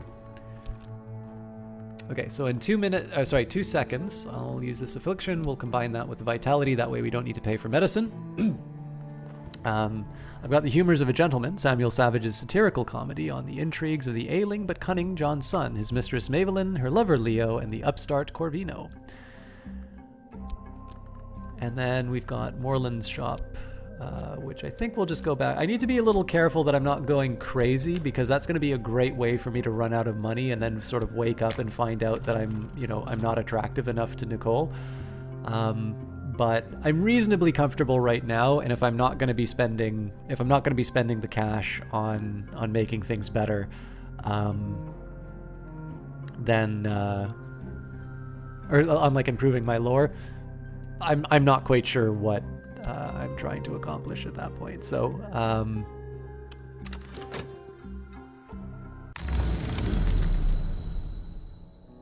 all right, so we've got buzzing in the brain. I guess I could try an ecdysis dance with buzzing in the brain.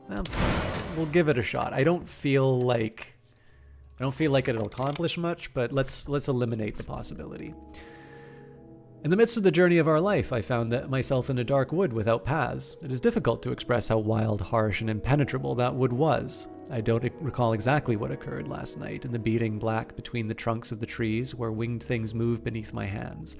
But now this morning, my brain fizzles with fragments. Igni rum imnus nocte et consumi mur, igni rum imnus nocte et consumi mur.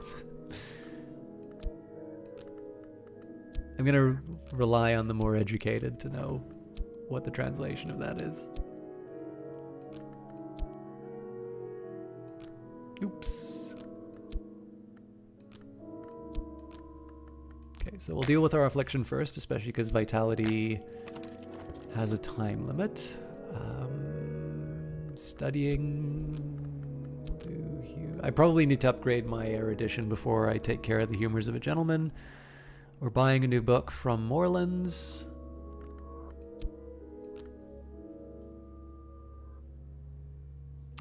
I think probably I'm due for a meeting with my benefactor. Oh, I've got a...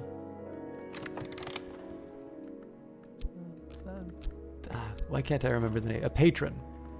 My recent work is considered notable. I've exhibited the latest paintings publicly. Someone will surely buy something. Alright, so obviously I get my mystique and whatnot back. So I've got some contentment, which I will use for the dread.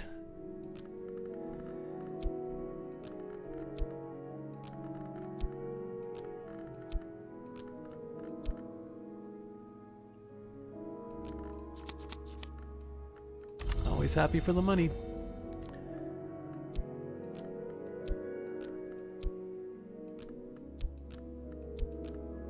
All right, I'm just taking a minute. I want to think about how I can navigate all that. I think we will go to my It's going to be a little bit of a risk, but I think we can still make it on time. So my benefactor would be delighted if I'd offer a private performance for the small and refined audience. They'll invite me to dinner afterwards and, of course, offer suitable gifts for my time. And I'll do my best to actually make sure that I pay attention to their needs in 40 seconds. Another course of the heart. So I can combine these if I need, but at some point I'm going to need to study. And we've got Wrapped in the King, which I believe is a new book. Wrapped in the King, detailed accounts of secret bacchanals and ecstatic dances observed in the necropolises and graveyards in southern Europe, in Egypt, and in Anatolia. The author is a self-confessed ghoul, an eater of buried flesh. He claims to have witnessed the dances while feasting. Sounds like it's full of some good tips. So, at this point, I might as well just keep mainlining Moorlands because it's going to be a good source of knowledge for me. I'm tempted to do Wrapped in the King first, mostly just so I can see what happens. But that'll be a little contingent in terms of what happens with all of my other. This is something like Enlightenment. Okay, so I can combine 2 Glimmering, but I don't think that will accomplish anything that I need. Like, in exchange for missing out on erudition, I don't think it's the right call. Okay, Bleak Thoughts, Dark Days. I must be careful not to let doubts creep in. Dread may provoke full-fledged despair. So part of my secret hope was that painting would give me some contentment, which it didn't wind up doing. But that's fine because we've got other ways of dealing with the despair if it comes down to it. Okay, so there's my erudition.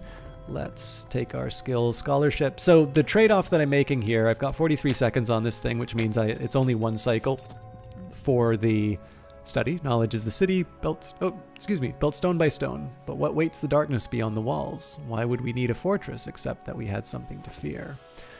So what do I lose? Well, there's a Glimmering, and I could have combined it into Lesson Learned Glimmering, but the drawback is I'd lose the Lesson Learned erudition, and that would mean I'm not able to upgrade my scholarship. So, and of course, I was thinking of dancing at the Ecdysis Club, and as it happens, Buzzing in the Brain wasn't available to me. Buzzing in the Brain was available to me, but I had to fulfill other obligations. So I sort of wound up making a choice. Whether it was the right one or not, I don't know. But tonight my benefactor would be pleased by inventiveness, enthusiasm, brio, and passion.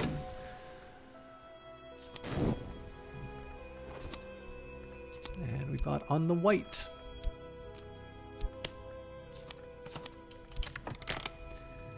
Continue to add to the library. I've got my health back. So I can't combine the contentment and the dread anymore, unfortunately. I've gained a patron, so we've got more mystique that we're contending with. And who is it? Dr. Ibn Aladim, also known as the Alapine. So, doctor would like help with his research. I am going to lose my job if I don't stop, or if I don't get more discipline with the pause button. For whatever reason, despite my best efforts, my benefactor does not seem interested in me tonight. They do make an effort to bid me a courteous goodbye, but their customary gift seems like an afterthought. Alright, so fatigued. I'm not sure I want to use Dream for the health, though. I think a trip to the wood would be better. I'm just trying to think if there's anything else that I want to accomplish with this.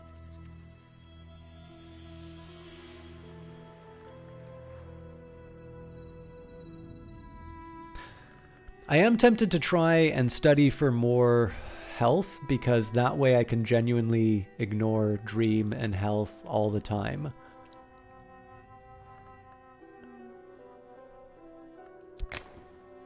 Well, we'll go through the wood again, but in this case, I don't have high expectations.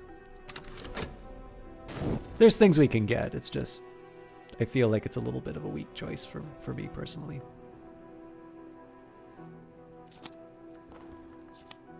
Alright, so Commission on the Secret Histories. We'll put you off to the side because I probably won't have much of a chance to talk with him. Let's continue blabbing on about about Moth. and we'll see who bites. Okay, more erudition. Not too crazy about that. We've got a collection of poetry that'll be good for boosting my my passion. So now that we're in single-digit funds, I should be a little careful in terms of how I wind up using all of this. All right, another opportunity. Let's do a reasoned dance. I've reordered the boundaries of my ignorance. Again, I really like the way that gets put. I stayed aloof, moved the moves, and stepped the steps, and did what was required, and now they will pay me. Okay, so reason doesn't actually accomplish what I'm looking for. I mean, makes sense, but... okay, so let's... Because I'm getting so many courses of the heart, I am actually going to combine these. I know it puts me off... sorry, it keeps me from doing the... it keeps me from doing more of the interesting lore research, but this is going to put me in a good spot for fulfilling patron requests and such. Just one quick second here.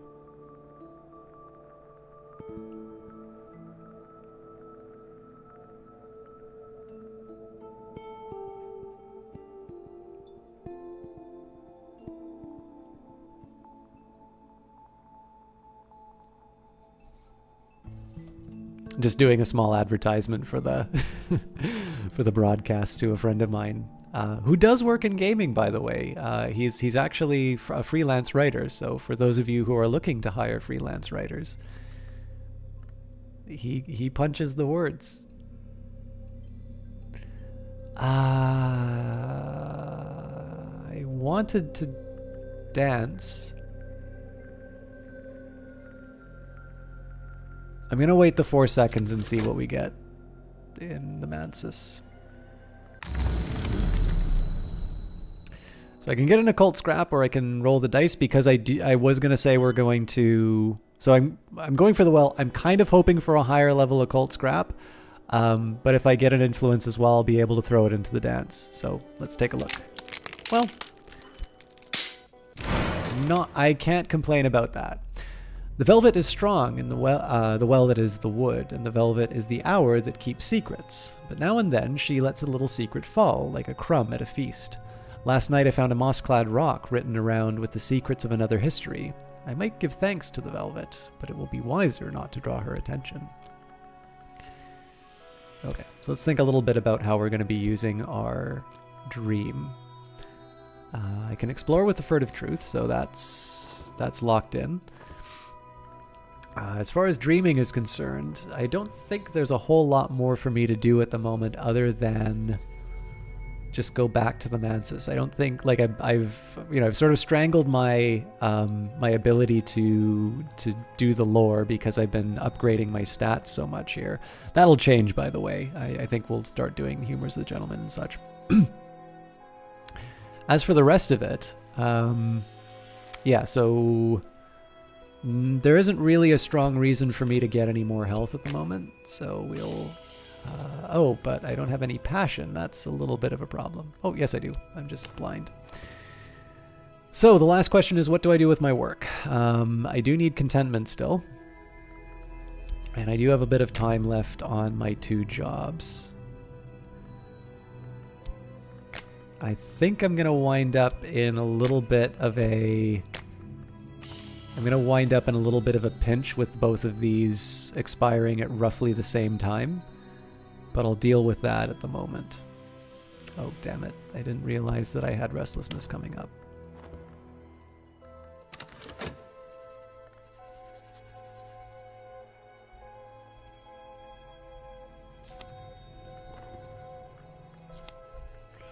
Locksmith's Dream, A Light Through the Keyhole, the first volume of Teresa Gallmer's examination of the parallels in the mystic dreams of artisans.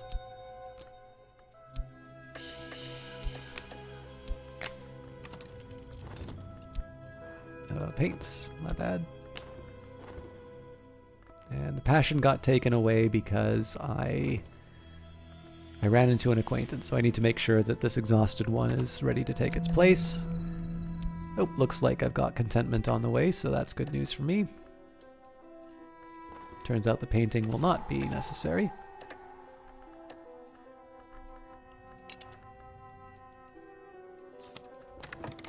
Okay, my recent work is considered notable. I've exhibited the latest paintings publicly. Surely someone will buy something. So I want to be a little careful in terms of all of the times for things, because I've got 65 with Nicole and 62 with the Gaiety.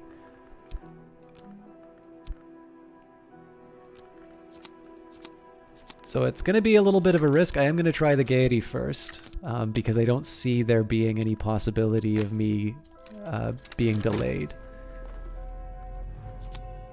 Kerner and Goethe. So this will help me with Greek when I find those Greek tomes. And as always, we will... For some reason, I always think of Deals and Krantz whenever I see the Greek. I have no idea why, but that's the thought I've always had whenever this comes up. I'm ready to grow stronger. Use this lesson learnt with your strength skill. Okay, so I do have 1 vitality. I think I'm gonna try and let this come through naturally. Okay, so I've got 0.2 seconds to be able to populate the dream. Let's start with Wrapped in the King, because that's a new book. The dances draw from the traditions of the mysteries, the cults of the cults of Isis and Sibyl, but include both symbolic and literal flayings, and the human heart is always the center of the rites. The author punctuates his accounts with queasily sensuous descriptions of his own interrupted feats. Sorry, I think I just sent a friend on a wild goose chase. Okay.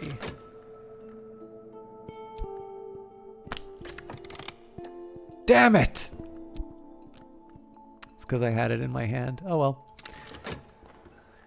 The waters of the wood run cold and deep, but never clear. Rote memory alone will not take me there. I must engage passion. Now I drift into other dreams. Hopefully they're not scary ones. Down I go into Herschel's nightmare. How dare you, game?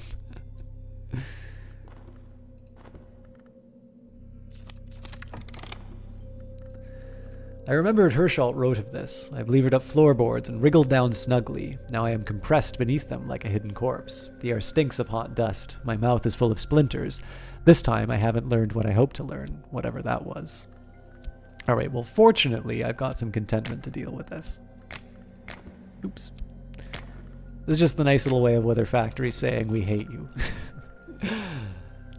Alright, so I've got an acquaintance, the one who basically robbed me of my passion to go up into the Mansis. We did all that for a hanger-on, huh?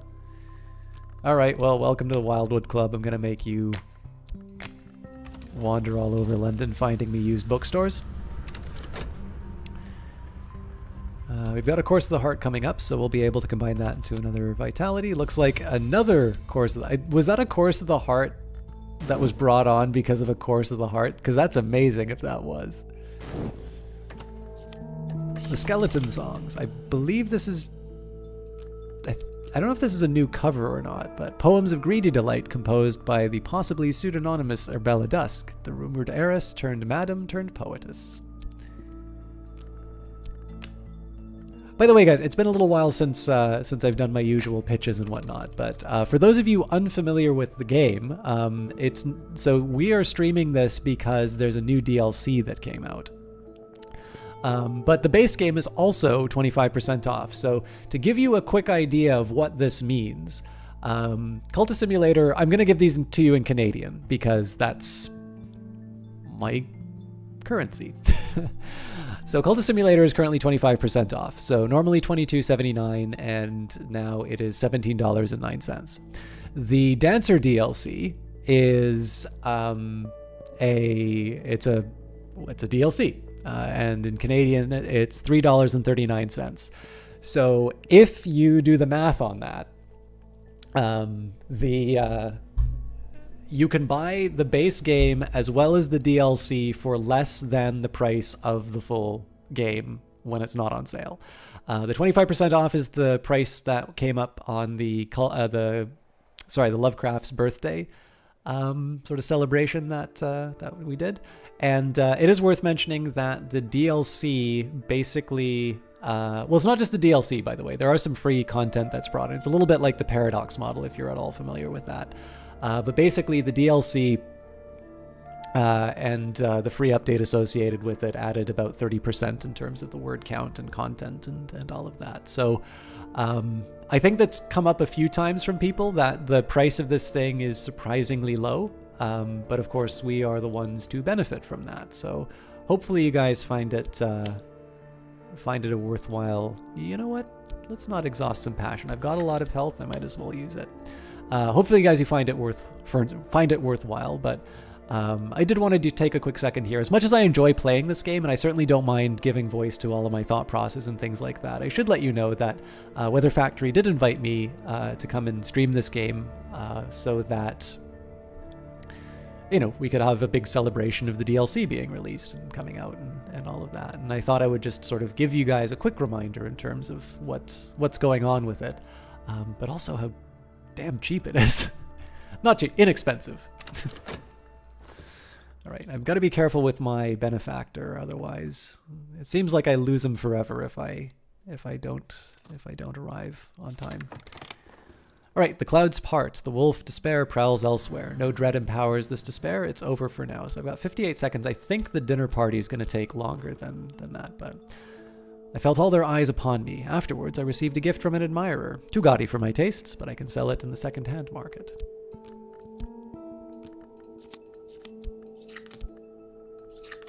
All right, and we will do a private performance. And I've got a spare health just in case they demand it, but my benefactor would be delighted if I'd offer a private performance for a small and refined audience. They'll invite me to dinner afterwards, and of course offer suitable gifts in return for my time. And we will see what's in this mystery tome. Hello, the Eyes of Sin. It's very lovely to see you. I was not sure if you were available or not, but I'm very happy to see you. How are you doing? Moth sheds its skin, the novice must only shed their clothes and their past. Okay, let's talk about mysteries.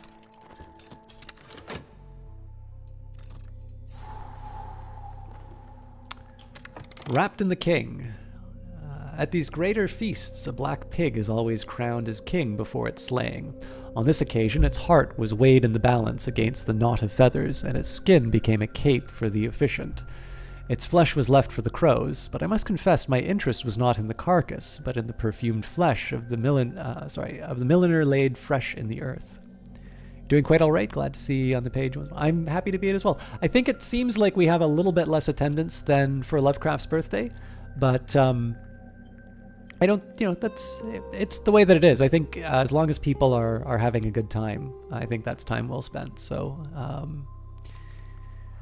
the waking chant, who could hear this and remain unmoved? The sleeping, the dead, the earth, the sky. Use this in a rite with Byzantine tinct or a meteoric bullet, or some other resources of equal power to summon the percussagant. So, I definitely need to build up my library. I've got some extra vitality. I've got some expiring lessons learned, so as much as I'd like to continue reading some of these books, I think I'm going to make the most of this opportunity.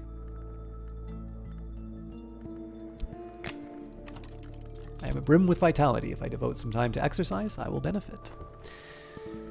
And in the meantime, so here's a quick, sort of a big picture of what I'm going to be doing. And actually, if you can just bear with me a quick second here, I want to quick check in terms of where we're at for the numbers. 229 of you, my God.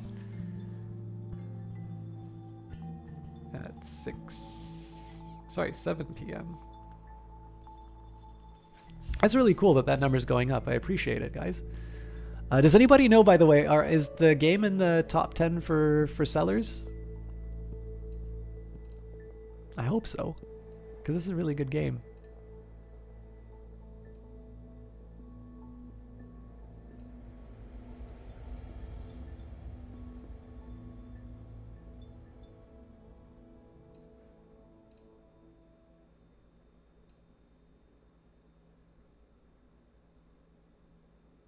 Looks like the game is somewhere on there. You don't know. You hope so as well. You wouldn't know where to check that. Well, normally it's under the top sellers list, but I don't quite know how the DLC works too. So we'll see. We'll see one way or the other. Anyways, it's not that big of a. I mean, I'm a fan of the game. I don't have a financial stake in how well the DLC does. So, but I'd like to see more games like this being made. So I should probably be focusing more on the game anyway. So, but yeah. So long term, what are we trying to accomplish here? Well, obviously, to advance to the Ecdysis Club, I'm going to need some more influence to sort of move up. And I'll get that through the Mansis, but the thing is that I don't think I'm going to be getting anything from the Mansis that isn't already like a level 2 moth, which I already have. So one of the things that I'm going to be trying to do is to find some lore which will allow me to advance further than the wood. Now to do that, I need to be reading these particular books here. Of course, the drawback is I'm also getting some other opportunities to improve myself, and health is like one of these things that's really driving this character in terms of being able to do the dancing and sort of keep their vitality and their energy up in order to be able to satisfy all of these people who are making demands on her time. So this is one of these cases. I'm making a comparison to a Paradox game again, but it's almost to me a little bit like Stellaris or Crusader Kings, where we're building up some resources to be able to take advantage of them a little bit further down the road. The one thing I am slightly disappointed in is that I haven't been getting more followers, but that's kind of on me. I sort of let that fall by the wayside. All right. Add to the library. Found something worthwhile. Traveling at Night, Volume 2. The annotated Dream Journals of Christopher Alopoulos, sometimes called the only readable occultist. Literate, entertaining, bewildering. This is the second volume. And let's go back to Moorlands. I'm getting a little light on cash, so I should be careful, but I think we can manage. Especially if I do well for the private party. The sun still moves, the wind still walks. My journals are the labyrinth clue. So I think this is the time that I'm going to try the Ecdysis Club again. Tonight my benefactor is full of energy, and I should be too.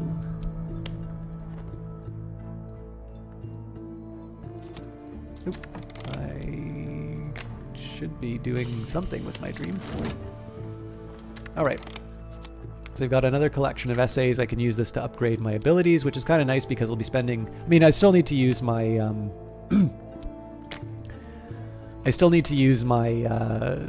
my study to be able to advance it, but this generally requires fewer resources, as well as this is permanent, whereas the lessons learned are not.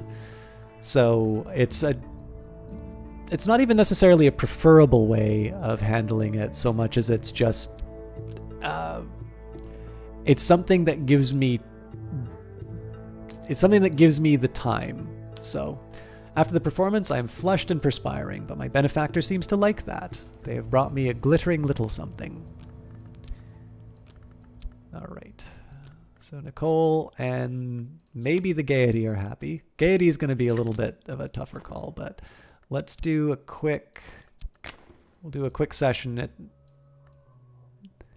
Actually, we'll do that in quite literally 1 second.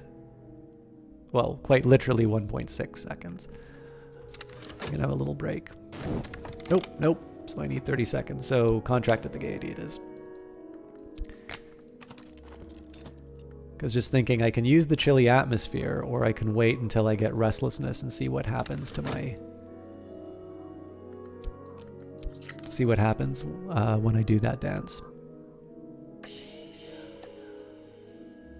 I am going to look forward to summoning the percussagant, though, because it's the other dancer DLC. Alright, so we've got the next Lesson of the Heart. Now we do need 3, but of course, if I combine these two, I've got my third. And basically, I will have stamina for days. So essentially, it means that for another 2 minutes, I'm not going to be able to study all these books that I've gotten, but it does mean that I'm going to have a fairly steady flow of income coming in from all my health. So I didn't get to read that, but War of the Roads 1450-1580 censored edition. Willis Ford describes the War of the Roads, an event in history other than our own, in detail, but numerous pages have been removed. The name of the publisher is blacked out, and an ominous slip stapled onto the cover reveals that Willis Ford has been excised. Alright, so here is my restlessness, here is my changing leaf. Let's go back to Moorlands, wherever you are, and we will continue to buy books.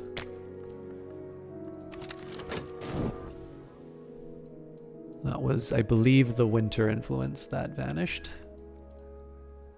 And yeah, so I think I'm gonna take a shot at. All right, we'll do the extra effort. We should be going to the Mansis in a minute.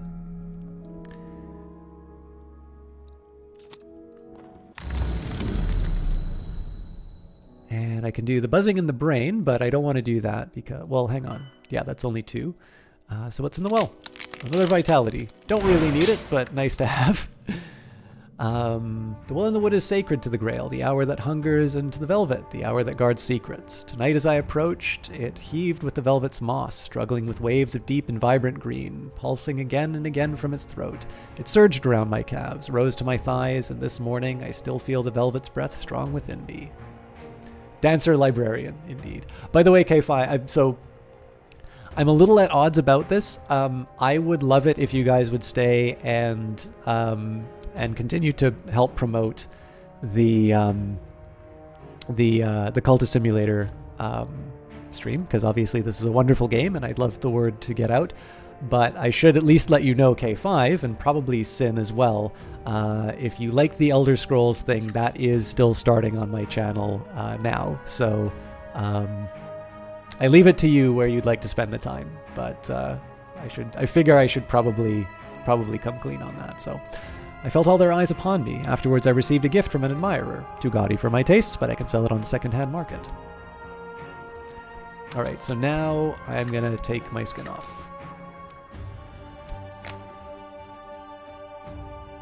Orange-flavored toothpaste, you say?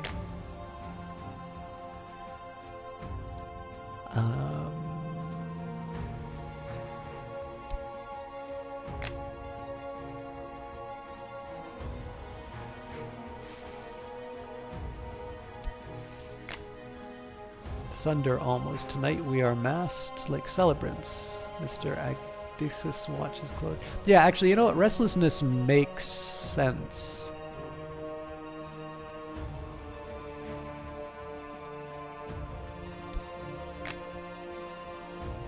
Work for the Ecdysis Club, a rising viper. Tonight we bring serpents to the stage to move with us, and we are like scale masked and sinuous, like serpents ourselves.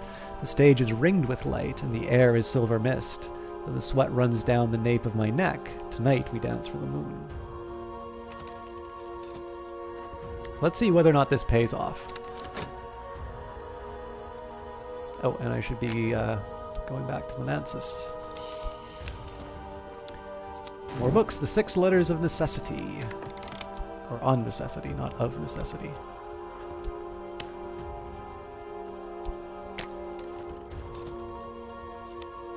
Madame Miché, we can learn from each other. We can indeed. So more mystique, more reason, and let's have a chat with her about what kind of commission she wants, although I don't think I'm going to have the time to fulfill commissions.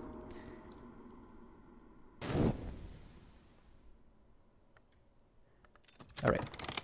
So this is going to be probably one of the last times that I worry about improving my abilities for the next little while. I might do this for passion because I have noticed that I'm in a couple of situations where I wind up wanting to do things and I don't have enough of passion available.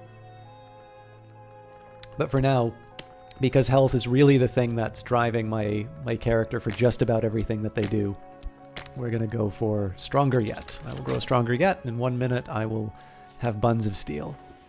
You're enjoying this. You have to catch brawny elf shenanigans in the VOD later. Well, it looks like those VODs stay on Twitch longer than other VODs. And of course you have it on YouTube. I'll probably be going for at least another 3 hours, I think. So Interrogate, intimidate, beguile, instruct, recruit. I mean, it's easy for me to say that I'll go for another 3 hours now, but I did sort of build myself up for a longer cast. So, all right, I think I'm gonna have to make a decision between. So I've got 30 more seconds here. That's gonna bring this down to 58, and that's gonna bring her down to 60. Well, I might be able to handle both, but. Oh, in terms of conversations, let's do the barber's warning again. Never hurts to have a conversation about the occult to bring more people in. Found something noteworthy. The Viennese Conundra. Van Driel describes odd events in Vienna. The disappearance of children, epidemics of parasite activity, animal mutilations, nightmares of worms, the activities of a charitable organization. The New Legions, the fund that funds the burial of the poor. She proposes peculiar connections between these activities. So you've got a pretty healthy library going on here. The problem is I'm not taking any time to read it, so. But we will dip into our finances. And I think in this case, I'm kind of curious what happens if I show up late to the Gaiety. So I think in this case, I'll satisfy Nicole if I have to pick. But I am curious what happens in this ritual. So, at the dance's climax, a paroxysm seizes me, and I convulse until the movement in my chest realizes itself. A rising viper. It pours from my mask's mouth like sickness, streams down my body, and is gone from the stage. The audience applauds wildly. I stumble away, chest heaving. I know the serpent will return the same way it came, when it and I are ready. So, we have strained the scar. Club's closed. Instar silent. In a silent house beside the sea, in a borrowed skin, we will seek the second change. I must find a place of power at the water's edge. Perhaps Sulochana can help. If I bring her secrets about other places, some part of you can roam in viper shape. Send it to accompany your followers to a place where it can perform the dance you must dance. If you have problems finding this place, talk to Sulochana about secret histories. Neat. Kittling Rape and Moldywarp's Grave and Other Stories, a lusciously illustrated tome of loosely connected children's stories. Few of them are remotely suitable for children.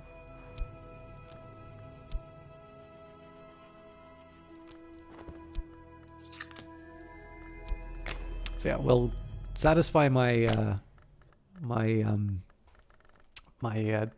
benefactor first, and we'll see what the cost is at the Gaiety. My benefactor would be delighted if I offer a private performance for a small and refined audience. They'll invite me to dinner afterwards, and of course offer suitable gifts in return for my time. So I can get another person in the group.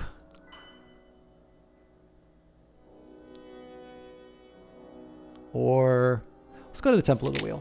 Subtle flaw. I don't think that was worth it, to be honest. Last night I came to the wood in the high jagged rock called the Temple of the Wheel. Its flank, patched with black lichen and eye signs, opened like a mouth beneath my hands, and I walked in the whispering space within. The gods who were stone, the first of the hours, are almost all gone now, but here their voices remain. Wheel, Flint, Tide, and others without names. Alright. So really I probably should be going for more secret histories at this point.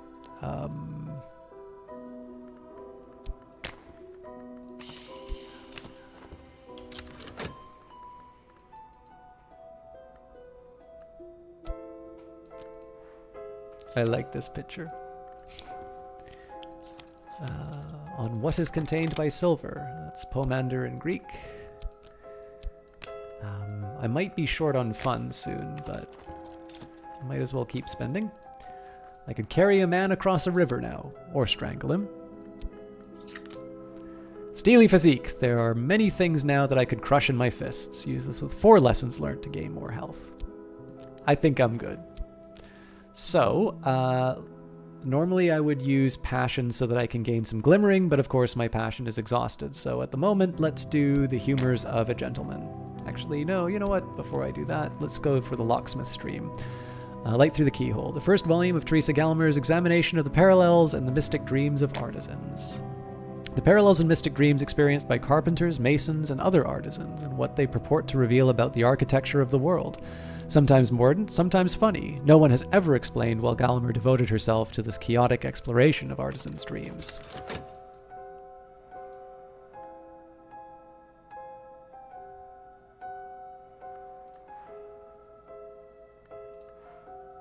Aspect sending. Not exactly me, but not exactly something else. And aspect knock. Alright, so I'll have enough passion, but I need to make sure that I'm paying attention to be able to do it. Again, we'll see what happens when my contract at the Gaiety runs out. Tonight my benefactor's mood is conversational. Fortunately, I've been studying. Oh, we might actually be able to make it. Another collection of poetry. That'll be helpful for getting my passion up, but obviously I need to be able to get the glimmering. So we just make it. The performance is shorter than usual, but the conversations with the other guests and later, just with my benefactor, go well into the night. I come away with a handsome gift. Yay, more books. And apparently, shockingly on brand, there's a little spider crawling up my monitor right now on the desk. Alright, the same self. I am no further along my path of change. In the movements of the secret forms, I must find my lesson. So painting would be a good way of handling this. Unfortunately, I don't have painting available for me, so this is going to wind up turning into dread. Fascination is coming up, so I don't need to worry too much about that. Now, I have a feeling that there might be a small problem with the adversary mechanic because it doesn't seem to have been picking up any of the mystique or what have you. Now, this is a little bit of a shame because if you've not seen the game before, it does stop the possibility of a... It does stop the possibility of... excuse me. It does stop the possibility of a rival coming up, or not a rival, but an adversary coming up, which is an interesting experience in the game on its own. But for the time being, I'll just live with what we've got. And it occurred to me that I can probably romance one of these followers, and I've not been doing that yet. So we'll maybe try that with Leo. I've just been using my my talk so much for recruitment that I haven't been thinking about some of the other possibilities that can be used. So I just said that, but turns out someone is meddling. So in this case, I just wound up getting very lucky.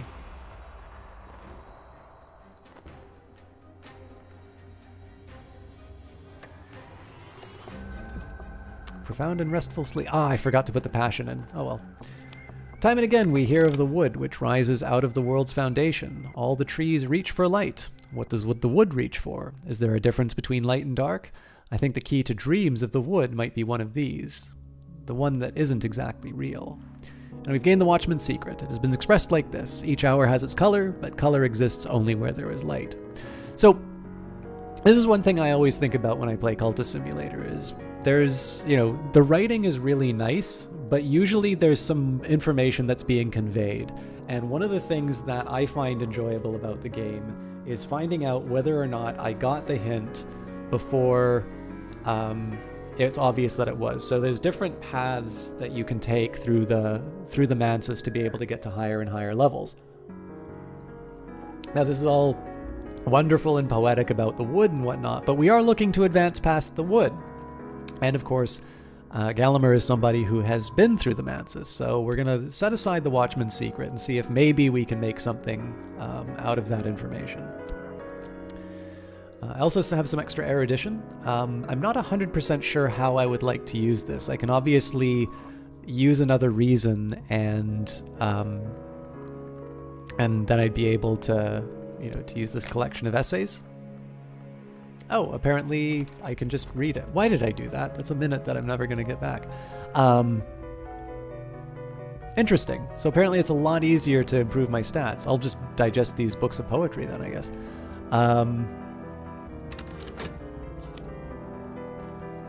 And we got an introduction to the histories. But yeah, so I kind of wind up reiterating something that I said before, but one very subtle thing that's happened with some of these changes is that I actually feel my time is being better spent between a lot of these menus. Like, there is a little bit of a bottleneck for study, but not nearly as much as the other ones. Like, all of these things are being productively used, and in just ever so slightly different ways than I saw before. Alright, so we'll go through the way of the wood, but this time we will throw the Watchman's Secret inside of it. There's a house in the wood, this much I know.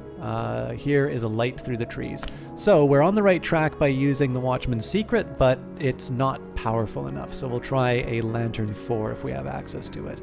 The other thing we could possibly do... Oh wait, no, because that's not lore, so the Winged Doll won't help us with that. So in this case here, I should have some passion that I can throw into the wood, and with any luck that'll turn into... Come with me. Velsine? I'm sorry, I'm really bad with the names, so... she's operated her establishment for most of 20 years. She's never employed an assistant. Her hands are terribly strong. Works for me.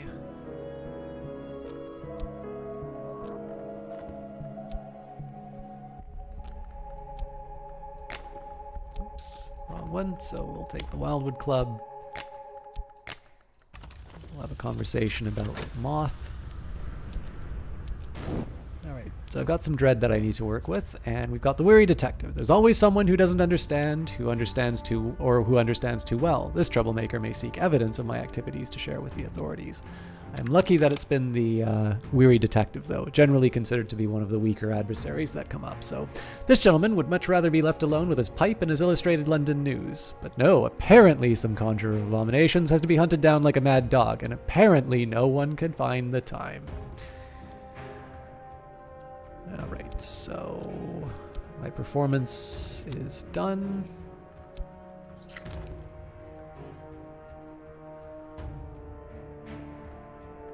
I mean, I think probably just cycling between my two existing jobs is the way to go at the moment. Unless there's something I get out of using the dread and... I have a feeling that the only way I'm going to advance this thing is by using this little fellow, so... let's get some money.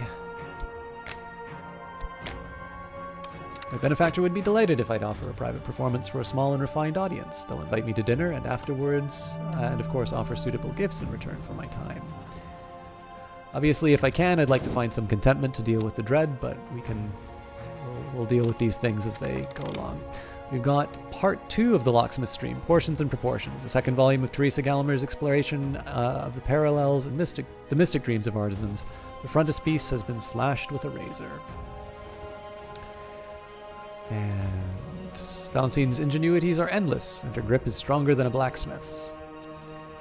Okay, so before we start trying any kind of romance, let's have a quick chat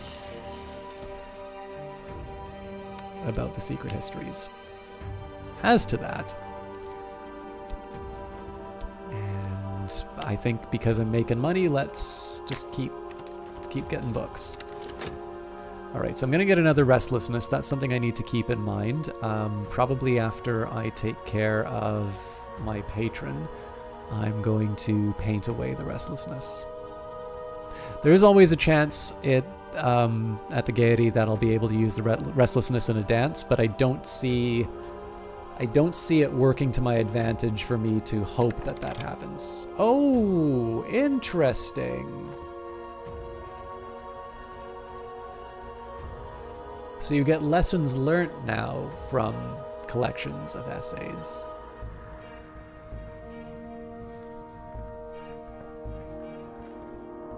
Okay, well, I don't really want to pursue... Well, no, actually, this is... So, again, it'll keep me from my lore, but basically, I'm going to get another erudition, which I combine into another lesson learned. I'm going to spend 60 seconds on a collection of essays, and then I'll get my 4th reason. And I can presumably do the same with my passion, but maybe I'll wait until I have an available glimmering.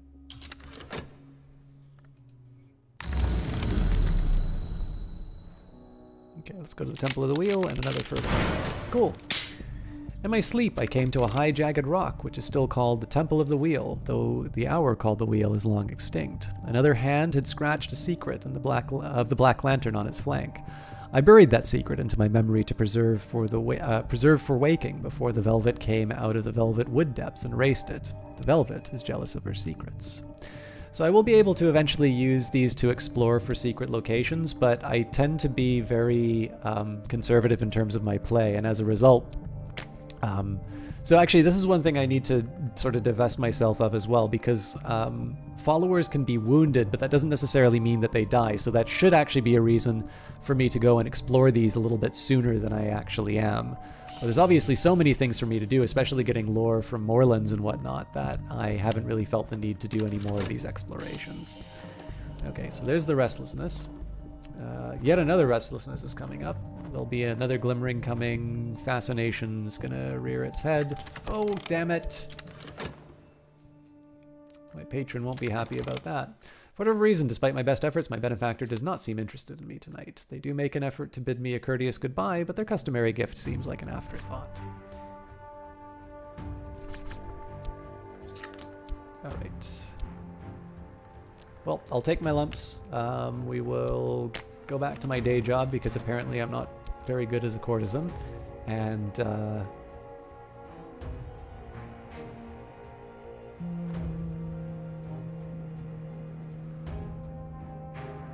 this is not gonna work well for me. So yeah, I kind of have to hope for that special event that pops up to do the special dance.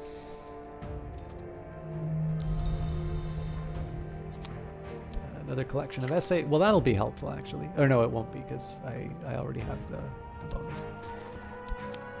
Let's keep at the acquisitions. You can eventually run out of books at Moorlands, so it's a pretty natural place to finish it off. Sulochana hands you a printed slip of paper. These are the numbers this month. Be sure to get the right platform. Much easier to get there now, There was a time when you'd have to pass the wrong door, but I have better things to do, she chuckles richly. Kerisham. Drive through the downs to the coast where the grey-green meet the Atlantic grey. Search along the road for signs of Kerisham town. You will rarely find it, even if you visited before, and its inhabitants guard their secrets with a curse and cudgel and fast-bolted door. Alright, so let's see... Let's see if we can do something about this.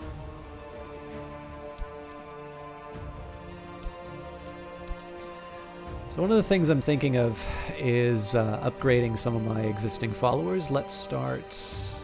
I guess I don't have any moth followers, do I? I've got heart, I've got... Yeah, I don't actually quite think I've got quite enough for an expedition. I am slightly curious, though, if I'm going to be able to upgrade some of my existing cultists. So let's say we've got Balancing, Barber's Warning, and we'll... So I need it to the 7th intensity. So if I had a moth cultist, I would be in good shape, but I don't, so I can't. So that means I should be spending the time trying to get more followers, I think. So let's keep chatting about the Barber's Warning. That's a really good reason for me to continue using my passion. That's weird that I only have one. Or is it? I feel... Oh yeah, it's because I'm using it. Yeah, so I should have two.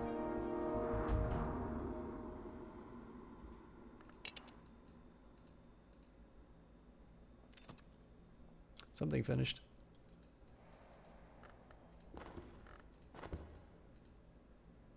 So this is one of these weird cases where I actually want the event to trigger, because I think we're just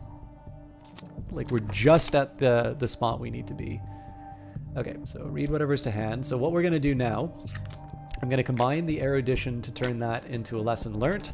Following that, I'm going to read another collection of essays. That'll turn it into the 3rd lesson learnt. I can combine it all to notable scholarship. And ideally, if I can, I'm going to do the exact same thing with Glimmering, because my lack of the lack of passion in some cases has caused me a bit of grief. And The season of despair is coming up, so this dread's going to be a liability. This is actually enough to end my playthrough, but I should be able to get some contentment on a fairly short notice. Perfect. I'm a lissome package of flesh and blood. Okay, so what I think I'm going to do here is just go straight for the occult scrap. The reason will be apparent in a moment, but I walked in the wood last night, and the scissors worked in the distance, and the furred things crammed my mouth and swarmed my ears. I felt the old urge to drop to wolf fours and nose among the roots, but I remembered that I walk upright by day, and I know fire and steel and words, and at last I found where the velvet had concealed a secret on the tree bark beneath the moss. I read it, and then with the tips of my fingers, I think now that I could write it in full. So, if it wasn't apparent from the conversation with Sulochana, this resulted in a location that I can explore, Karashim. This is true for all of the secret histories. Normally you'll combine them with the exploration verb. And what it's going to mean... Oh, incidentally. Let me just... Yep, okay, we're good. I'm just trying to keep notes of attendance. So, being able to... Basically, once I start running out of books at Moreland Store or Oriflamme Auction House or anything like that, one of the things that I'm going to be able to do is to explore different cities and different continents and find sort of artifacts and things that I can advance my my understanding of the occult with. And then obviously, because I'm playing the Dancer DLC, I have an animal form that I can take, and that's going to turn into something that I can, that I can pursue. And specifically, I've been told to go to Karashim for that. But basically, once I sort of achieve my intermediate term goals, such as what the devil is going on with Instar Silent, I can kind of go back to my normal exploration pattern, which is to follow the occult scraps and the furtive truths and so on and so forth. So it's quite desirable to have these, just so you can get the exploration opportunities. But because I don't really have a full complement of potential explorers yet, I don't have all the aspects. You'll notice that I've got like a heart, I've got 2 forge, there's 1 grail. There's a few things that I'm missing before I can be particularly effective at doing these sorts of things. So, what's on your mind, K5? All right, my passion's back. I think I'm just going to keep going through the wood, to be honest.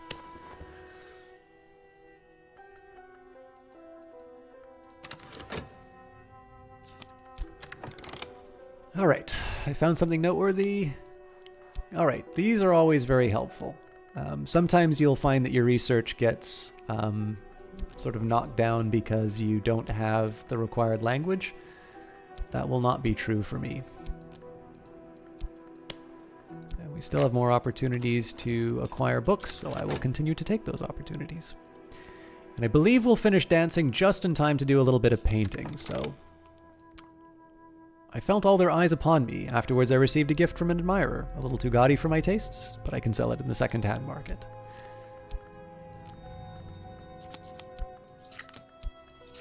So let's do a painting. Oh, I need to do order bread, so we will grab Mystique. I guess I have to... Oh, I don't have any passion that I can put into that. That's right. Oh well. The point here is more to nullify the restlessness. If I can get some contentment, so much the better, because that will help with the dread that'll... or the despair that'll be coming up in 5 seconds. But...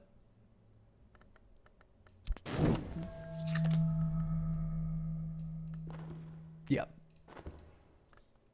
I feel like I should be able to weather this pretty well.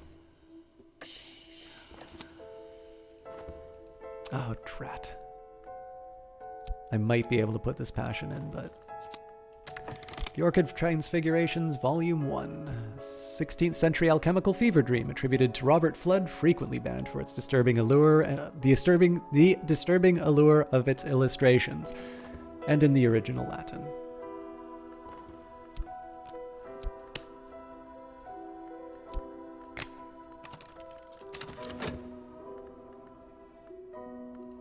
So I gotta be pretty quick on the pause.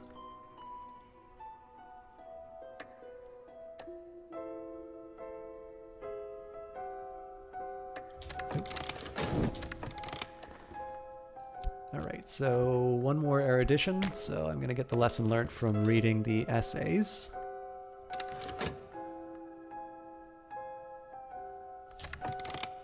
With 0.8 seconds to go. Okay, so at the risk of gaining notoriety, I can do a peculiar rumor, or I can seek out the well or the temple of the wheel for occult scraps. Let's do... Alright, no luck, but... Entering the wood. The well in the wood is never dry, but it is never clear. One night it may well... might heave with crawling roots. On another, it will pulse with bright moss. On nights of the full moon, its waters are choked with fat dappled bodies of moths. Last night I saw it brimming with dark and viscous blood. Gelatinous shreds drifted on its surface. Clots of grail matter. Okay.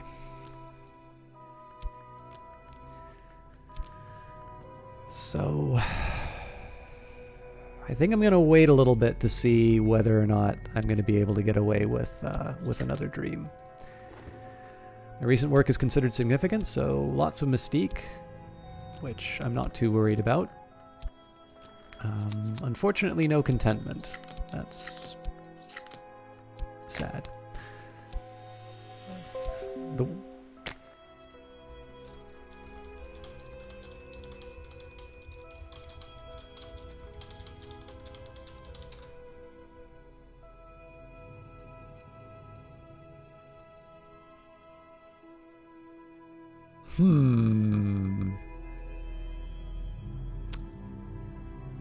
Okay, so it looks like I haven't been able to see chat.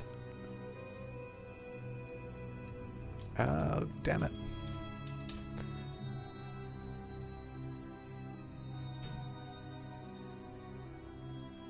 Okay, you guys might be able to hear me. I can't see anything on the stream at the moment, so...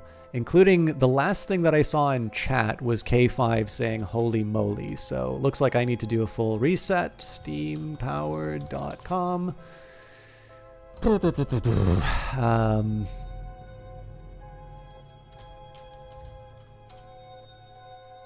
on, Steam, don't let me down. Maybe if somebody who knows me on Discord can get in touch. Just to let me know that I'm live, that would be good.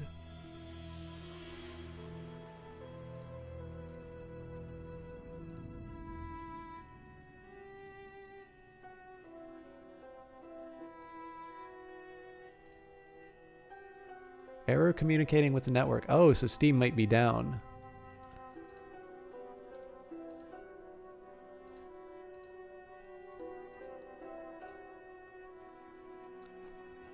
So it looks like... Yeah, drat.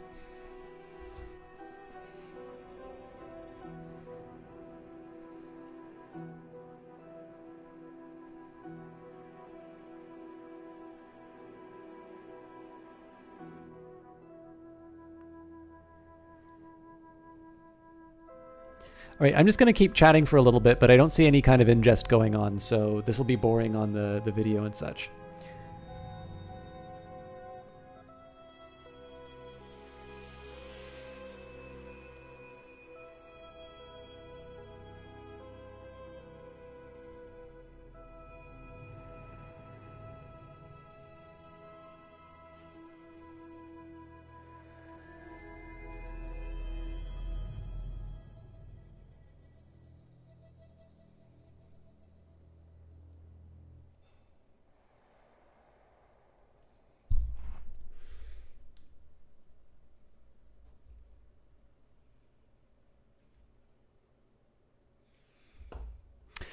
Okay, for the benefit of those of you who may be watching this on YouTube, what's happening right now on Steam? It looks like the Steam storefront is working.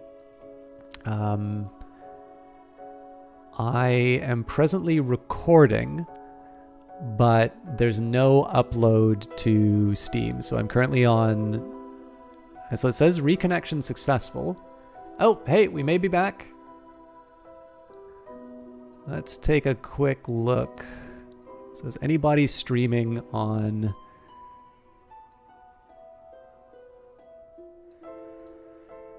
It should be showing up on the Cultist Simulator page if it comes down to it.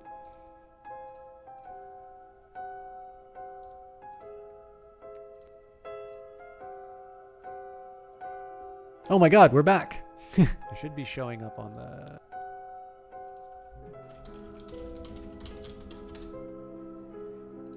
Alright, so...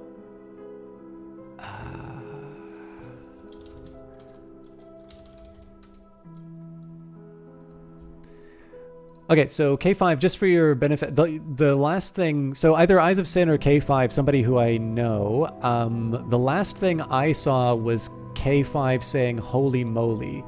Was there any other chat activity after that, or is that roughly around the time that, that everything died?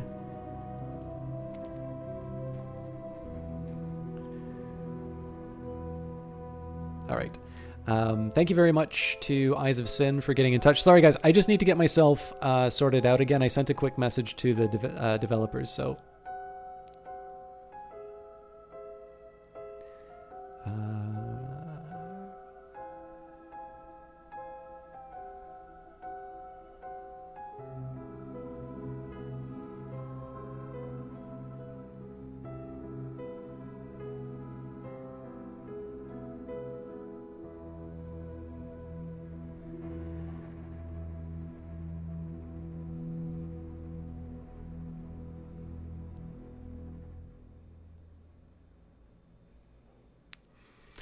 All right, none that you could see, your stream went full. Yeah, so it looks like that was definitely a thing on Steam. So there were about 4 reconnections before it came back. I'm just going to take, there's one more thing. So I sent a couple things to Weather Factory just to let them know what happened. And I want to check something on the Steam website. So steampowered.com, will you load for me?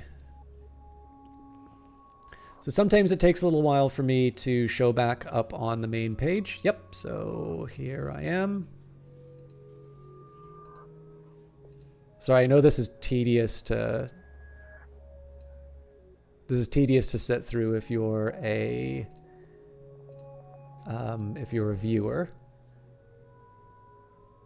Da, da, da, da.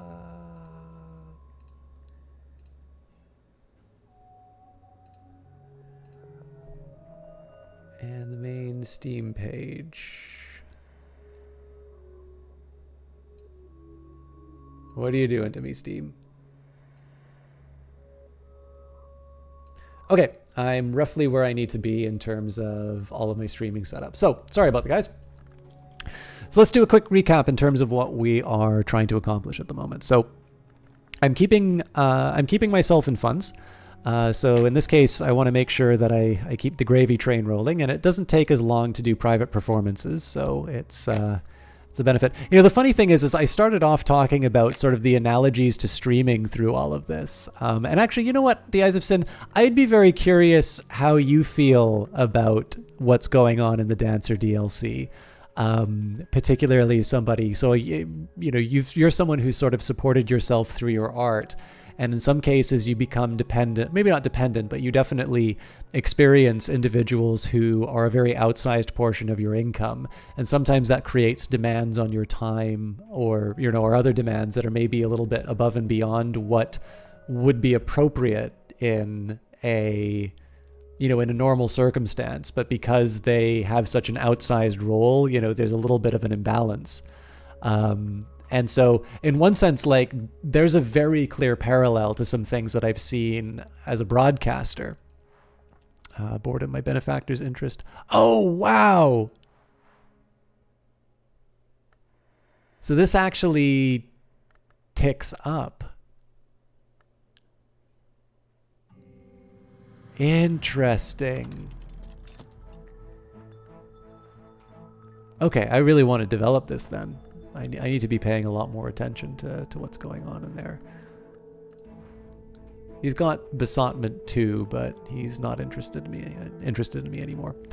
But yeah, so I don't know. I'm curious. Like, obviously, you're a streamer as well. But I'm just sort of curious because I broadcast. I tend to look at it like I'm specifically looking at this particular set of circumstances in my streamer light, and I'm sort of interested in how, you from maybe a different perspective would sort of see what's going on. I love that I tied it into creators in general. Yeah, I mean, well, and again, like I need to be sort of conscious about the way that I respond to Cultist Simulator. Like, I can say Cultist Simulator is about X, and that statement will be as much a revelation as it is about me as it is the game itself. So, even when I give the examples about this great thing burning inside you that you want to show to the world, right? The temptation. That, the examples that I choose are probably ones that are maybe reflections of some of my own desires or reflections of the things that I value. But that's not necessarily what was going through the author's head when they were writing the game. So it's, I think there's a benefit whenever you cover something to talk about your own personal experience with it. I think that's what makes streams interesting. It's at least what I watch for. But, and of course, it's a reason why I feel a passion for these games. It's why I find these things so interesting. But I think it's also very helpful, so obviously when I refer to it as the streamer DLC, I do that because I am a streamer and that is how I relate to the topic. But that doesn't mean that that's what this was. It just happens to mean that it is written well enough that somebody can draw from their own experience and move towards, you fill in the blanks with the things that matter to you. I'm sure somebody who has worked in a hospital will have very different views about the doctor legacy or about beginning as a hospital porter. And in terms of what their ambitions are, they might, have different feelings in terms of what these things represent. And that's just an indication of the quality of the writing. So I try and be as careful as I can not to assign some kind of intention to, to what's going on in the game so much as I want to talk about how I relate to it, because I think that's what's actually going on. Now, I mean, again, like, it would be wonderful if, Weather Factory, opened the heavens and said, everything System Chalk says about the game is right. But I'm not holding my breath. If anything, I sometimes feel a little embarrassed knowing that they sometimes watch. So, because, I don't know. It's like there's a movie, it's a really fun movie called Annie Hall, and there's a scene where there's a guy in the background. Okay, I'm getting sick, but I've got the vitality to handle it. So this guy in a movie theater, and he's just going on and on about the new Fellini film, not one of his best. And it's just like everybody has been stuck in a room with this guy, and especially if you've gone to grad school, you've run into this guy so many times. And he's just pontificating, endlessly, and just this most pretentious nonsense. And in the movie, it's a Woody Allen movie, so he turns around and he's like, aren't you embarrassed to just, be going on like that? And this movie's from the 1970s, so the guy's referring to an academic known as Marshall McLuhan. He's Canadian, actually. He's like, Marshall McLuhan. You don't know anything about Marshall McLuhan. And the guy in the line was like, oh, well, really? I happen to teach a class called, Media and Society at New York University. And so I think my insights into Mr. McLuhan's work are very relevant. And Woody Allen goes, oh, you really think so, huh? Well, I happen to have him right here. So they pull out the actual Marshall McLuhan. And he looks at the guy in the audience and says, yeah, I heard what you were saying. You mean my entire fallacy is wrong. How you got to be a professor of anything is totally beyond me. And And I always remember that scene whenever I'm talking about a particular game, because I've learned through streaming how often developers watch streams, even if they don't talk in the middle of the stream. Chances are, if you've ever streamed a game, somebody involved in the making of that game has seen your reaction to it. And so whenever I, run my mouth about, what's going on in the game or whatever it is, I always have that thought in the back of my head. It's like, how you got to be a streamer of anything is totally beyond me. So as always, I tie the dancer into sort of creators and all of that because, when you're streaming, you have your donation button and, it's not like most streamers are people who are, particularly wealthy at what they do. And that usually means that there will be individuals who are particularly large patrons or large sources of income. And there is a certain power dynamic going on there. And if somebody wants to try and ask for more than what they might be, more than what might be permissible, there is a tension, and it's a tension that's captured very well inside of this game. I think it's done really. They did a great job with it. So, Kat Caro, as she styles herself, earns a living as a stage medium and a fortune teller. She may have deeper talents. You might be okay. Let's recruit her. Nine Cities, you just want to hear your subjective opinion about the game. You don't think that was about the game? Well, suit yourself. I guess you can find one of the other Cultist Simulator streams.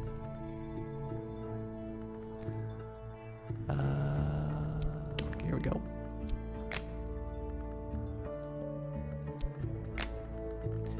This one is ready. All right, so I need to make sure that I don't lose the gate. I mean, we haven't seen what happens if we run out on it, but I am getting a little short on money, but hopefully the benefactor will come in on that. And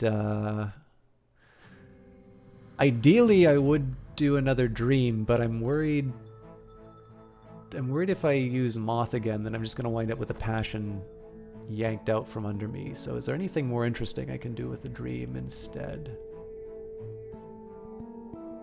Not really. So I think we're just going to let the dream go idle.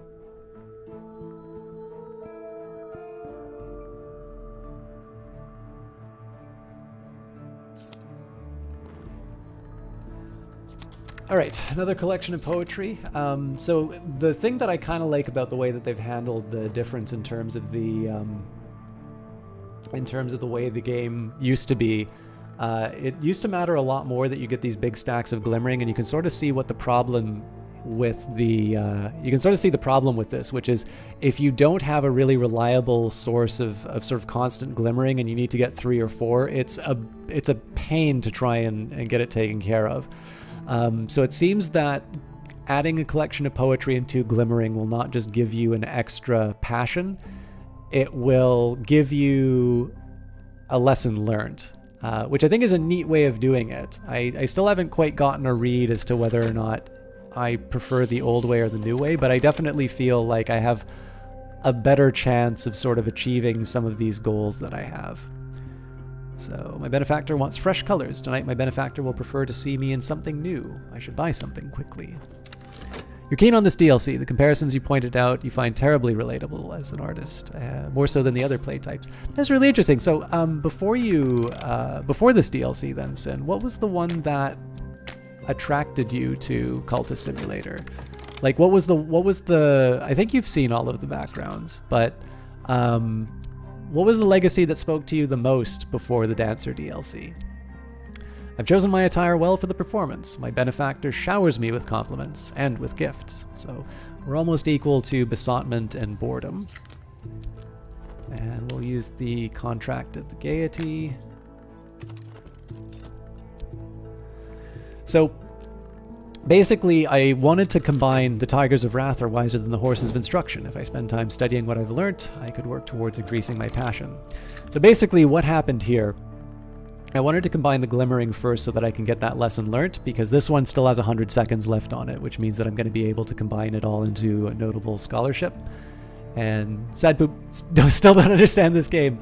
Well, I mean, I'm happy to chat about it. So, Sad Poop, is there something in particular that hasn't worked for you in the game or from the playthrough, or is it more just a general, sort of a general experience that you're having of not being entirely clear on what's going on? Because I can tell you that confusion is very much a part of the game, and it's what makes it so interesting for me.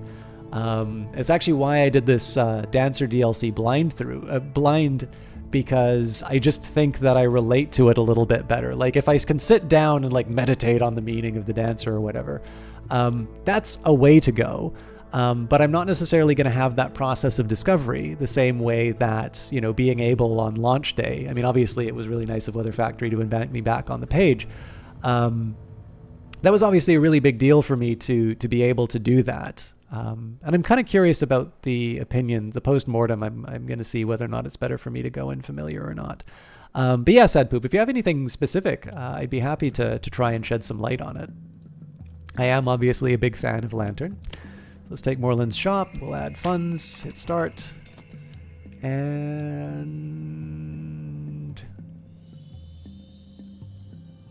Bright Young Thing reminds you of Aleister Crowley. See, I don't know that much about his early life. So let me think about this. I'll do Weigh the Wood. We'll throw our passion in there, and I should be able to do another recruitment. In the worst case scenario, I just exhaust all of my passion, but we should be good for another body.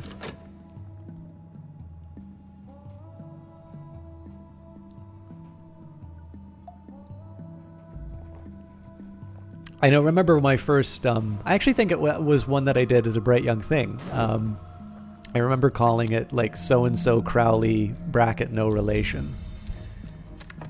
Because I'm always so amused by my cleverness. Alright, so I screwed up. I shouldn't have gone into Dream because I have an affliction. Now, it's not the end of the world because the vitality may go away, but I'm gonna be able to pay for medicine and such. It's just I wasn't able to use things quite as efficiently as I want. I've got the Victory of the Crowns, erratic accounts by one Arun of the hunting and consumption of the supposed immortals by shadowy cults of assassins, published in the late 19th century.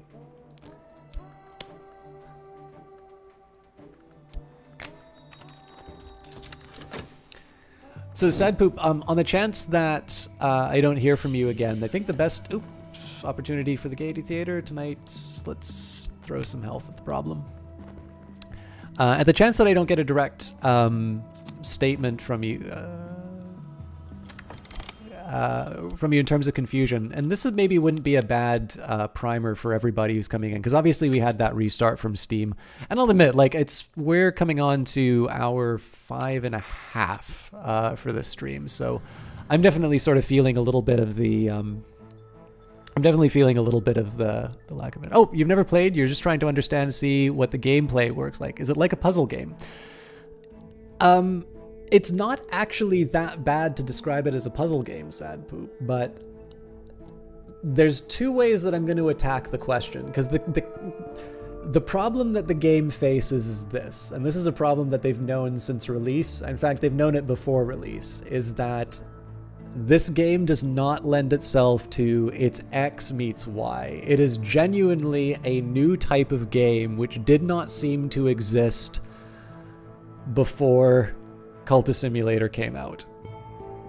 So personally to me, this game is the most like The Sims, because The Sims is about a game, The Sims is a game where you have got a finite amount of time and you've got a certain set of resources. You know, the primary resource is your time, and there's a bunch of sort of secondary resources, which are usually things like money or attention or ability or whatever.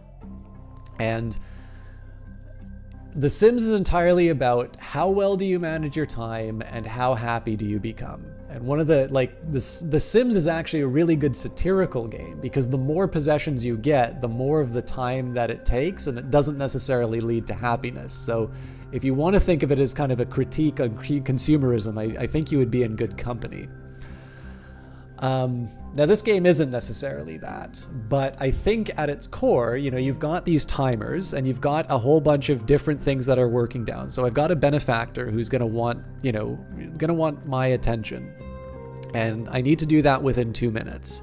And I've also got my regular job, a contract at the Gaiety Club, and the Gaiety Club will want me to be there in 116 seconds. But of course, I only have one work slot, so how do I divide my attention between the two? Do I even want to divide my attention between the two? Maybe I should just use, maybe I've got enough funds that I can move forward and I can sort of pursue this ambition that I have, which in this case is change. So that's why I say it's comparable to The Sims. But the problem is that when you look at a game like this, you're not going to say, oh yeah, it's exactly like The Sims. So that's not necessary, you can't imagine a pitch to people saying is like, hey kids, do you like The Sims? Do you like the occult? Boom, you'll like this game. So another comparison would be it's a little bit like an idle game. So if you think of something like Cookie Clicker or Universal Paperclips or games like that, it has this element in the sense that, you've got all of these different sort of spinning plates at different timers and whatnot. You kind of need to work out the proper combinations to sort of get these more and more resources. So an example here, I've not been paying as close attention to them as I could, but basically I've got secret histories at level 2, there's one at level 4, and you can keep moving your lore up. So I went straight to Heart 6, but I've only got Lantern 2. And these different resources are going to be able to do different things throughout the game. One thing that I've discovered through the playthrough is that if I want to advance through the wood, I'm going to need some higher level of lantern to be able to get there. Well, how do I get that? I read books. And again, all of that comes down to time.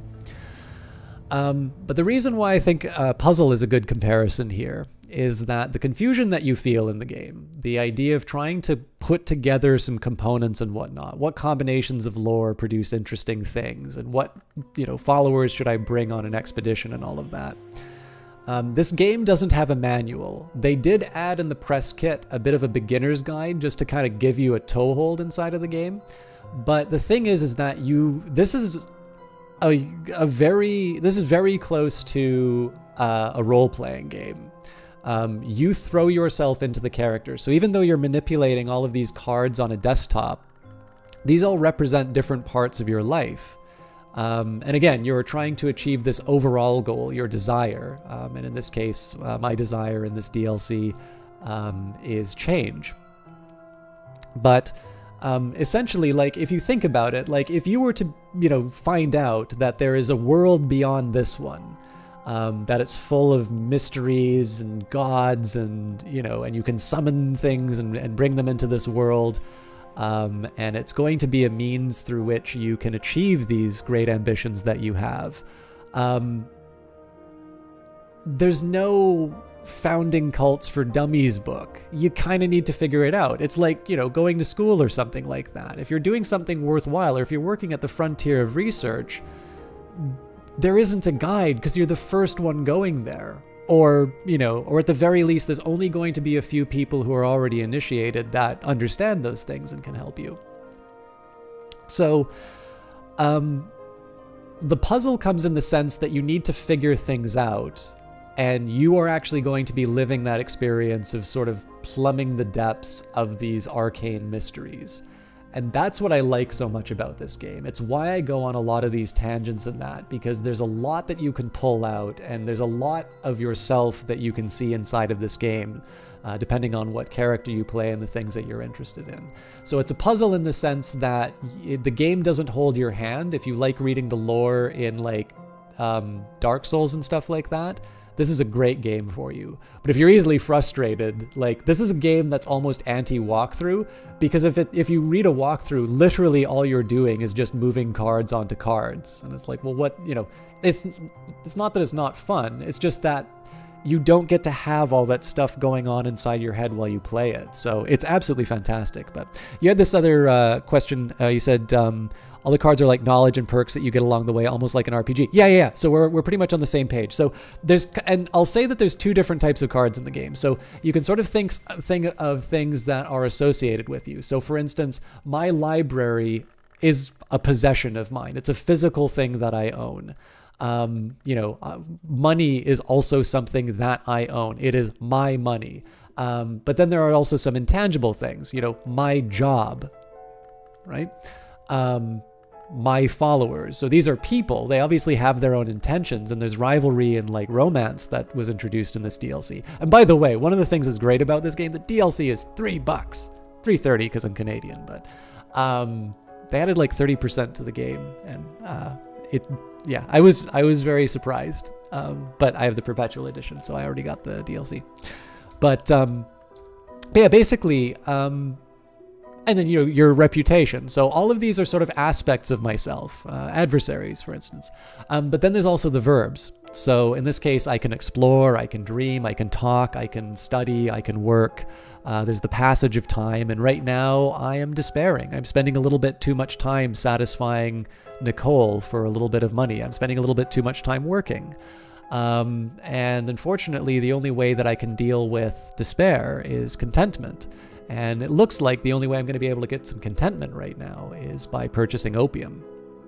And so these are different. So in one sense, there's the story that you're telling with all of this. I'm spending so much time on things that are not related to my passions. And is this really the best that I can hope for? And on the other hand, though, like if you want to experience it just as a puzzle game or just as, as something along those lines, that's totally fine too. In this case, I'm just going to say to myself, okay, I've got a challenge here where I need to get a contentment card, but I need to get a contentment card while also making sure that I go to these two things within 120 seconds and that I have like a health available for each of them. And then I also want to make sure I have passion and so on and so forth. And you can just try and make all these resources fit. But I think the optimal playthrough lies somewhere in between, which is you're putting something of yourself in it. You're reading the story. You're getting the details. There's lots of details in terms of what the next step is inside of the books. So if you read these books, there's other details that you'll find in addition to just the lore. So the lore is the representation of what your character understands. But if you read The Humors of a Gentleman, Samuel Samage's satirical comedy on the intrigues of the ailing but cunning John's son, his mistress Mavelyn, her lover Leo, and the upstart Corvino. And if you happen to read that, and there's a passage that you find after studying that suddenly tells you something about the wood or the White Gate or something like that, this is a great game to play with a notebook beside you. So that's probably the best I can do in terms of explaining what's going on in a game like this. So it's difficult to explain what it is because there really is not another game like this out there. But that's a good thing. You always sort of feel like you've seen it all when you play games. My benefactor would be delighted if I'd offer a private performance for a small and refined audience. They'll invite me to dinner afterwards, and now I'm in the Mansis. Let's go back to the well. We got another furtive truth. I really should be getting more occult scraps, though. I don't have enough to be able to explore all of my options. The velvet is strong in the well and the wood, and the velvet is the hour that keeps secrets. But now and then she lets a little secret fall, like a crumb at a feast. Last night I found a moss-clad rock written around with the secrets of another history. I might give thanks to the velvet, but it will be wiser not to draw her attention. So this is a perfect example here, and I'm like, what is the velvet? What the hell is going on? What's an hour, and how is that different from a long? And you will understand these things over time. The further you get on in the game and the more you play it, these details will suddenly make a little bit more sense. And just as a reminder for those of you who were watching at the beginning, there is a whole other secret game based on things that people have found in basically the files, and some other details. And again, like it's related to things like the bird worm slider and whatnot. The level of madness, I'll just say, that people put into this game is really impressive. So I mean, you can really engage with the weird lore of the game as little or as much as you want, but I sort of feel like this is definitely a game that you kind of just pick up and you just wallow in it. And confusion and frustration are part of the experience, but they're part of the experience in the sense that if you don't feel like you've been banging your head against a wall for a little while, then it's not going to feel like the heavens just opened and gave a great revelation when you finally figure it out. So it's a very satisfying game to play. I think I've probably got on Steam, I've played this on itch and I've played this on GOG as well, but on Steam I'm probably cresting something like 150 hours in it. Oh, that's a lie. I've got 124 right now. But I don't think that'll make it any easier for you to play Sad Poop.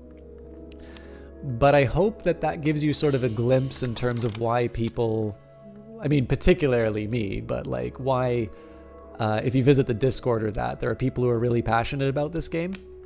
And it's because there's really nothing quite like it. Tonight my benefactor is full of energy, and I should be too. So fortunately I do have some health available.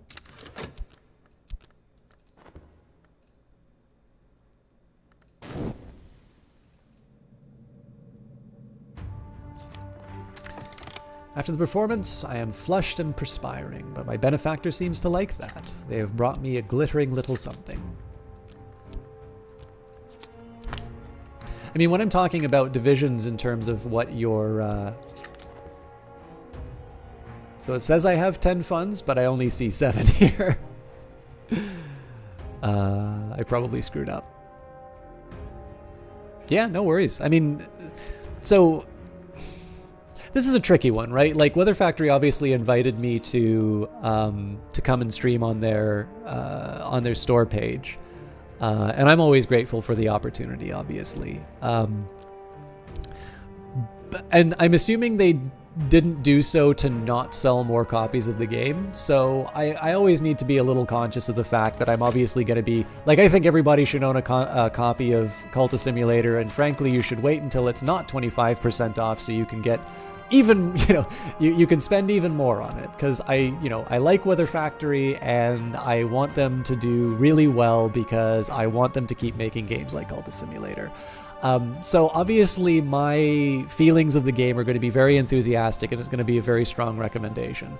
But with that in mind, like, I'm not entirely sure. Like, you guys kind of already know the deal. You already know that I like this game. I wouldn't be streaming it if I didn't like the game. And I think sometimes with a game like this, you just need somebody to explain their mindset while they're in it to be able to go on. Like, if you're a streamer, I think this is a great game because it gives you a chance to sort of interact with your audience about some of the ideas and to talk a little bit about yourself through it. But even if you're not a streamer or something like that, like, honestly, if you're the sort of person who likes reading, if you're the sort of person who enjoys sort of like picking up a puzzle and looking around at it, and like I said, if you're the sort of person who reads the lore in Dark Souls and likes to try and figure out what the hell is going on inside of that game, those are definitely some traits that you'd like. I think if, to do my best in terms of telling you as to whether or not this is for you, honestly, this is Steam, for God's sake. You can play it. I guarantee you will know whether or not you like this game within 2 hours. But, if you're needing a motivation one way or the other, this game's not for you if you play a game and you hit a wall and your first impulse is to go and look at a guide. And the reason I say that is because as fun as it is to move this stuff around on the board and to sort of, read the story as you go through. So an occult scrap, secret histories are layered beneath the one that we know, like notes in a rare wine. This is a detail from one of those histories. Then we move further to a furtive truth, a detail smuggled in from an adjacent narrative. Don't speak this where you may be overheard. So these are not really detailed. But as you go on, as you go deeper and deeper through the lore, you'll get more and more of the story and what's going on. And that's interesting, but it's not as interesting as if you yourself have figured out, holy crap, these two things were the same person, or, oh, they were locked in the room all the time. Like, to be able to, like, honestly, this is a game which somehow was able to capture the aha moment. Like, when you're sitting down and you're working really hard on a problem and, like, you're convinced, it's like, I love math. But so, this already makes me weird, but if you're one of those people who likes doing math problems and like you're working on a proof and it's like, oh crap, I really don't know how to do it. And all of a sudden you see the way that you're going to solve the problem and you get excited. And I mean, this applies to anything. This could be for music. This could be for painting. This could be, take the thing that gets you up in the morning and like you have to do it. That's really what this game has captured. And you're going to, you know, if you get easily frustrated, it's not that, you know, like this is an indie game, and this is a game with, you know, it has small expectations in terms of an audience, which means it can take risks like this. So if you're somebody who gets easily frustrated with games, the problem will be is that you're not going to have the aha moment if you just go and read a guide every moment, because somebody else has solved that for you. But if you stick with it and you invest yourself inside of it, you're just going to get really excited when all of a sudden, like, the idea, you know, when it finally clicks and you've gained a bigger insight in terms of what's going on inside of this world. So yeah, I mean, it's, I don't intend to mean it as a challenge when I say that, you know, this game may not be for you. And even if you do read guides, like, you may find something in this game that still makes it worthwhile. But that's probably my assessment of the type of people who might like Cultist Simulator and who may not like it. So anyways, I have a bit of chat to catch up on side here. So Maligan says, you love the hell out of Sunless Sea. If you've played both, how do you compare their roguelikeness? Sunless Sea is definitely much more roguelike. But one thing about this game, so the roguelike elements of Cultist Simulator are learning is the ultimate roguelike. Each time you fail inside this game, you'll learn more about the lore, which means you're going to know more about what to do as things go by, and you unlock new legacies. Like, so if you get imprisoned, I believe that unlocks the policeman legacy, and I think they added more to the policeman legacy inside this DLC, available for $3 and adding 30% extra to the game. If you buy the combined DLC and the game right now, it costs less than the full game. But yeah, so I would definitely say, so one of the problems in my opinion about Sunless Sea was that you had to keep repeating all the early content at the very beginning of the game every time you died. And that's sort of true for this game here, although you have the different legacies, which will give you sort of different opportunities. So like if you start off as the aspirant and then you move on to the Bright Young Thing, the Bright Young Thing has a lot of money, but less access to occult knowledge. So you're able to sort of build on your understanding of the game in that sense. I think it's a little bit less grindier than Fallen London. I personally find it a little less grindy than Sunless Sea, but that doesn't mean that the game isn't grindy. Let's bring the hanger on into the cult. But yeah, they are. Obviously, you know, Alexis Kennedy was chief creative on both of them. This one's obviously a smaller team. It's Alexis and Lottie for this game as the two co-founders of Weather Factory, and then some contractors. But I sort of feel like this one. I feel like for this one, there's like. The stuff that you carry between playthroughs in Sunless Sea can be somewhat substantial and involve how far you get in the game later on. I feel in this game, what you carry from playthrough to playthrough is the knowledge, and then your replays are, once you sort of know how to achieve an ascension, your replays are a little bit more about, I want to do this thing inside the game instead. So they're comparable, but they're comparable in an abstract sense. And I know I probably gave you a late answer there, Maligan, but I hope that answered your question. Captain Nemo, I'm not the dev. I'm not affiliated with this game other than the fact that I really enjoy it. So the people who made this game are Weather Factory, which the two founders are Lottie Bevan and Alexis Kennedy. You can follow them at @TronBevan and @Alexis Kennedy on Twitter, as well as the Weather Factory Twitter, which is @FactoryWeather. And then if you'd like, you can also check out their website. They practice what's called open production, so they give some bigger details in terms of what's going on inside of the game. And that is available at weatherfactory.biz. So when I talk about the game, I am talking as an extremely enthusiastic player of the game, not as somebody who can actually change anything inside. So, what else did we have here? Maligan says, at first look, this game is fairly confusing with the cards all over the place. Is there a bit of a tutorial to help out at the beginning, or does you jump right in and good luck? So Maligan, There's no tutorial for this game. I did do sort of an introductory video on my YouTube channel if you really feel that there's a difference. And in the press kit, there is a small beginner's guide for the game. But the game starts you off with only like one verb and a couple of cards, and it slowly builds you up. So the thing about this game is that you actually want the level of confusion so you can have that aha moment I was talking a little bit about before. So yes, there's a lot of things going on, but the table doesn't look like this at the beginning. It eases you in. So I think, so if you have the patience to deal with Sunless Sea and you liked the writing, this is a pretty strong recommendation. But just keep in mind that the confusion is actually part of the experience, because what's going to be happening is you're going to get sort of deeper and deeper in the adventure, and then you're going to start understanding what's going on, and then you're going to feel really excited. And I mean, I've got, on the YouTube channel, I stream on Twitch primarily, but on the YouTube channel, I've got tons of playthroughs on it. So you can actually see sort of me starting some of the rounds and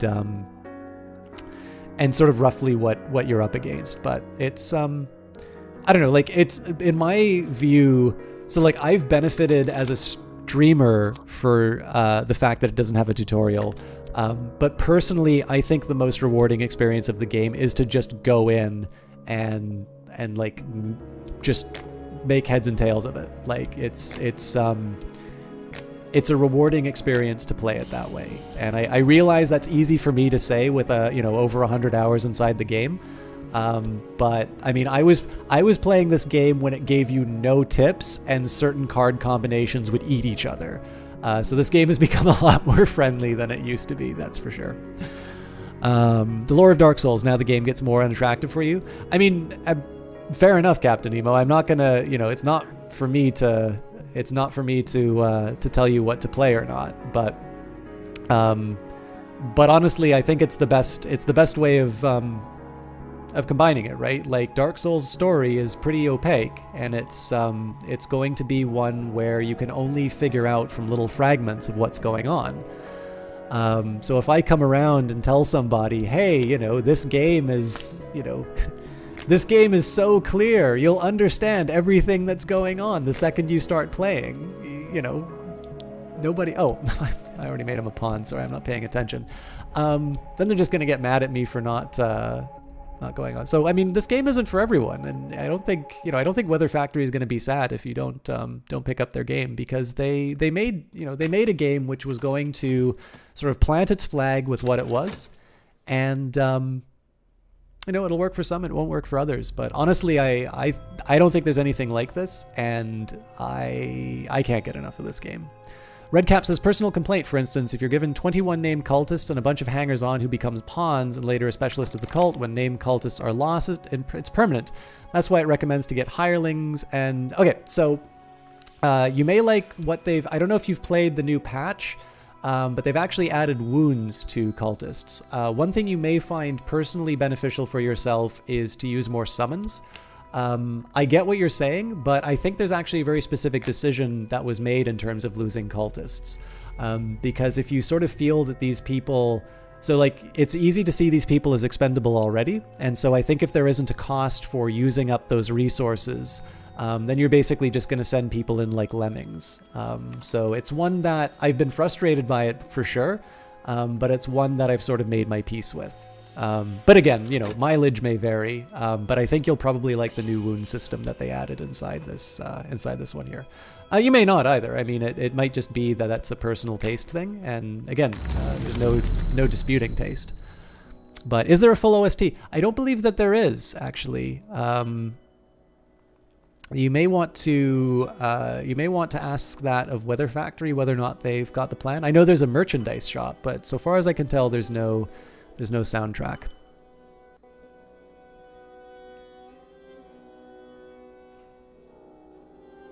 Yeah, Frogboy96 got that as well. So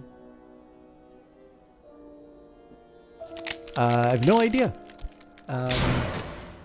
There are not too many. I know some people in the beta were asking if there was going to be more. The thing is, Mickey Mar Productions know what they're worth, and it is an independent game, so music costs money, and this group definitely pays their contractors. So The well in the wood is never dry, but it is never clear. One night it might heave. Oh, Jesus. Sorry, just let me take a quick second here. I forgot to check the numbers at 8. K5, do you happen to know how many people were watching half an hour ago? Sorry, guys, I promised to keep better track of how many people were watching this stream. So every hour I just take a minute to see how many people are watching the stream. So just bear with me a second here. Come on, Steam. You're killing me here. We used to be on the front page, but I think when they reset... that went away. Oh well. Where the hell are you, Cultist Simulator? There we go. 94. Yeah, we lost quite a few on the... Alright, so... Jesus. Sorry about that, guys. I'm just doing my due diligence in terms of taking care of people and attention. Okay, the colors of the night. I could spend money on better paints, or perhaps I could find more exotic pigments. And then for... Right, the well in the wood is never dry, but it is never clear. One night it may heave with crawling roots, or on another it will pulse with bright moss. On nights with the full moon, nights of the full moon, its waters are choked with the fat dappled bodies of moths. Last night I saw it brimming with the dark and viscous blood. Gelatinous shreds drifted on its surface, clots of grail matter. So you'll notice here that I'm reading these books of poetry. This is so that I can gain the lessons learned for glimmering. That's basically what's gonna happen here. Is I'm gonna take 3 of these to turn it into another passion, and that's going to allow me to go through the way of the wood and whatnot. So you said something about a 120-second time limit. Can I say more about it? More time limits? Yeah. So the idea here is that different cards are going to have different timers. It's one of the ways that, so a lot of people will say that this game, it's like, oh yeah, I went to play the game for like, an hour, and then all of a sudden it's like 4 o'clock in the morning, and I'm late for work, I got fired, but I just can't stop playing Cultist Simulator. One of the reasons for this, all of your actions are going to have different values. So for instance, right now I have a benefactor, Nicole Forth Marcarianus, it's the widow of a marquise. A cautious, clever woman with close-set eyes and excellent skin for her age. She has long managed her own financial affairs and donates dutifully to charity. So if I don't pay attention to her within 84 seconds, she's going to turn into what Lord Timothy Monday has turned into. A gentleman who no longer sends me little notes. So basically, this is an individual who sort of caught my attention.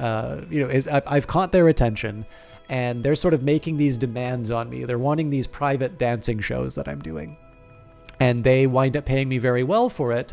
But it sort of comes at the cost of me being at their beck and call.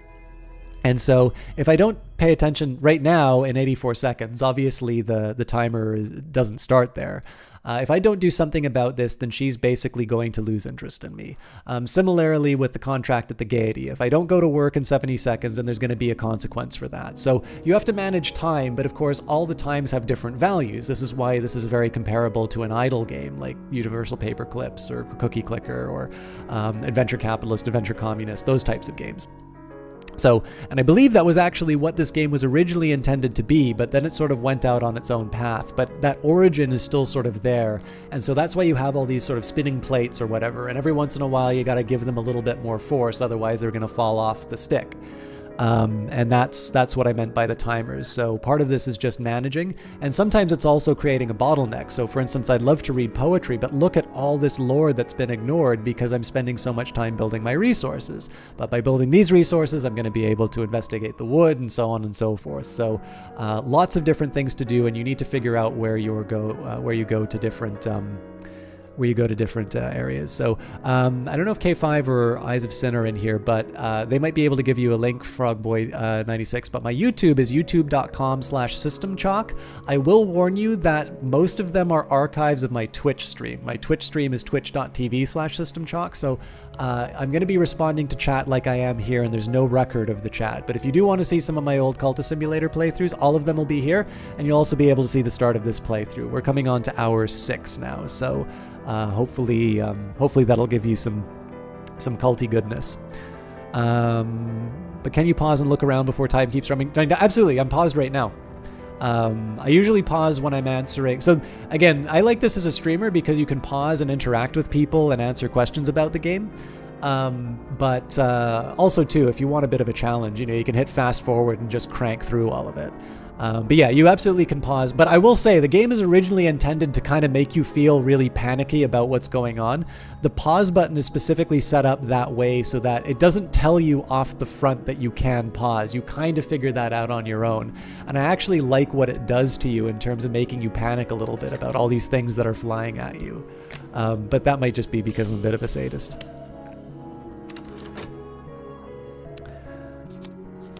And I believe that the pause button was actually, it wasn't necessarily a point of controversy, but I believe it was something that, was debated in terms of the original inclusion. And I think the reason for that was because there was supposed to be this idea of sort of a sense of urgency. But then you have this fact, like people have real lives, right? Like if you've got a kid, like you don't want to stop enjoying Cultist Simulator because apparently, game developers have more time on their hands. Have more time on their hands than their players or whatever. Like, that's kind of mean. All right, so let's take care of the benefactress. So health and glamour. My benefactor would be delighted if I'd offer a private performance for a small and refined audience. They'll invite me to dinner afterwards, and of course, offer suitable gifts in return for my time. In the meantime, let's get my pawns exploring again. All right, so lost passion in 47 seconds, so we'll be able to get this passion up here. Nice to know you have a lot of content. You're trying to understand this game before it got a nice discount, but most people on YouTube have no idea what they're doing.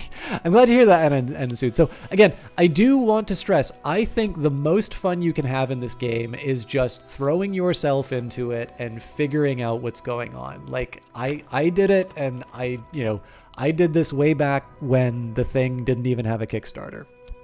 But that's my taste. I do have, so my streams are long. They're usually like four hours. The most popular one is 7 hours long, and people actually, so YouTube gives you full details in terms of who's watching. People watch for the full 7 hours. I don't know why.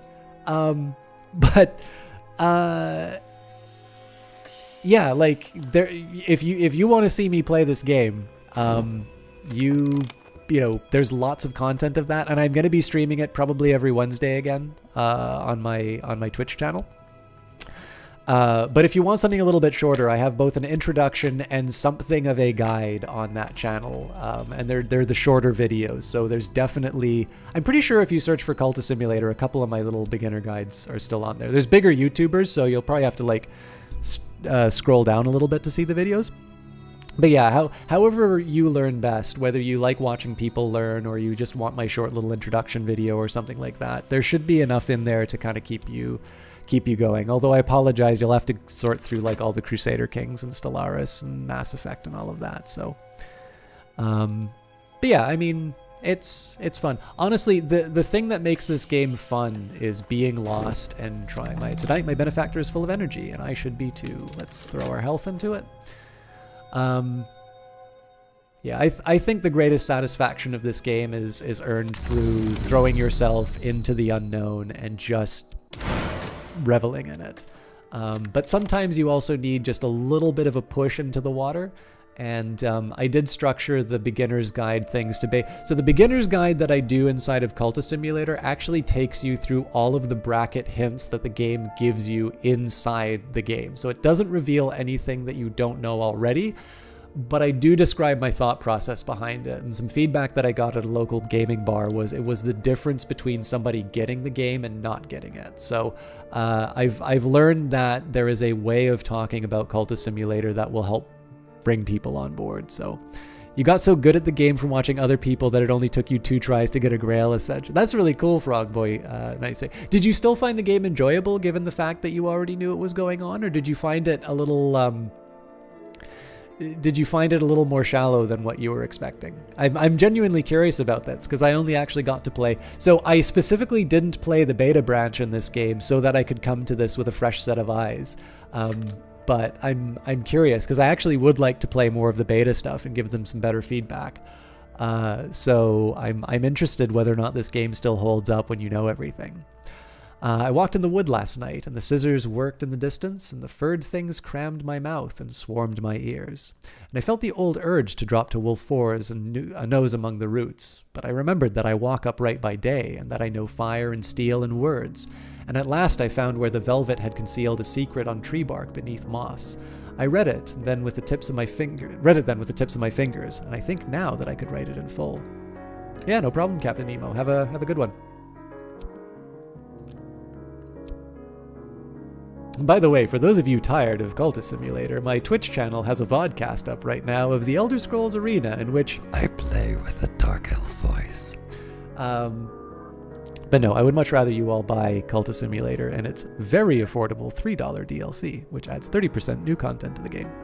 Well, you don't see somebody painting notoriety trying to get rid of your fine problems isn't getting lost, but not having any idea why you die. Ah, interesting. So I've always understood why I've died personally, but that might be because I played earlier on inside the game.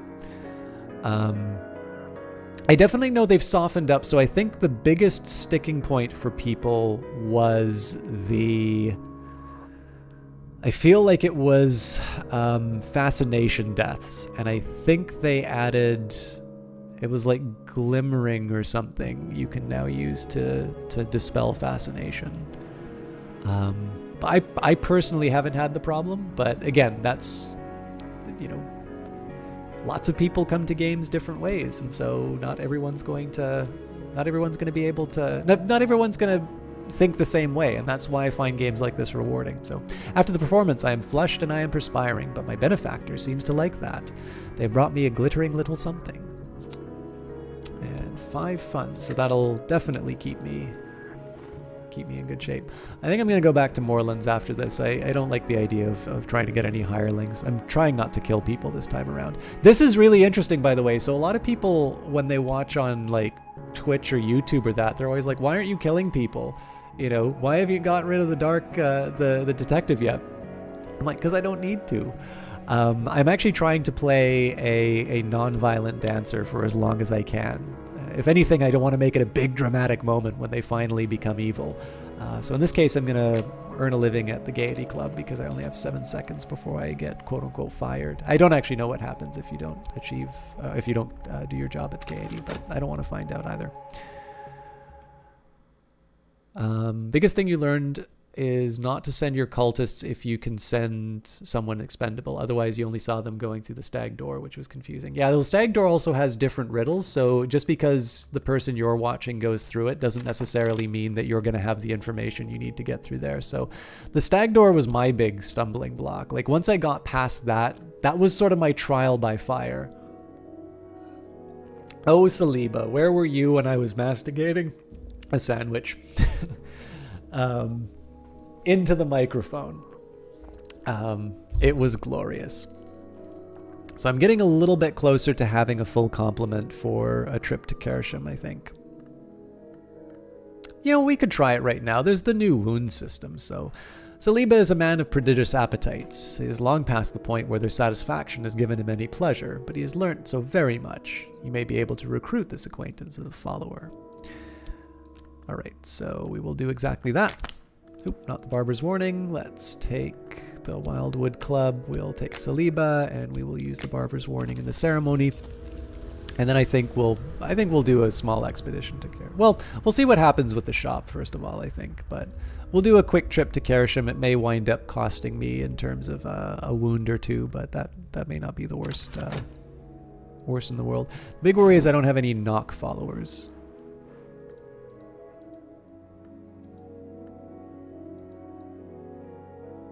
And we should be able to go through the wood again.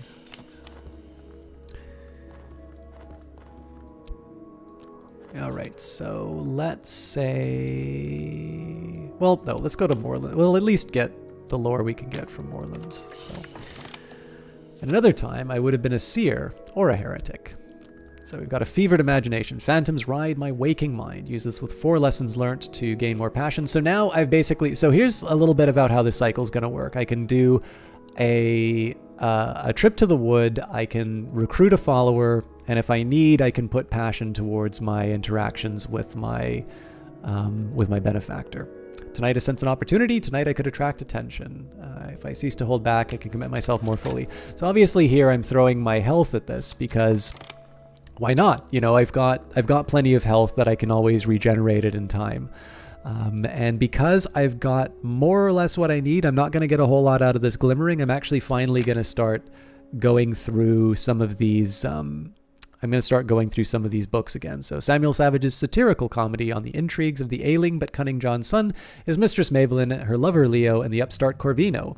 By the end of the first act, Mavelyn has revealed a secret door in the walls of the house to Leo, and Corvino has taken to consuming worms.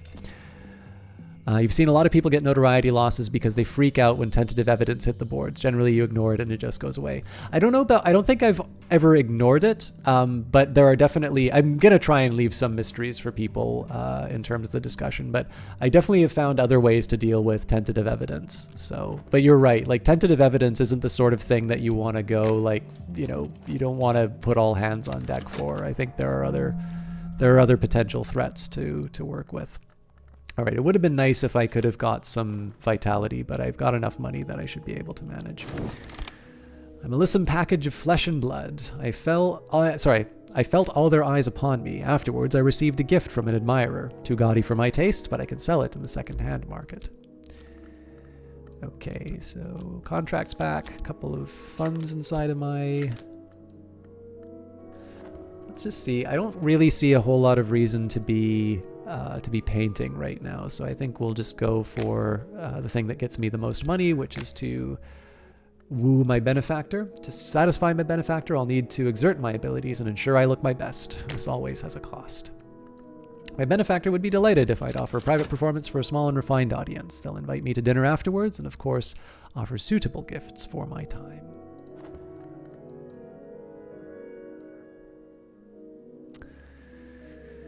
Let's see what Moorlands gives me. We have to be getting to the point where they close sometime soon. Well, we've got more work in transfigurations. I should also be using my study to translate the Latin books, but... and I know I said I would be doing some expeditions, but I just have so many books I can buy. This is like me in real life. Let's go back to the well. All right, some vitality. So that's good news about the vitality because I'm going to need to heal. I'm going to leave my dreaming open precisely so that I can heal. And... all right, tonight my benefactor is full of energy, and I should be too. My God. She's very energetic for her age. The play is scabrous and occasionally hilarious. The characters are contrary and capricious. Many of the more resonant lines could well be formula of power, disguised in plain sight. I am the Wildwood Club, an occult society dedicated to chaos and the unexpected hours. So that is the Moth Cult. For those of you unaware of this, so the way that this game works, you can have multiple cults. You can't have more than one cult at different times, but each of the cults have different... they're sort of dedicated to different hours or sort of these, you know what, I'll just call them hours. So there's the Secret Histories, which is a really unusual one. It's called the Society of Saint Hydra. But I could have, because I had Heart at the I'm pretty sure I had Heart at the time. I could have founded a cult dedicated to Heart. I could also, personally, I've always loved Lantern. Lantern is the best cult. Fight me. And you'll notice that certain cultists share that aspect. So Slee is a lantern, where Laidlaw is Forge. Saliba is Grail.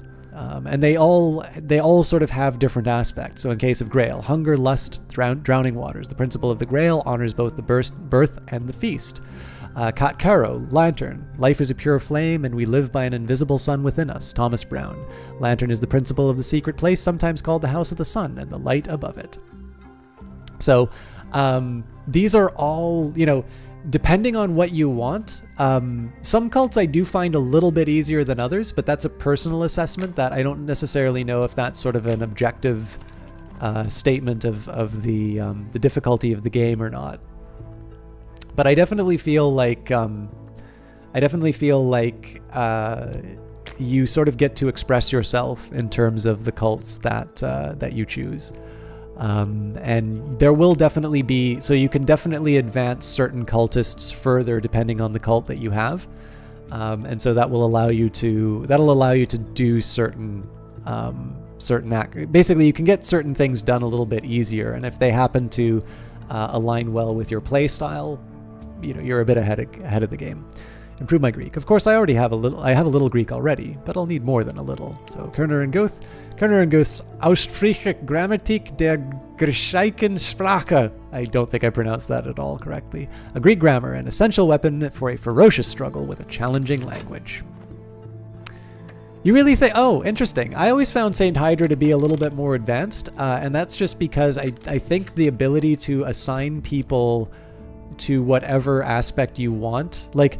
I actually really like limitations in games. I find the fewer degrees of freedom that I have, the less trouble I can get myself in. So I find Saint Hydra is a little tricky just because you sort of need to understand what types of cultists you might need. Although you're right, it does give you options later on if you lose people. I'm wondering if Saint Hydra loses its potency in this new one now that there's the wound system. After the performance, I'm flushed and perspiring, but my benefactor seems to like that. They have brought me a glittering little something. So let's just go straight back to work. I don't have anything to do at the Igdasis Club until here we go.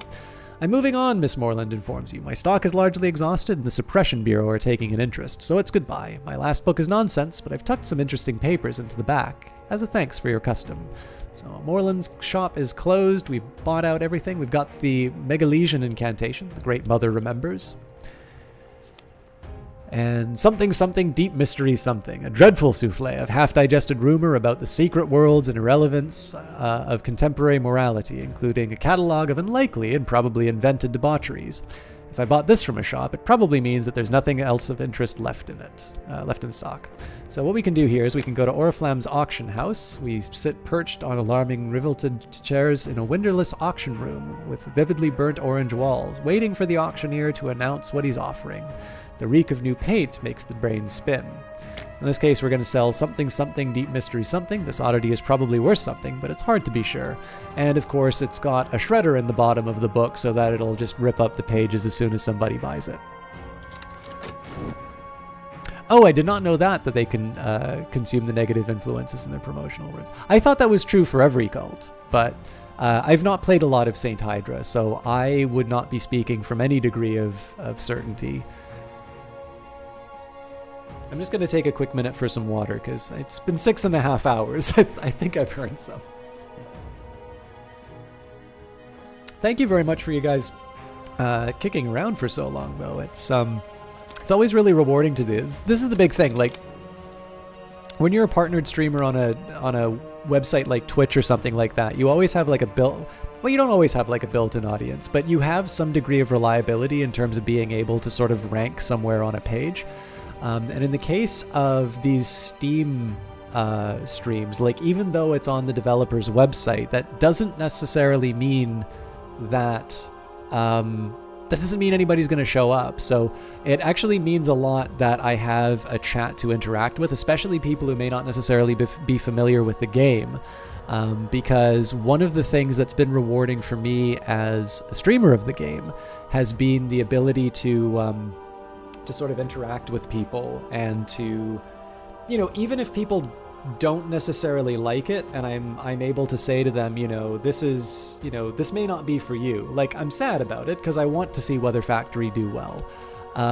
But to be able to introduce people to this game it's really unique. It's a lot of fun, and I've gotten a lot out of it.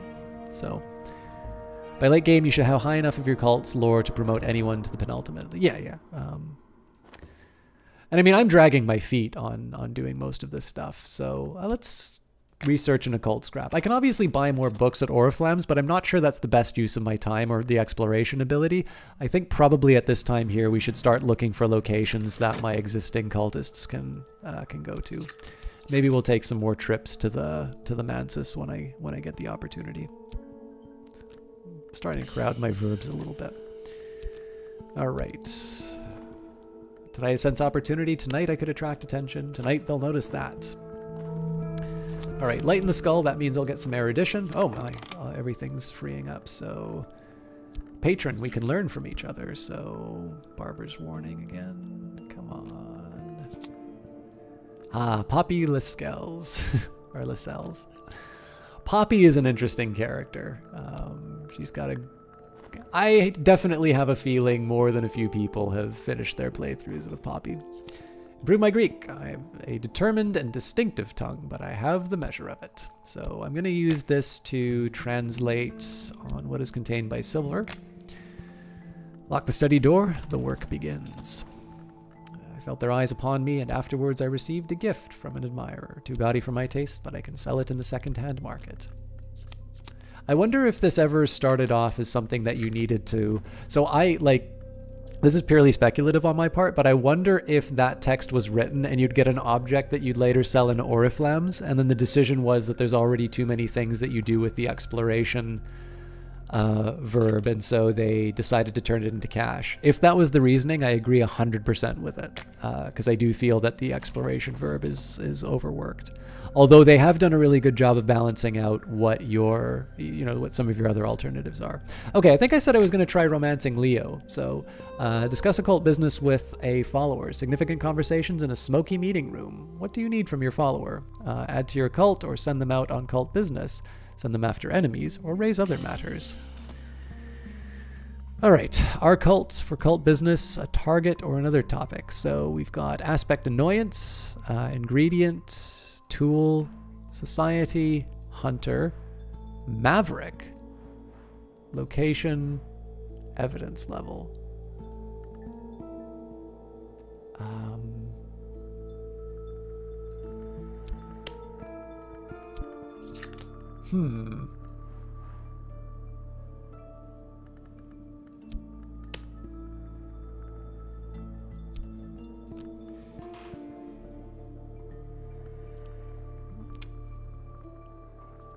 I had a chat with someone about this mechanic. Just give me... Although I am a little curious what happens if I put my scar on there. Gift a tool to a follower. Power will pass from my hands to there. This will increase the follower's relevant aspect, but you can never reclaim the tool, nor gift them a second tool. A gift will reduce resentment. That is cool. I'm not giving them my scar. I have no idea how you would give someone a scar. But then I also don't know how I undress my skin. So take that as you will. But that's neat. Okay, sorry. I just have a quick... where the hell is this? There's a quick thing that one of the... This is in the DLC file. There we go. You know what? I'll just move. I'll move ahead with what we've got.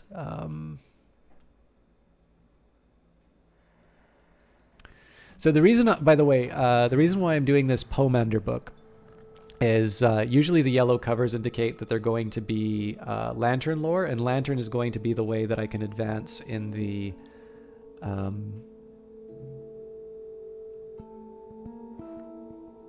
it's going to be the way that I can... why can't I use words? I can't use words because I've been streaming for 6.5 hours.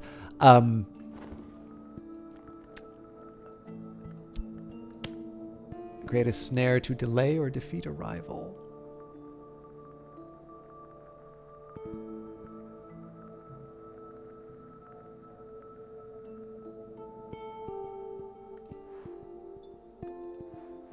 Interesting.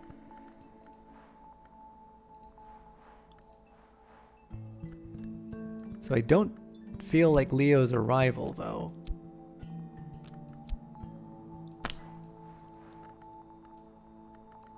Ecdysis Club? Invite them to an evening at the Ecdysis Club. Leo ducks his head, he glances up at me, and then to the ground. I'd be delighted, he says. Very formally to the ground. Ah, cool. Alright, let's see what happens when I go to the Ecdysis Club with him. What a first date. I don't know if you guys have ever seen the movie The Graduate, but it reminds me of that date. Okay, cool. There was something else I was going to say. Yeah, so we're going to see where this goes. I don't want to treat him like a rival, obviously, although that can happen. We're going to see what we can find inside the city for exploration, and I think probably it's not a bad idea to continue to work with my benefactress. So,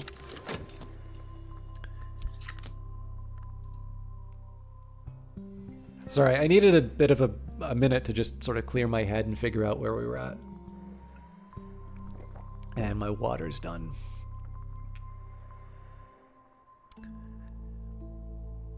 I should caution you guys, especially for those of you who are new. Oh yeah, I was talking about the... Yeah, so if I didn't properly end that, I did want to take a minute and say thank you. I am not accustomed to streaming to these kinds of numbers. I realize they're probably small by Steam standards, but they are large by my standards. And it's been a pleasure to have you guys in chat.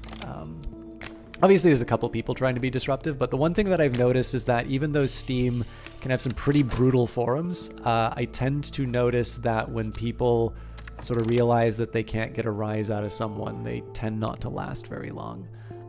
But I've not yet needed to mod anyone to oblivion, so I appreciate that, and thank you.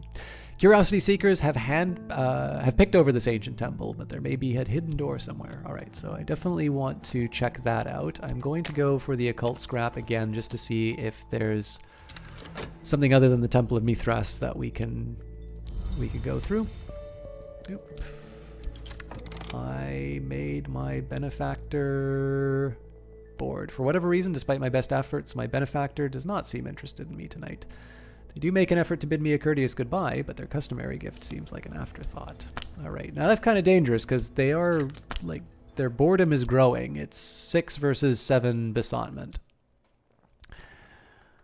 We'll go to the gaiety just to get on top. And again, it's actually, so this is the one thing that interests me the most about the Dancer Legacy, and, you know, obviously as part of the Dancer DLC. I definitely feel like I need to pay a lot more attention to how I spend my time at work. A liaison. My companion's breath comes short as they watch the display on the stage. Not particularly when the bodies of the performers are unsheathed, but most when the certain transformations are manifested. To begin an affair with this character, show them that your deepest desires are aligned. Those who will be different. Leo sits very straight to begin with, but as excitement and cocktails overcome them, he begins to relax until he relaxes all the way into me. I want to be different, he whispers, but I don't know how. His eyes are wide, his mouth supple. I prepared the text for study. All right. A dire bestiary of the horrors to be found in mirrors. This is a recent addition to the 3rd century text by Pomander. A dire bestiary of the horrors to be found in mirrors. This is a recent addition by the 3rd century text by Pomander. So for those of you, again, new to the game, this whole romance thing was added today. Some days are better than others. Sometimes the sky is nothing like a filthy sheet, and sometimes the river runs clear.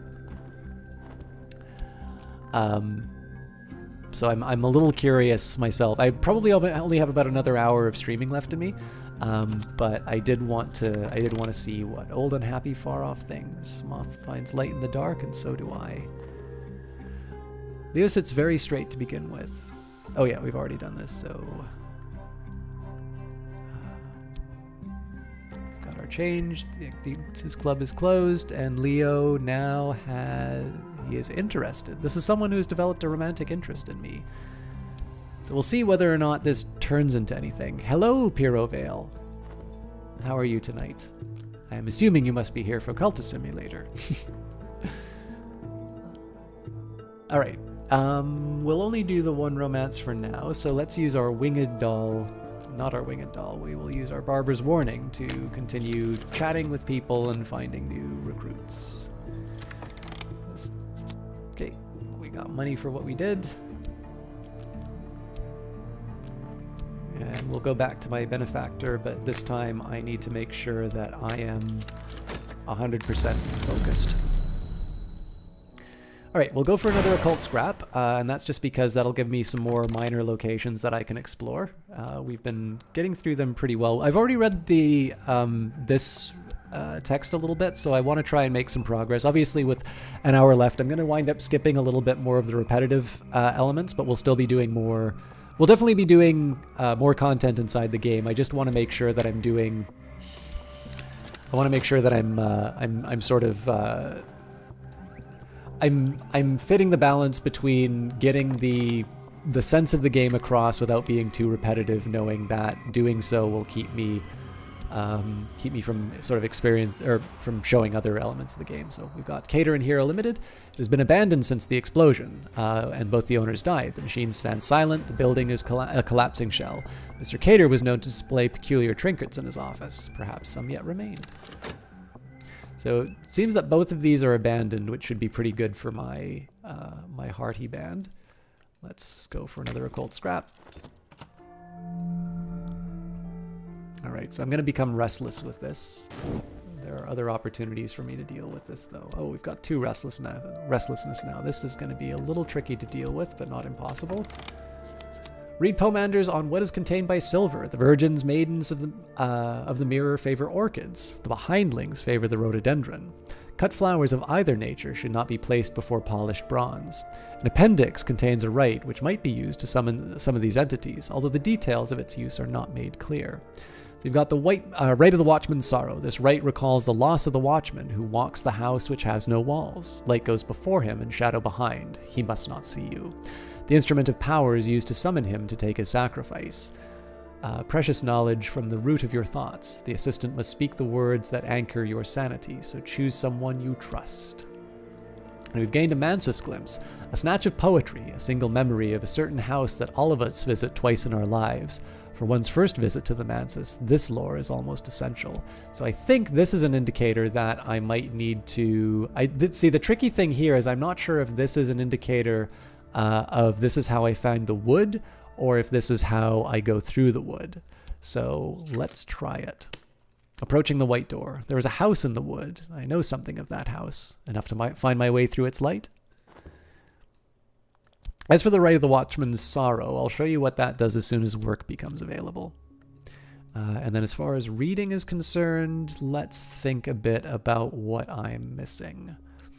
I do have Forge followers, but I don't know if there's anything I really need Forge-wise. I do think Knock and... so I think Knock and Edge are the 2 that I need the most, especially for my summonings.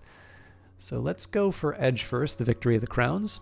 Erratic accounts by one Arun of the hunting and consumption of supposed immortals by shadowy cults of assassins, published in the late 19th century. So we'll start that.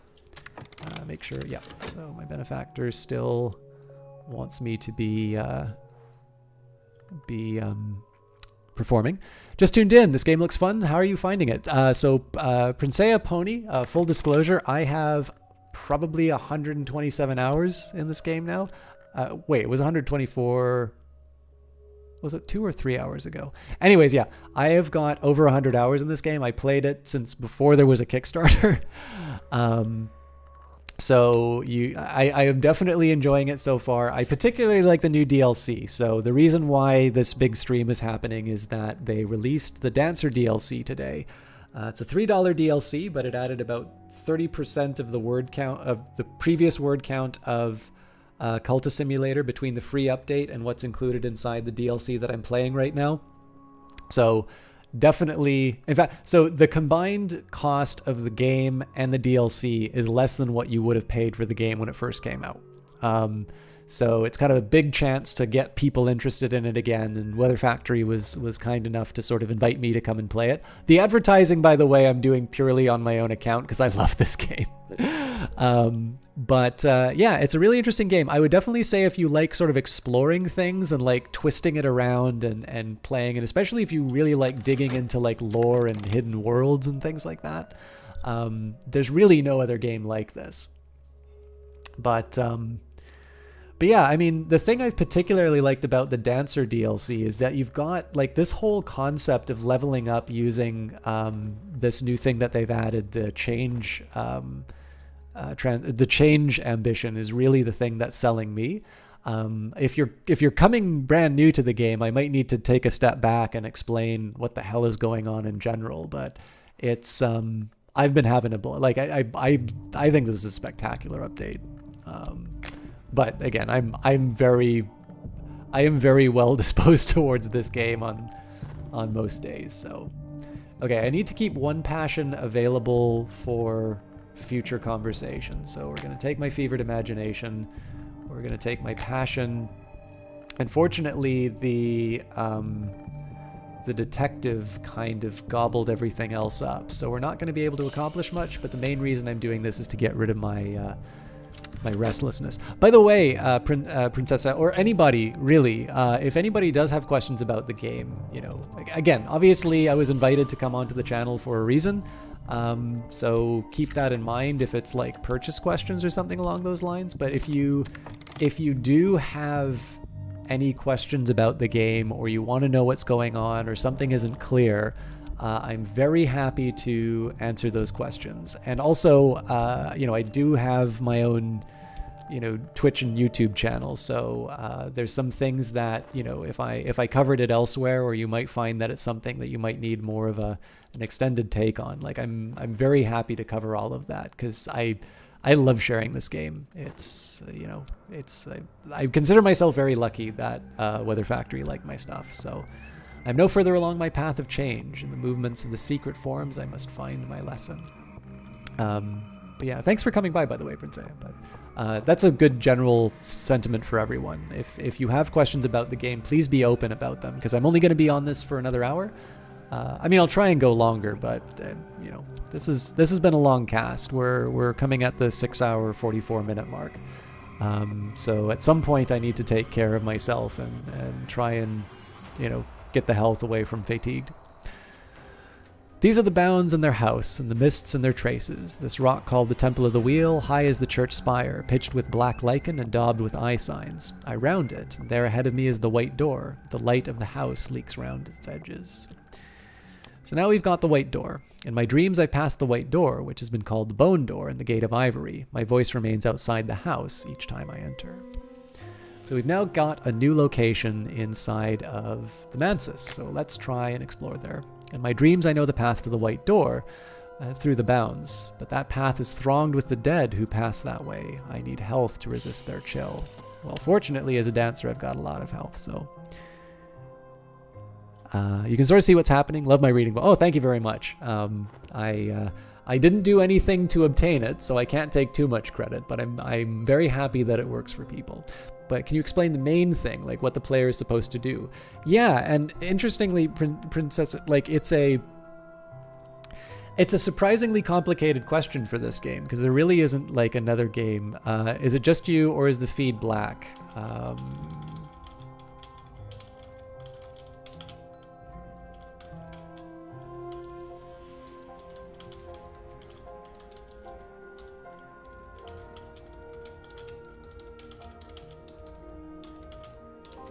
Is anybody else getting the green and black? I know I was encountering... So the developer actually had this happen to them.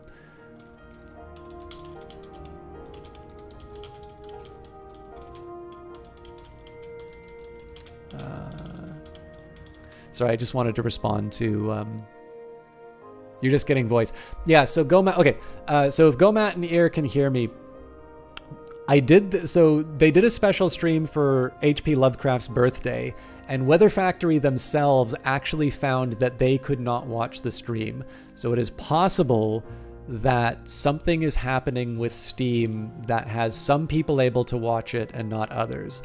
We haven't been able to figure out what's gone wrong with it, so the only thing I can think of is you can, if you're watching it in a browser, you can switch from the browser to the Steam client, or vice versa. If you're watching the Steam client, you might be able to go to the browser.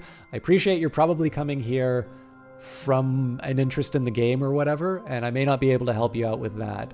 If you want to see some of my other stuff, I do have all of my Cultist Simulator videos on my YouTube archives, although they're live streams. I normally stream on Twitch. So the YouTube and the Twitch are youtube.com/systemchalk, twitch.tv/systemchalk.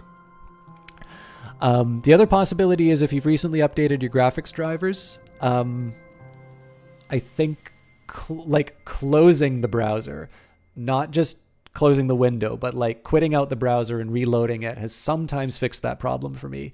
But it could be that this is a Steam thing and that there's nothing that we can do to fix it. But sorry about that. But yeah, it looks like a couple of other people are recommending switching clients as well. So I'm sorry about it, guys. If I could fix it, I would. But I can definitely say, you know, it's something that is a known problem with Steam, but we don't have a fix for, unfortunately. Anyway, sorry. We've saw green and black early, reloaded a few times, just fixed. Okay, Fox Die. That's cool. If reloading fixes it, then it's better than what we had the last time that we did this. And I've not forgotten your question, Prince Pony. Obviously we had the technical problems in between. I wanted to make sure that I communicated as clearly as I could about the fact that we know about the problems, but we are helpless to do anything about them. Swapping between the first three desires was somewhat obvious once you started looking for it. Are the moth and heart desires difficult to figure out? I didn't even know there was a heart desire, but the moth desire you'll get right away if you do the Dancer Legacy. If you switch out of it, it is difficult to get back. I believe it involves finding Sulochana Amavasya.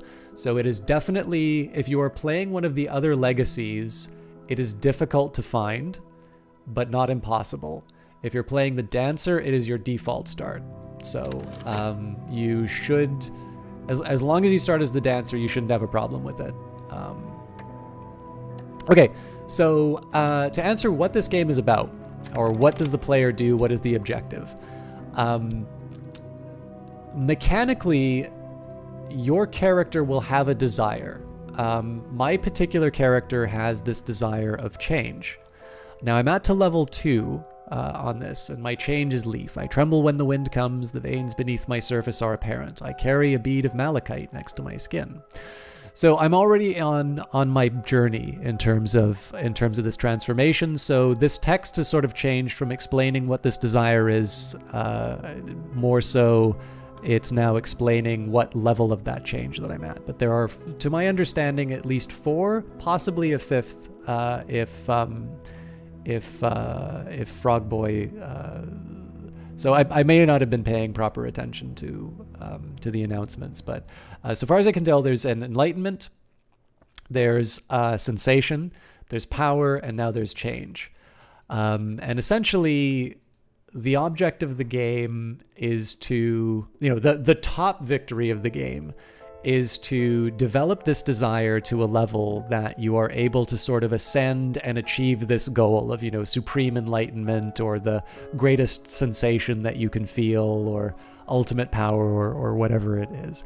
Now, there are some sort of minor goals that you can achieve as well. So for instance, if you starve to death, or if you decide to quit being a cult leader and just decide to, go join or run the bank, or maybe you go mad.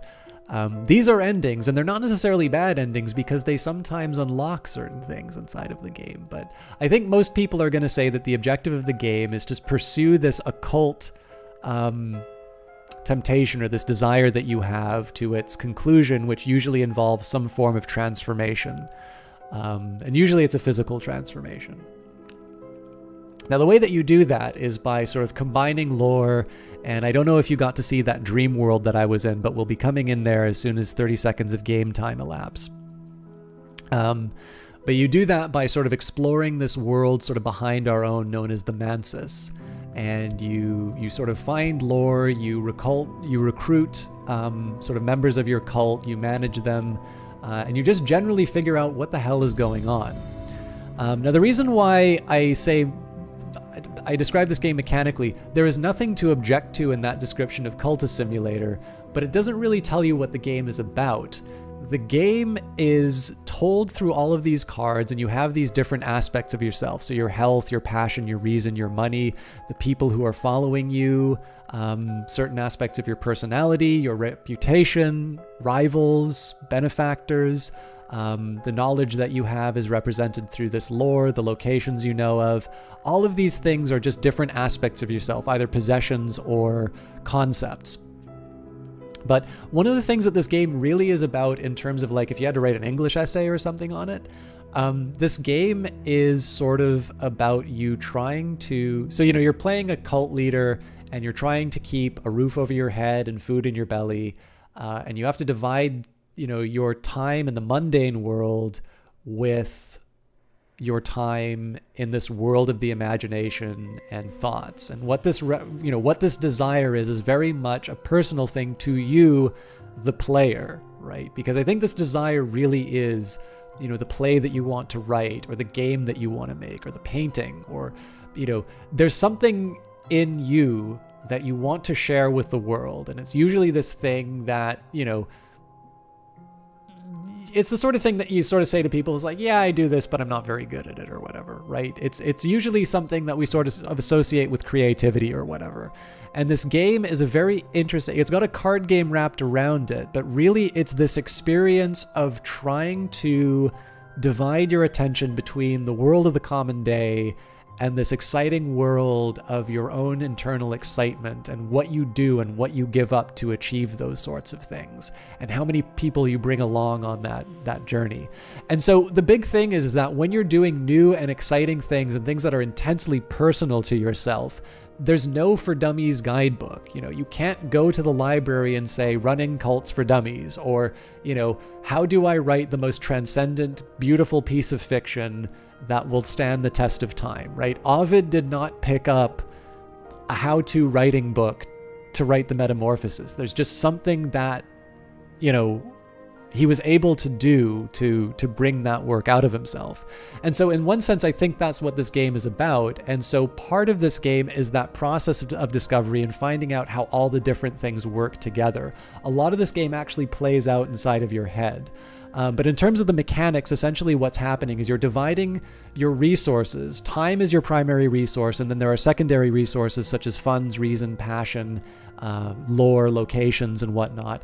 And how you're able to manage your time and your resources against your ultimate goal of either this very ambitious sort of change, or power, or sensation, or even a minor goal such as living a comfortable life as a banker.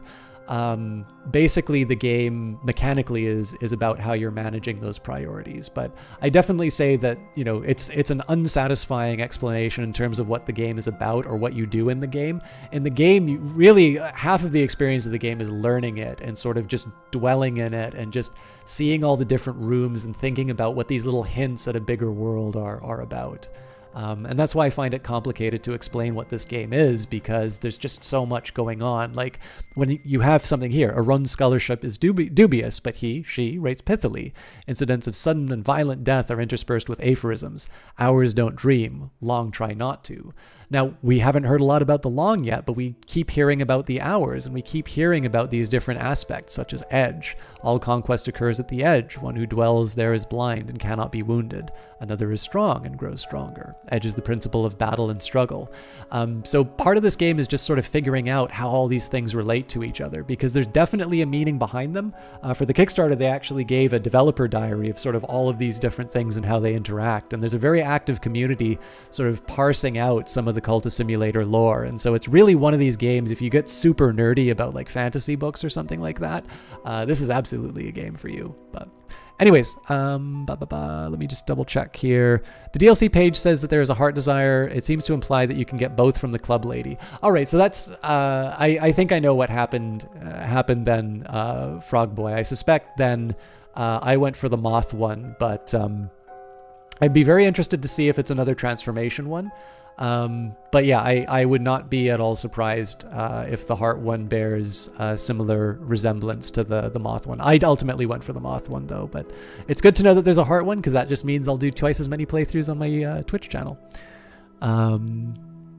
Eventually you can professionally be... Yes, Frogboy's got it correct. There's different ways that you can put a roof over your head. There's lots of different ways that you can accomplish. You can also be a professional painter. Some people think that that's an optimal strategy, but I tend to find that it's a lot more of a personal thing. I never want to tell people how to play the game because there's just so many different ways of going by it. And obviously it's your story to tell. You are ultimately responsible for your character. So, let me just double check that there's nobody else. Just hope a boy named Ness doesn't stop you. You call it happyism. Where we go? Oh, you want to paint the town blue. Okay, that makes a lot more sense.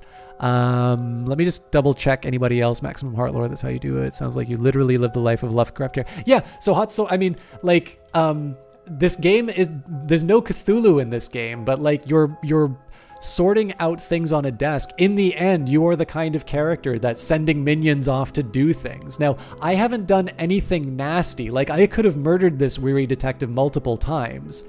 But yeah, you can go insane. You can murder people. You can sacrifice them to dark gods. Like, there's never a direct reference to Lovecraft, but there's definitely more than a couple of tips of the hat. And obviously they put the game on sale on Lovecraft's birthday, so I think everybody kind of knows what's going on.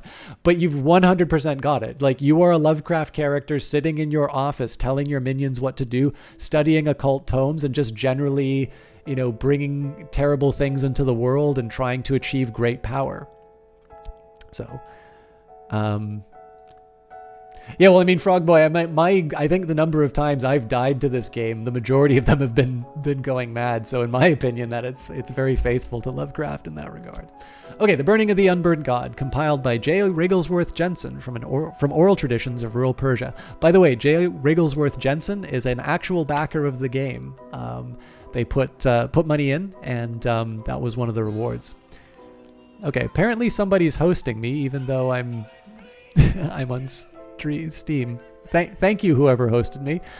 Jensen's hypotheses, a pre-Zoroastrian fire deity whose rights were the rights of smiths.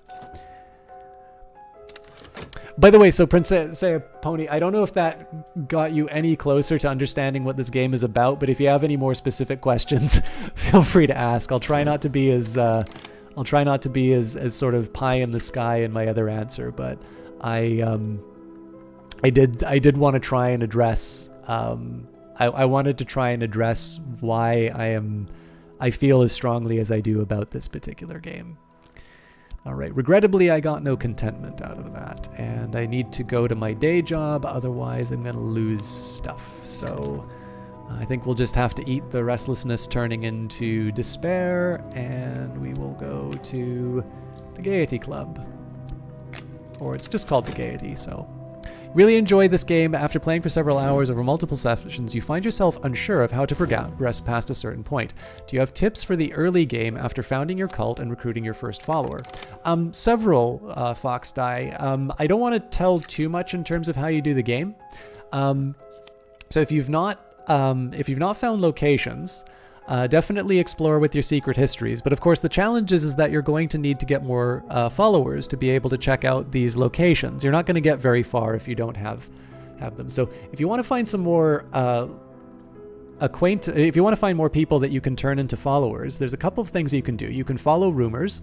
We got Pope Clifton here, a bellowing and unorthodox Catholic with a mystic streak and an untrimmed beard.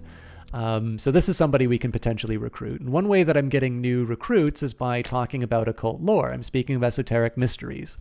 And so that will give me more opportunities to recruit people into the Wildwood Club, and I'll eventually be able to turn them into followers and upgrade them and whatnot.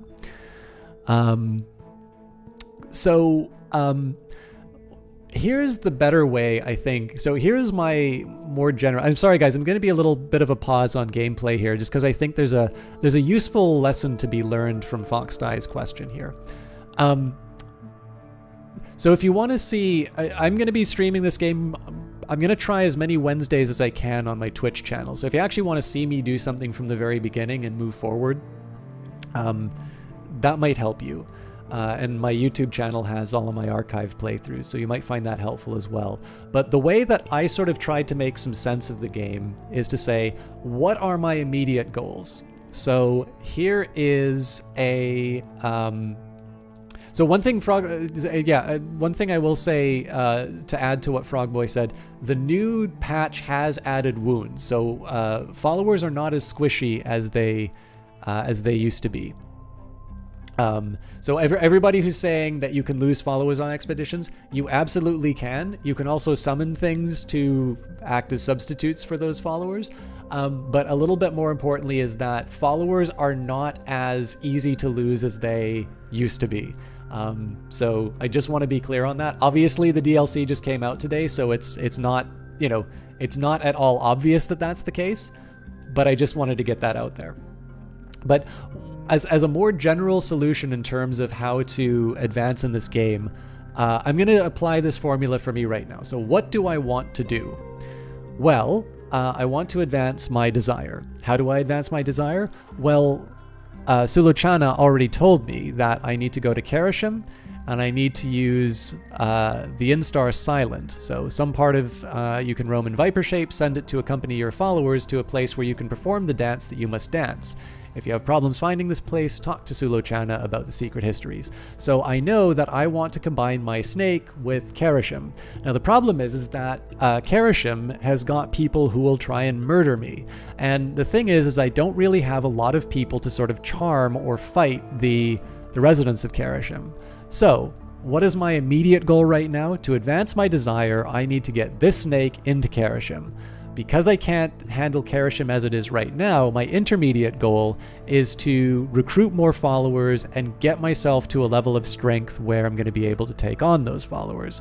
Two ways that I can do that: recruit people. So I use my Barber's Warning to try and get some more individuals as part of my cult. But the other thing that I'm doing is I'm getting more lore so that I can start using these rights and start summoning things as well. So once you start compartmentalizing the game down into these little intermediate steps, I want to do this, but I'm not powerful enough to do this, so I need more lore, I need another follower, so on and so forth. You wind up sort of teaching yourself the game that way. It's totally fine to be confused, by the way. I know all of these things, that's why I'm able to think about it systematically that way. But if you start saying is like, I'm always dying to fascination, I wonder if there's a way of getting around that.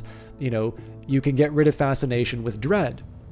Maybe you haven't found a way to reliably generate dread. And those are some of the ways that you're eventually going to learn the mechanics of the game, and it'll become a little bit easier to accomplish certain goals. So it's always nice to set yourself these long-term goals. I want to achieve my desire, but also to focus on maybe the short-term ones. I'll achieve my desire by, and in my case, the answer is getting more followers so that I can take them to Karashim. But that's sort of an example about how I systematically work my way through those kinds of problems. And it's a great way to learn the game.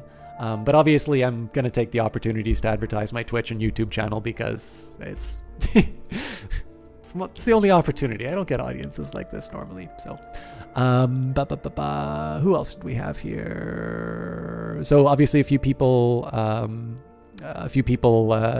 offering their own ideas. Noticed you had several followers and was surprised by that. Usually find a pawn or two, but not real acquaintances. And yes, checking out the YouTube stuff for some insight. Yeah, and I mean, it's not very organized, Fox Dice, so I apologize for that. But if you're if you are finding that it's a little too short, it's not just the lore that you can use to find new followers. You can also, there's going to be rumors that you find in the Mansis. And if you don't mind getting some notoriety, you'll actually be able to, you meet people in the Mansis and then you find them in real life if you explore with those. So you're being shown on the Cultist Simulator store page. Can't see your name. What's your Twitch stream name so you can sub? Action Bastard. I don't know if you got that answer before, but my name is System Chalk, SYST. Actually, you know what? I lost my regular people in here, so... Oh, hey, thanks, guys. You already put that inside the channel. Yes, twitch.tv/systemchalk. I really appreciate that. Thank you. I had a couple of regulars who were in here a little bit earlier who kept dropping those links, but thank you for that. That's really cool. The Pope, Zero, give me your kid, Zero. Is this game actually good? I think it's great. It's very unique, so it's not going to be a game for everyone. But if you have any specific questions about whether or not you think it would be you or what kind of games you like, I'd definitely be happy to answer it. I am going to unpause the game just because we've been waiting on this level a little bit more. But if you guys do have any other questions, I'm going to do my best. I'm going to do my best to try and answer the most. Hotsoy asks, is it possible for a follower to take a follower role as the main character or otherwise pull a loner run? I'm not 100% sure what you mean to take a follower role as a main character. Generally, you find the notes of a previous character and it's sort of implied that you weren't directly a follower, but you were associated with a follower. Somebody doesn't lead you, but you do have mentors. So in this case, Sulochana has sort of told me what to do. So you can sort of see her as a bit of a leader figure. But you can definitely do solo runs. They are difficult to do, and generally you're going to want to summon creatures to help you out. But I believe it is possible to recruit no followers and to be able to complete the game. I've not personally done it, but I don't see mechanically why you couldn't achieve that. And Action Bastard actually pointed out you can do a non-cult run as well. That is correct. How long is a regular one, would you say? I don't know. I think the game's probably like 20 or 30 hours long. There's a lot in here. And again, it's worth remembering, like, that's the standard from the base game. The word count increased by 30% as soon as they added the DLC, and the DLC is $3. So this is a huge game. Foxdie says, yes, it was fun figuring out the Dreg contempt fascination triangle. You usually create too much notoriety. You're not sure how to deal with detectives. Thank you again for the clear ass. No problem. I love this game, so I love talking about it. Frogboy's got it absolutely right. Moth cultists do have the ability to steal as evidence. You can get hirings to steal evidence. And of course, if you eliminate detectives, that's another way of dealing with that. Also, another potential thing that you can do that people have tried is they've tried swamping detectives with so much mystique that they can't get to the notoriety in time. So,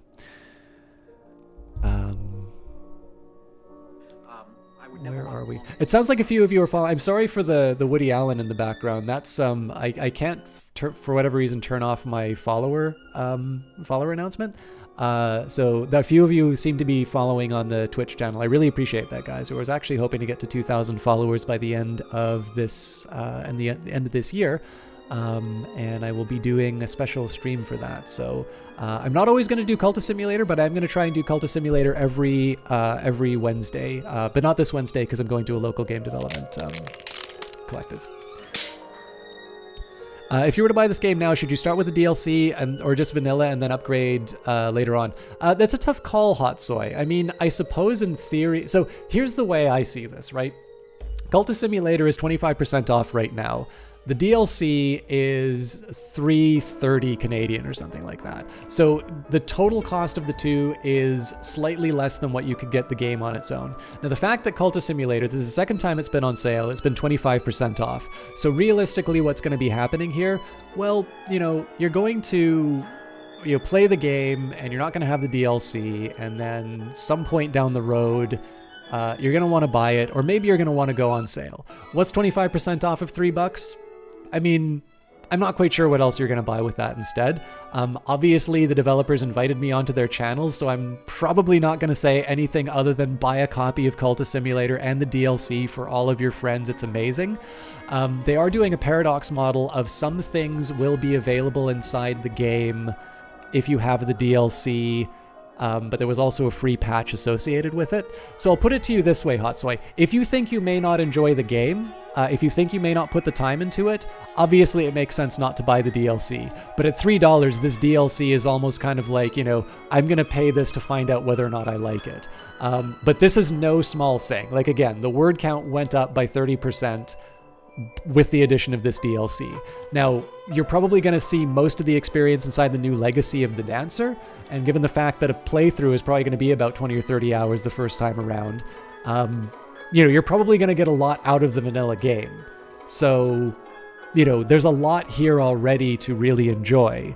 But with that in mind, like, I'm one of the people who kind of buys the Paradox stuff at the very beginning, and the Paradox stuff is like $20. So I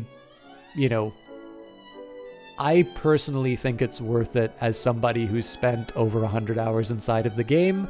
But the problem is that I'm also probably like Cultist Simulator superfan number 1. So it may not necessarily be that informative to you that I think a $3 DLC for a game I love is a good deal.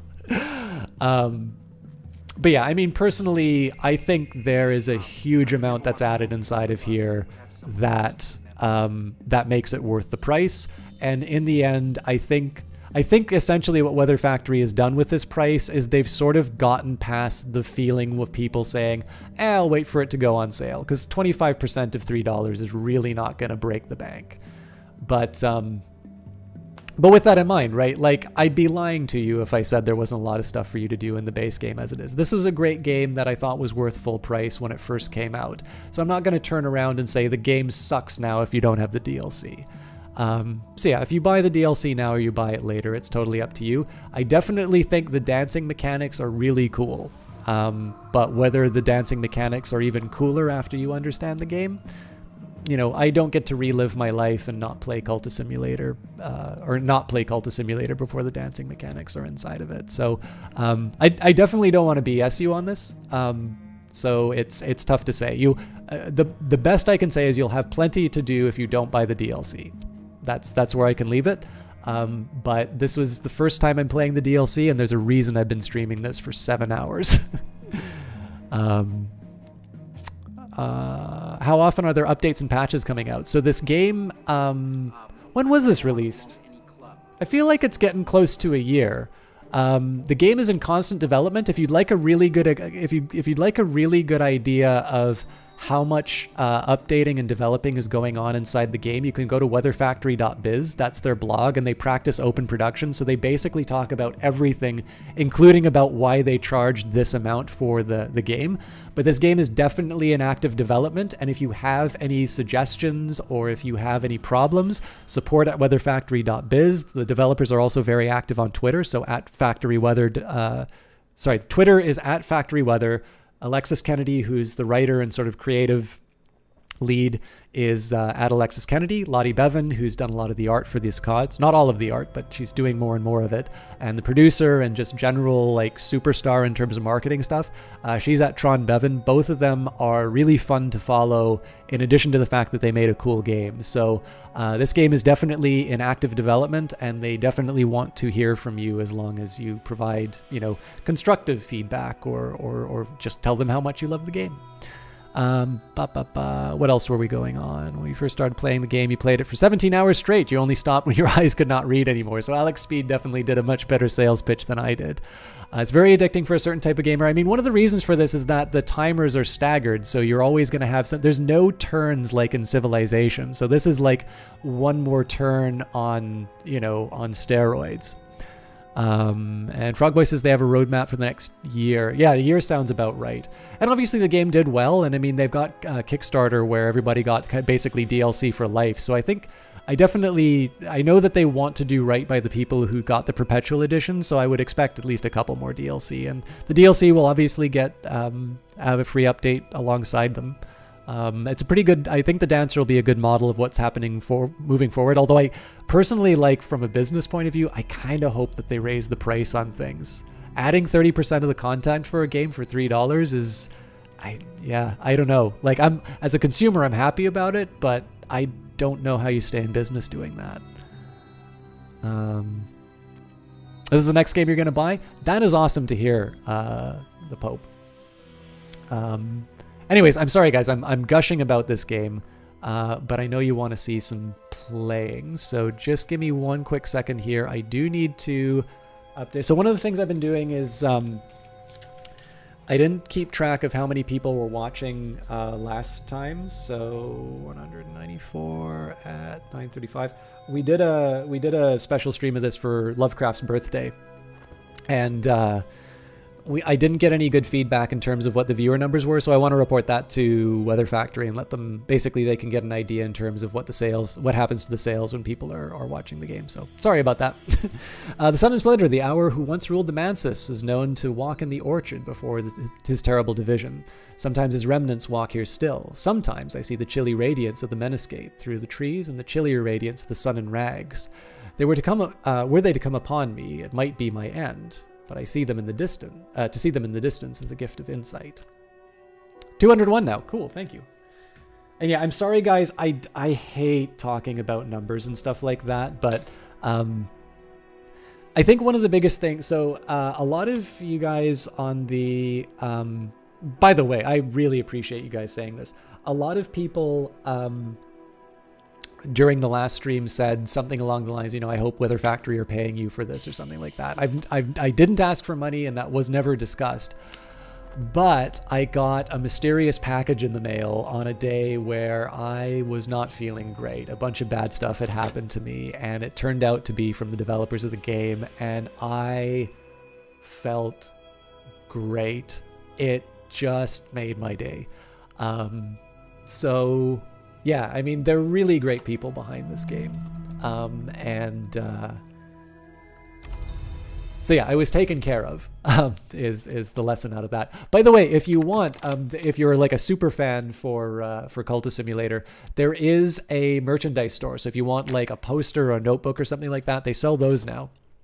But yeah, I mean, you guys gave some really warm feedback about the stream last time. And that definitely resulted in me getting, getting a small thank you. Well, I mean, I say small, but it meant the world to me to get that thing. So yeah, I don't want to be too twitchy about numbers and stuff like that, because honestly, being able to share the game with people is really cool. But I do want to take down those numbers. They're in the UK, so it's like, I don't know, 1:00 in the morning. Oh, in a moment of passion, the most honorable Nicole has proposed marriage. If I seize the moment and accept, this will transform my life and close other doors forever. Talk to her before her enthusiasm wanes, or she'll feel spurned. Oh God. Yeah, I definitely want to see where this is going.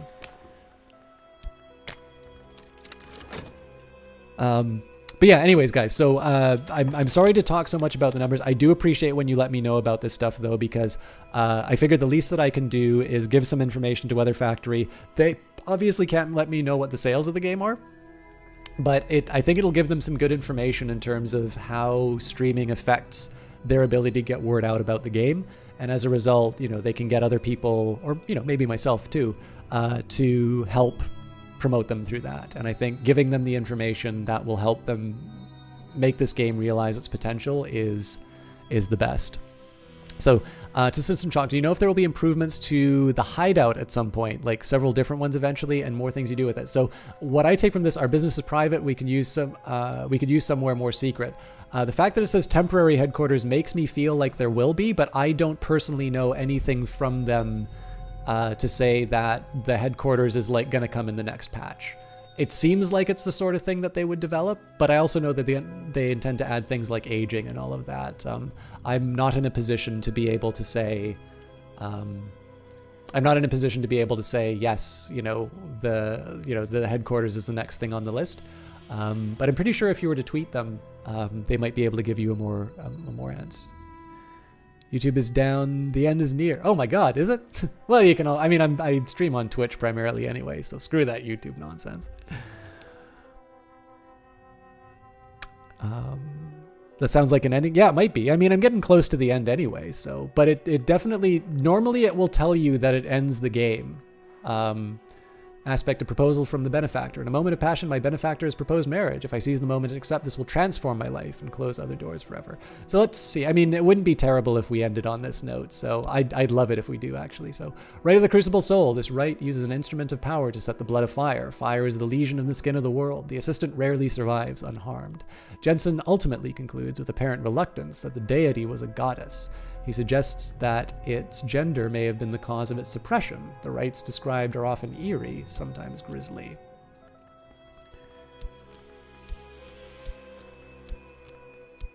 Alright, so there's the Ardent Orison. By the way, the other thing I can say about this game, your vocabulary will improve immensely if you play this. Poems of greedy delight composed by the possibly pseudonymous Arbella Dusk, the rumored heiress turned madam turned poetess. In Arbella's introduction, she explains the book was to be illustrated, but that the Suppression Bureau would not permit it.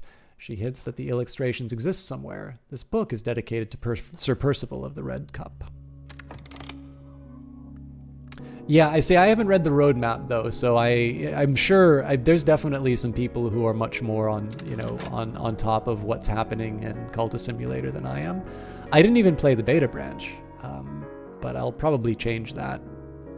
But I'm sure somebody, if somebody knows, definitely feel free to speak up in terms of the headquarters stat. But if Steam crashes, what do we... Steam already crashed. I actually had to wait about 15 minutes to get the stream coming up again, and we lost our spot on the front page. So we can play Never Have I Ever.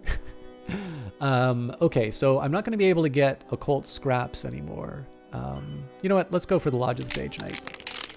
I could have used that contentment, but there we go. In last night's stream, I was in the Lodge of the Sage Knight behind the white door.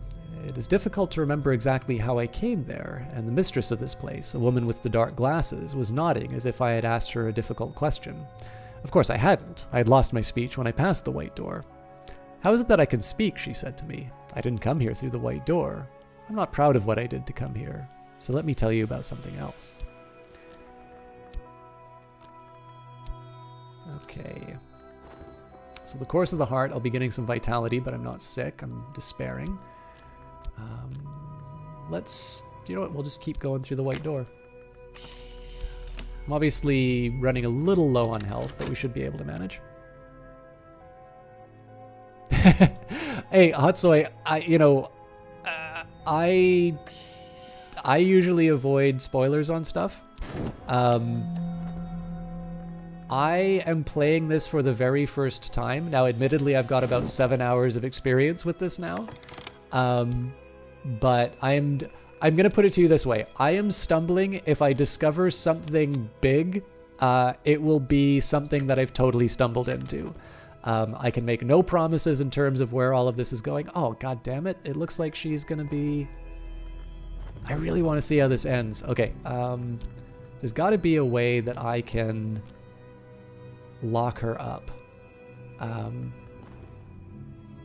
Was the acquaintance drat? I bet I can paint her.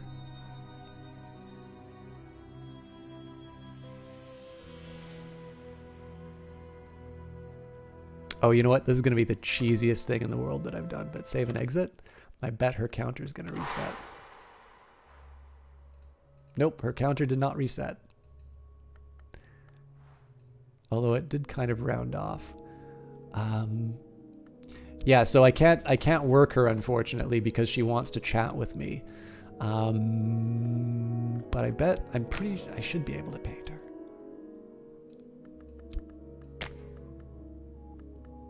I'm going to throw as much mystique I can into this first.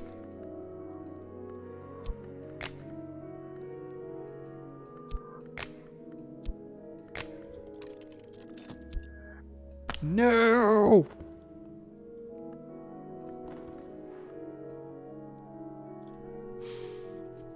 I can paint everyone but the woman who wants to marry me.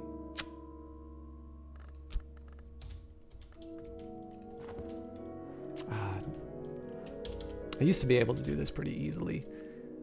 Just 1 second. Okay, I'm going to ask you guys while I'm looking this up. Who wants to see what happens if I talk with her, and who wants to see... And who just wants to let this thing expire? I'm going to be looking for a small detail for myself while I do that. But I'm going to... where the hell is this? Console. But yeah, definitely speak up if you have a feeling one way or the other. Yeah, I did that. There we go. All right.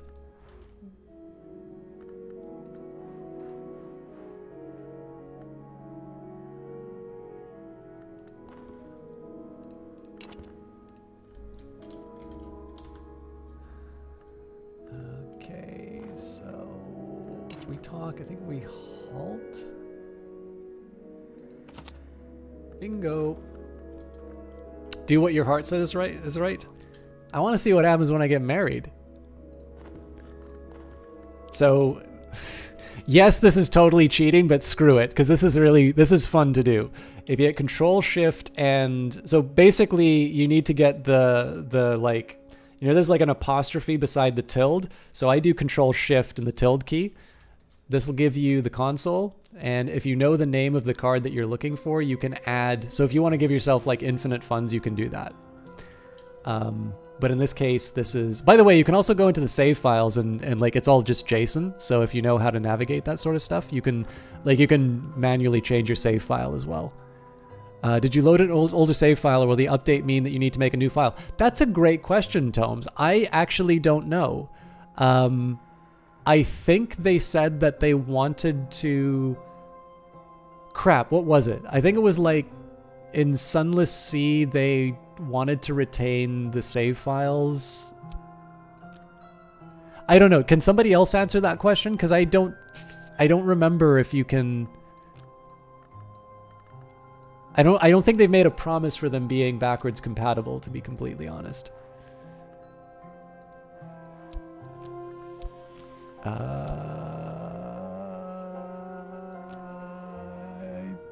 Wow. That went really wild. Okay, anyways. Let's accept the proposal of marriage. I have been offered marriage into the nobility, peace, prosperity, comfort, and the affectionate companionship of my benefactor for the remainder of my life. I must be sincere. If I cannot experience sincerity, I must manufacture it. Oh, great. So you put passion in. Now I will leave this place and enter another state of being, a happy one that is to be hoped. Let's carry on. What cults have you made? Have you upgraded any cults? What do you mean by upgrade? The cults that I've made... let me just take a second here. Inspiration. Oh, crap. I need to... I'll paint Poke Clifton. He seems fun. Oh, that's right. I had to disable the Steam overlay. My achievements. I'll just take a quick look at my achievements. It'll tell me all the cults that I made. So I've done... Church of the Bright Edge, so Edge, Unflinching Order, Forge, Bloody Cup, Grail, Holy Wound, Knock, Mirror of Glory, which is the best cult, Lantern, Wildwood Club, which is Moth, Society of Saint Hydra, which is Secret Histories, and the Children of Silence, which is Winter, which means I believe I have not yet made the Heart cult. By the way, thank you very much for getting that out there, Alex Speed. Obviously, I'm doing this primarily for Weather Factory, but it is really cool to have the attention to my channel as well. So, okay, Crocus Hill. Obviously, I'm building the tension for saying yes. Study the Skeleton Songs, 26 Delightful Fruits, the 7 Chastisements, the 9 Gardens, and the 4 Regrets. Some words are spelt correctly only when the proper ink is used. This is great. I'm finding Grail lore as soon as I accept the marriage proposal. It's going to be a hell of a wedding night.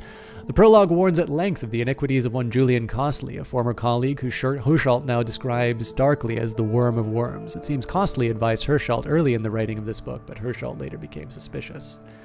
As the 17th century mystic and antiquarian Claude Hirschalt describes divergent incidents in 5 major histories. So, sorry, there was a question, something about deeper meanings. Oh, sorry, it was to Nier, not me. My bad. Sorry about that. Hot Soy asks, would you say there's themes or deeper messages in the writing, or is it all straight cut about living the life of a cultist? Oh boy, Hot Soy. I've covered this so many times that people get so mad at me whenever I talk about things unrelated to the game and their perception, but screw it. Yeah, I think I have a very specific idea about what this game is about. So one thing I will say, in terms of hidden meanings, I can tell you 100% for sure, hidden somewhere in this game, there is a secret message and a total second game. So if you're looking for hidden meanings, it goes even deeper than that. There's a whole secondary game that people are playing in the background entirely about finding secrets contained within the game, but also on the internet. I'm not saying any more, but it is related to this slider. What I think this game is about, it's not just about, so, you know, the subject matter is about cults and all of that, but essentially what I feel that this game is about is it is a game which is entirely about this thing inside you that you want to bring out to the world. It's your passion. It's, you know, the thing that you've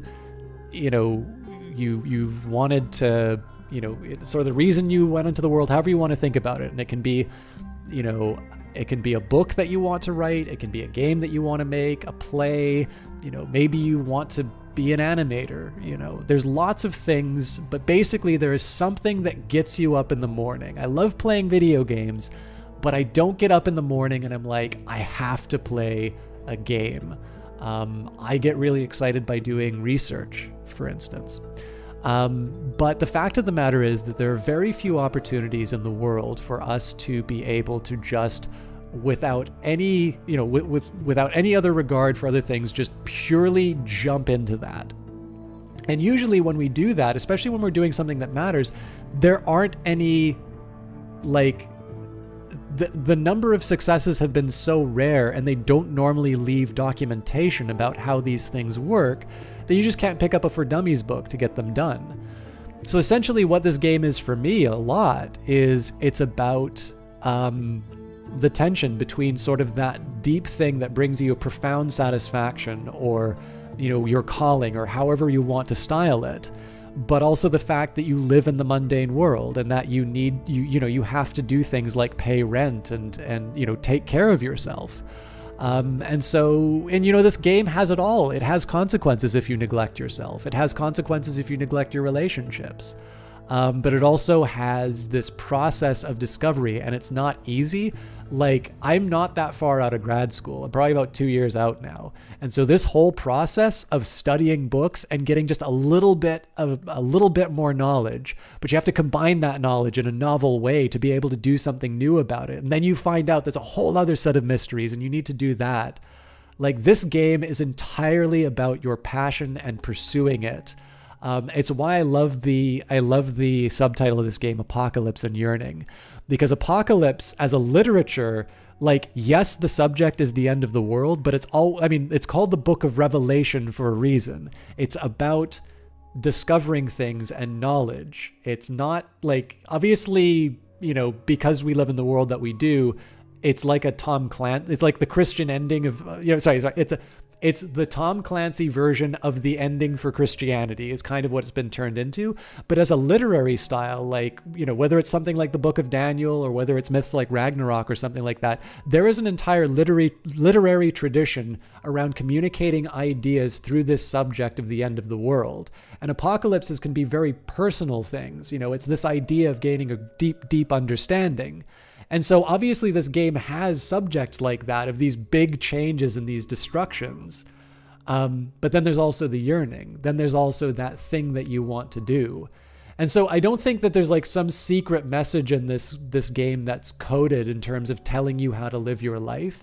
But this game is entirely about this. This game is entirely about how do you deal with the fact that you have passions, you have desires, you have things that you want to do, and you have a finite period of time in the world. And some of that time has to be spent keeping a stupid roof over your head and working for a boss that you hate. But the reason why this game is so effective at communicating that message is that it's got this covering, it's got this wrapper of cults and mysteries, and it's all abstracted into cards. And all of the difficulty that you experience in terms of trying to figure out how these things work, it's just the same as us going through life and trying to figure out how things go. But of course, this game only asks, 20 to 40 hours of our life to be able to get that journey. Whereas, the rest of us will have however many decades that we're here to try and figure that out. So that's honestly, in my honest feeling, Hot Soy, that's what I think this game is about. I also think that people's personal experience of the game are going to be different. I'm going to talk a lot about research. I'm going to talk a lot about my own passions in this game. And this whole Dancer DLC, I can tell you about the experience of having people who, because they have such an outsized influence on your income, that they make requests of you and your time that are maybe not appropriate, but they feel that they're able to do that because of the sort of the influence that they have over you. And I've also modded for some women streamers where this is hyperactive, and the types of gifts that they receive and things like that. Now, I don't think that this DLC was made with streamers in mind, but there's a full mapping that I can make from the story that this dancer is going through in this playthrough, and things that I personally experienced as well as seen other people experience. But that's why I think the writing of this game is so good and so powerful, is because it is well written enough that you, the player, are able to project something of yourself into the game. And so there's a dialogue that's going up. Even though you're moving cards around and you're reading weird text, the more that this game works its magic on you, the more you think it's like, wait a minute, I've experienced this. I know exactly what this guy is going for. I've worked at a bank. I've had a boss that I hate. I've also worked in movies where it was more physical labor. So there's a lot of different aspects of this game that I sort of feel like I've kind of personally experienced myself and I have some empathy for, but I don't think that's unique to me. I think that is definitely what an individual player comes out of the game. So yeah, Hot Soy, if you like analyzing this sort of stuff, you are in for a treat. And I am 100% Bird Alex Speed, Bird for life. Although I don't know, I do not know nearly enough to contribute to the background in it. Prince Pony, I have Sunless Sea. You've not gotten around to playing it. Now you have an excuse, but you'll probably lose all sanity with this game first. Sunless Sea is a very different game. It's very slow to start. I did not like it when I first played it. But I like it quite a bit now. So just keep in mind, you're going to die a lot at the beginning and you're going to do the same missions over and over again. This game has a little bit more variety in its start.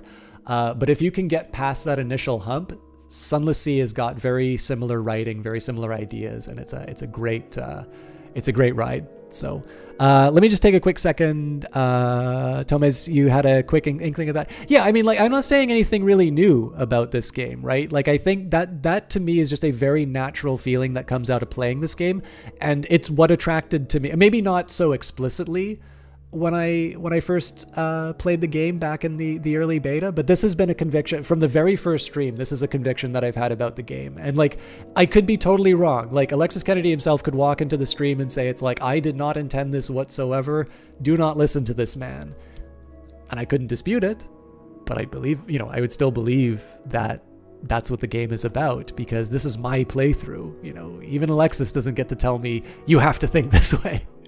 So, sorry, I am going to unpause, but I do want to catch up with chat. So, you'll be real. You have an interest in actual functioning mechanics of the game, way more in exploring all of what's going on in the subtext. Yeah, so Hot Soy, this game is built for you. Like, this is a fun game on its own. Like, this has got the idle game formula down pretty well, but the biggest thing for me is the fact that this game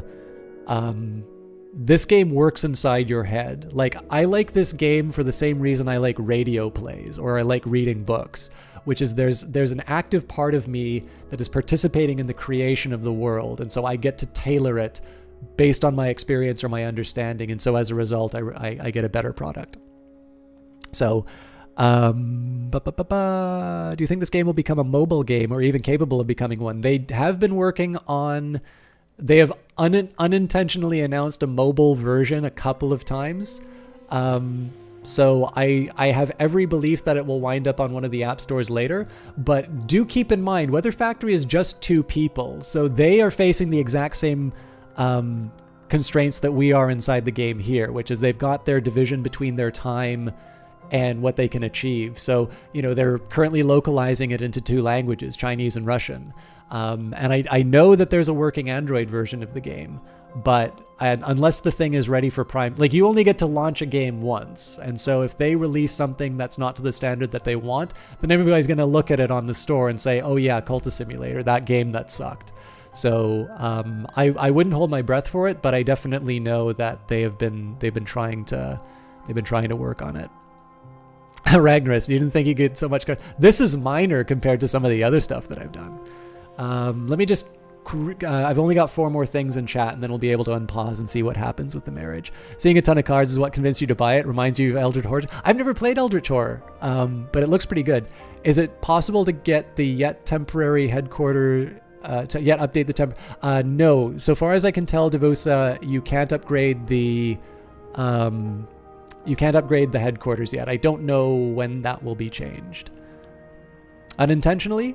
I don't know. Unintentionally announced mobile. Yeah, so they sort of say, yeah, hey, we're doing this thing. So usually what happens is Alexis will say something about a mobile version on Twitter, and then you'll see an angry message from Lottie afterwards saying, it's like, you're not supposed to talk about that yet.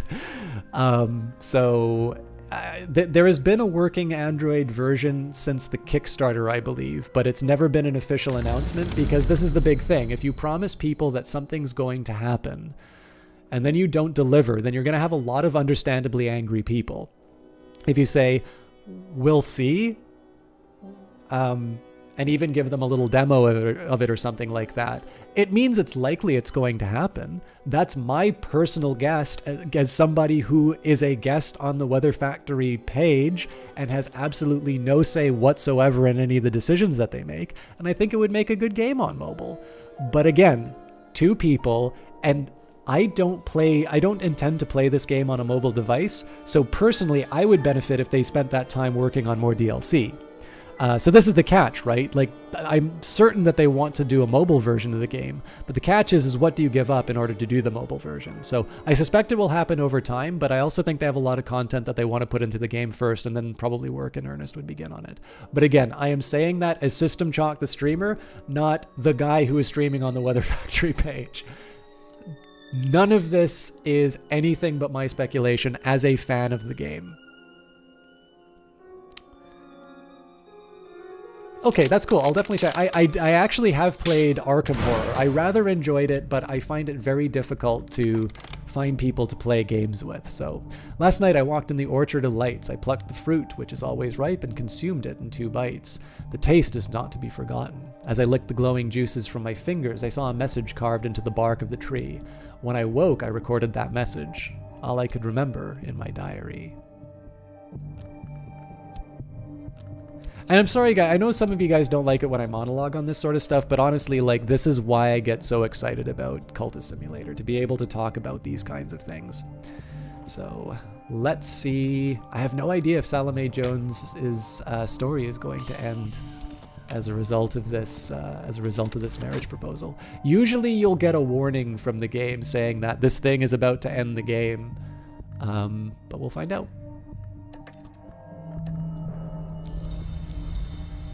I've still got restlessness. Okay, so we got some contentment. That came from painting. I think I can probably afford not to go into work one more time. You know what? I'm just going to do a collect all. It's going to make the desk look so messy. But that's fine. We're getting married. Thank you, Alex. I mean, like, I am conscious of the fact that it's not for everyone, but that doesn't mean I'm going to change, you know, me doing that. I think, you know, the nice thing about the new DLC coming out is that I'm probably not the only person streaming this game. So, you know, my style's not for everyone. I'm not a very big streamer. And would I like to be bigger? Sure, who wouldn't, right? It's like, say, you know, I'm sure if somebody walked up to you and said, would you like to be a movie star? You know, you'd probably say yes. But I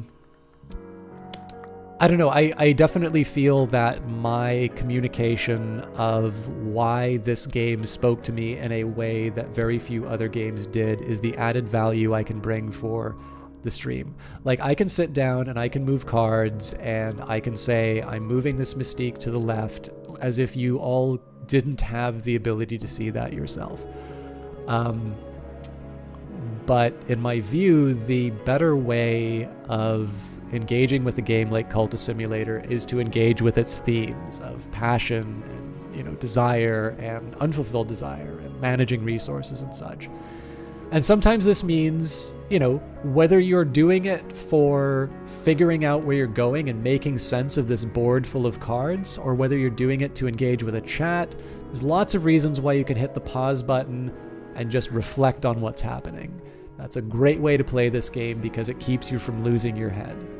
And so I think that this game is very appropriate, and I think this game lends itself to that kind of reflection, which is why, even though I know it's not for everyone, it's why I still continue to do it. You're going to throw your money at this game now and leave me to your journey. I think you'd be best and balanced to start on your own.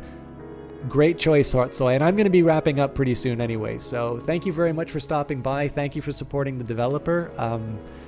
They're really good people.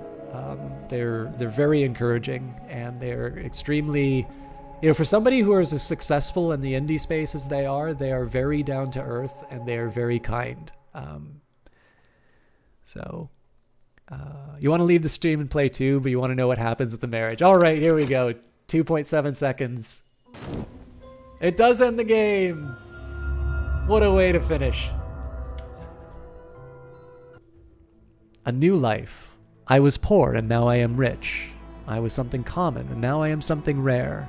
On summer mornings, the hills outside my bedroom window are green with sun, and on winter mornings they are white with snow, and over all of it is the sound of the laughter of our airs and the sound of the wind. The wind rattles the casements and runs the hills and gone. This should be considered a minor victory.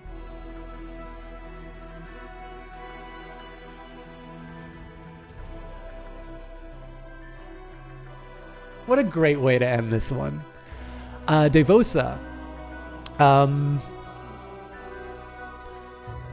So your followers will die less now that the wounds are implemented. Keep an eye on what the game is telling you to include, and maybe consider upgrading your followers before moving them in. Alternatively, perhaps try summoning creatures or using hirelings instead of followers to begin with. So maybe try summoning something that you think is a good general case, like a Maid in the Mirror or a Hint or something like that. Expeditions are tricky. And I think it's probably better to cut. So the other thing I can say is it's better to cut your losses and not dump a bunch of money on a losing proposition. But the game definitely guides you in terms of the types of followers you could use for certain situations. So make sure that you have some people who you think can get the job done, and either upgrade your followers or maybe bring along some summons.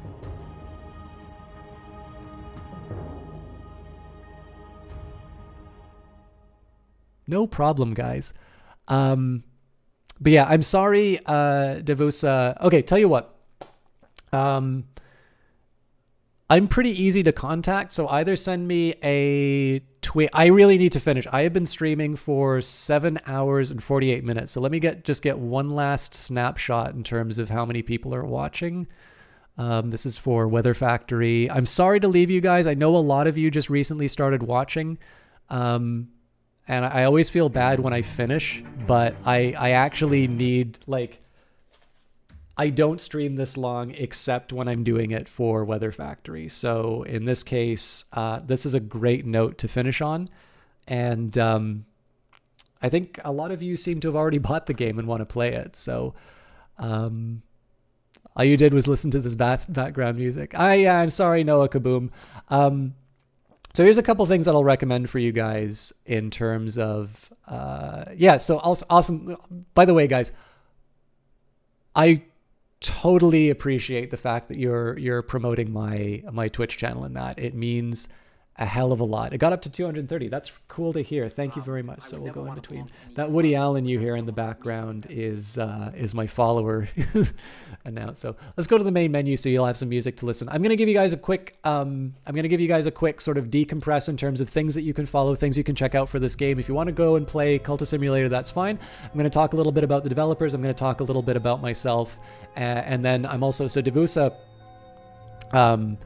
obviously, I didn't do a great job of explaining expeditions, so I think maybe we should, if you need some more help, I need to let you guys know how you can either reach me or some ways that you can find some other details. So, if you need more help on Cultist Simulator, or you have general questions, or just generally stuff that you want to know, I am reachable on Twitter. I'm reachable on YouTube, on Twitch. I'm System Chalk on everything. So honestly, if you have a question that I didn't get to inside a chat, I'm pretty, please don't become a benefactor. But other than that, I'm pretty reachable. So definitely feel free to throw me a line. I'll do my best to answer. Keeping in mind that I'm just a fan of the game, so anything I say is based on me, my personal opinion about how this game works and what I like about it. If you want to follow the developers of this game, the group that makes it is Weather Factory. It is run by Lottie Bevan and Alexis Kennedy. Sorry, I should do who is responsible. So these are the people who helped make it. You can go on Twitter at Factory Weather is the official developer Twitter. If you want to follow Lottie, her handle is at Tronbevan, Tronbevan. Alexis Kennedy is a verified Twitter user, so at Alexis Kennedy, all one word, no spaces. There's the names right here, although Tronbevan. Again, if you want to follow me on Twitter, I'm at SystemChalk, though you don't really need to care too much about what I have to say on Twitter. But if you like my stuff, especially if you like, so a lot of people like having me on as background, I do archive all of my streams on YouTube. Now, it's not organized. There's a lot of Cultist Simulator stuff on there, but you have to kind of dig in to find it. There's a couple of 7-hour ones. I will be putting this broadcast on YouTube when I get a chance. So good news there if you want to catch what you missed. But again, you can find me at twitch.tv/SystemChalk. I normally stream Mondays, Wednesdays, and Fridays. I don't just do Cultist Simulator. On Mondays, I do like Grand Strategy, like Crusader Kings 2 and Stellaris and things like that. For the next few Wednesdays, I am going to be dedicating those to Cultist Simulator. I won't be doing tomorrow because I've got a local game development kind of collective that I like to attend, and I'll tell them about how fun it is to stream on Twitch and stuff like that. But usually Mondays, Wednesdays, Fridays, 7 o'clock Eastern time, 7 or 8 Eastern time is where I start. I usually do about 3 hours. And if you want to see any of the previous ones, again, it's not always great because you can't see what the chat is doing. But you can find all the archives on YouTube. And honestly, if you just want some background noise while you're doing like homework or work or something like that, a view is a view. So I'm totally happy to do that. But most importantly, thank you very much to Weather Factory for having me on for a second time. This has been a ton of fun. You guys are always really great to have. I'm surprised because it's sometimes so difficult in the forums on Steam. I've found the experience of streaming on Steam, and with the chat, it's been very easy to manage, and people like Alex Speed have just been coming in and helping me get the word out and things like that. So thank you very much, guys, for doing that. If you're on the fence about buying the game, I always like to say this: Steam has a 2-hour window for a refund policy. I guarantee you'll know that whether or not you'll like this game within 2 hours. So it's 25% off. I think it's a great game. There's a reason I played this thing for so long, and there's a reason I have over 100 hours in the game, and I hope you love it to death. DLC is great. I'm very surprised by it. Again, they added, basically the game grew by 30% and it costs $3. I'm somebody who owns the Perpetual Edition, so I already got the DLC with it. I think it's worth it, whether or not you decide to buy it right away. If you buy the 25% off game and the DLC, you're still paying less than what the full price of the game is. If you want to buy the game now and get the DLC later, that's totally fine too. But if you want, if you can, I definitely recommend supporting this developer if you can. If you don't have the money for it right now, do a wish list. One of the reasons I recommend a wish list, even if you don't wind up getting it for yourself or somebody doesn't get it for you, your Steam friends will notice that you've wish listed that game. They'll become aware of it. There's lots of ways to help a developer. There's always going to be more people who haven't heard of Cultist Simulator than have. So if you think this game is cool, if you want to see more games like this, let people know about that. There's a couple more days where this thing's going to be 25% off. It's been amazing to have this experience, to be able to share this with so many people. And so if you'd like to pass that along, definitely feel free to let them know, let them know about the game. And if you let them know about me, that's good too. But honestly, Weather Factory are fantastic people. They've made a great game, and I hope you all get a chance to enjoy it as much as I have. So I am done. Yeah, honestly, Gostin Damas, take care of yourself. That is the biggest lesson that comes out of this. If you guys, I'm on a budget too. If you guys don't feel you have the means, this game is going to be around forever. So wishlist it. There will be opportunities down the road. So anyways, I've overstayed my welcome. Thank you so much, guys. Have a wonderful night. And I hope to see some of you around. At the very least, I hope to see a big swell in terms of the number of people playing the game. And with that, I'll wish you a very good night, and we'll see you later. Have a good one.